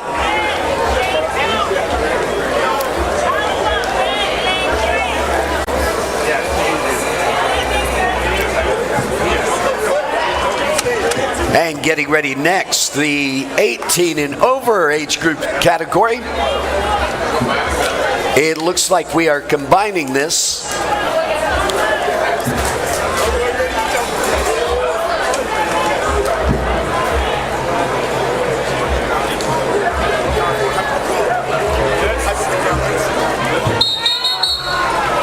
Mr. Referee, Mr. Starter.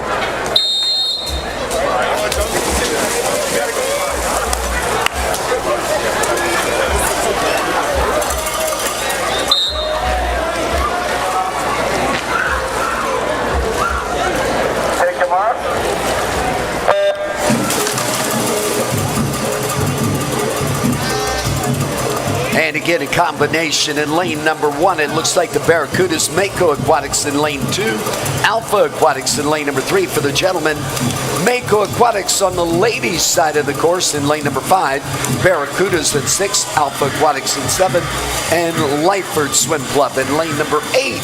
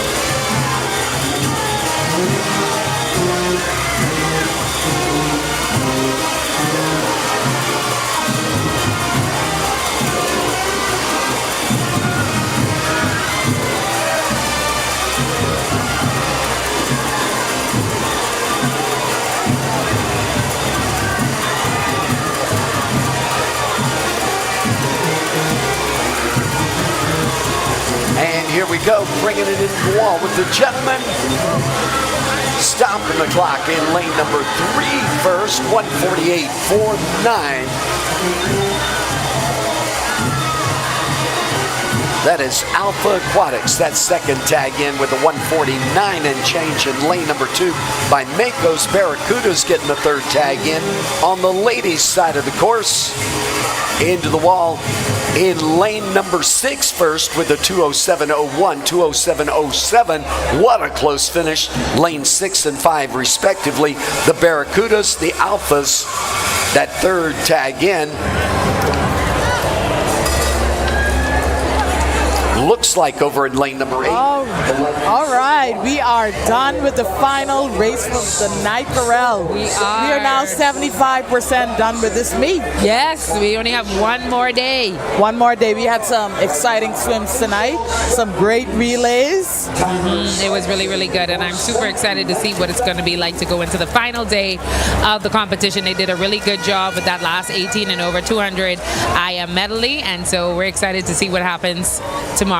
All right, let me give you guys the scores just before we sign off at this point. Now, obviously, they will add the relay scores to these. Freeport Aquatics still in 9th, 50 points. Manta Swim and Water Polo Club, 124 points. They're 8th. In 7th, Lightning Aquatics, 149. Lyford Swim Club, they're in 6th, 340. Black Marlins in 5th, 362.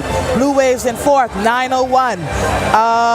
In 3rd, Barracuda, 1,001 points. In 2nd, Alpha Aquatics with 1,044 points, and still holding on to that first place, Mako Aquatics, 2,300, and we definitely got to get Toronto on here We have to tomorrow. We have to figure. He does not need to coach tomorrow. No, we have to find out. So he can take time and sit at the desk. He could come and sit at the desk with us. 2,315 points for Mako. They're still sitting in first. We have one more day, guys, to go. Make sure you come out. There is a morning session tomorrow at 9 a.m. The evening session will begin at 5 p.m. We're on channel 205 and 212.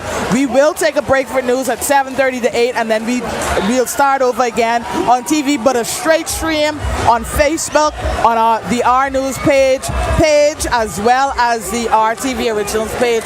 Corral, this was another exciting night, and the Junkanoo was it. The Junkanoo was lit the whole time. Someone says there no DJs at Junkanoo. I said Junkanoo all night. And guess what? It was CV Bethel Senior High School that's doing the Junkanoo. Avenue. That's so that's not Valley, that's not Saxons. I thought it was one of the major groups here in New Providence. That is CV Bethel. Shout out to CV Bethel Senior High School for providing the Junkanoo last night, tonight, and I'm sure they'll be back tomorrow. Corel, final thoughts. I just want you to join us. We have one more day, so be with us. The swimmers are doing amazing. I'm so excited.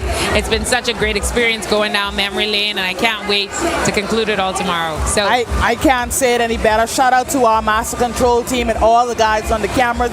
They are making us look good. Y'all, we done.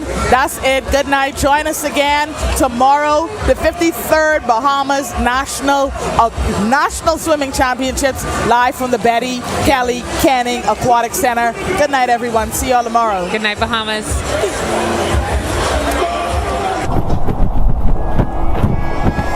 About 20 minutes left of warm-up time, coaches.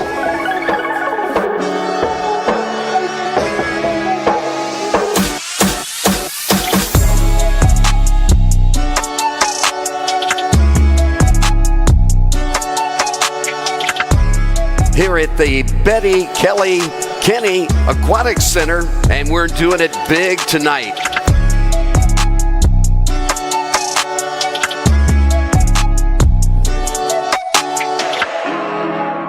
What a fantastic swim. Where do you see that? Only in the Bahamas Nationals. That's it.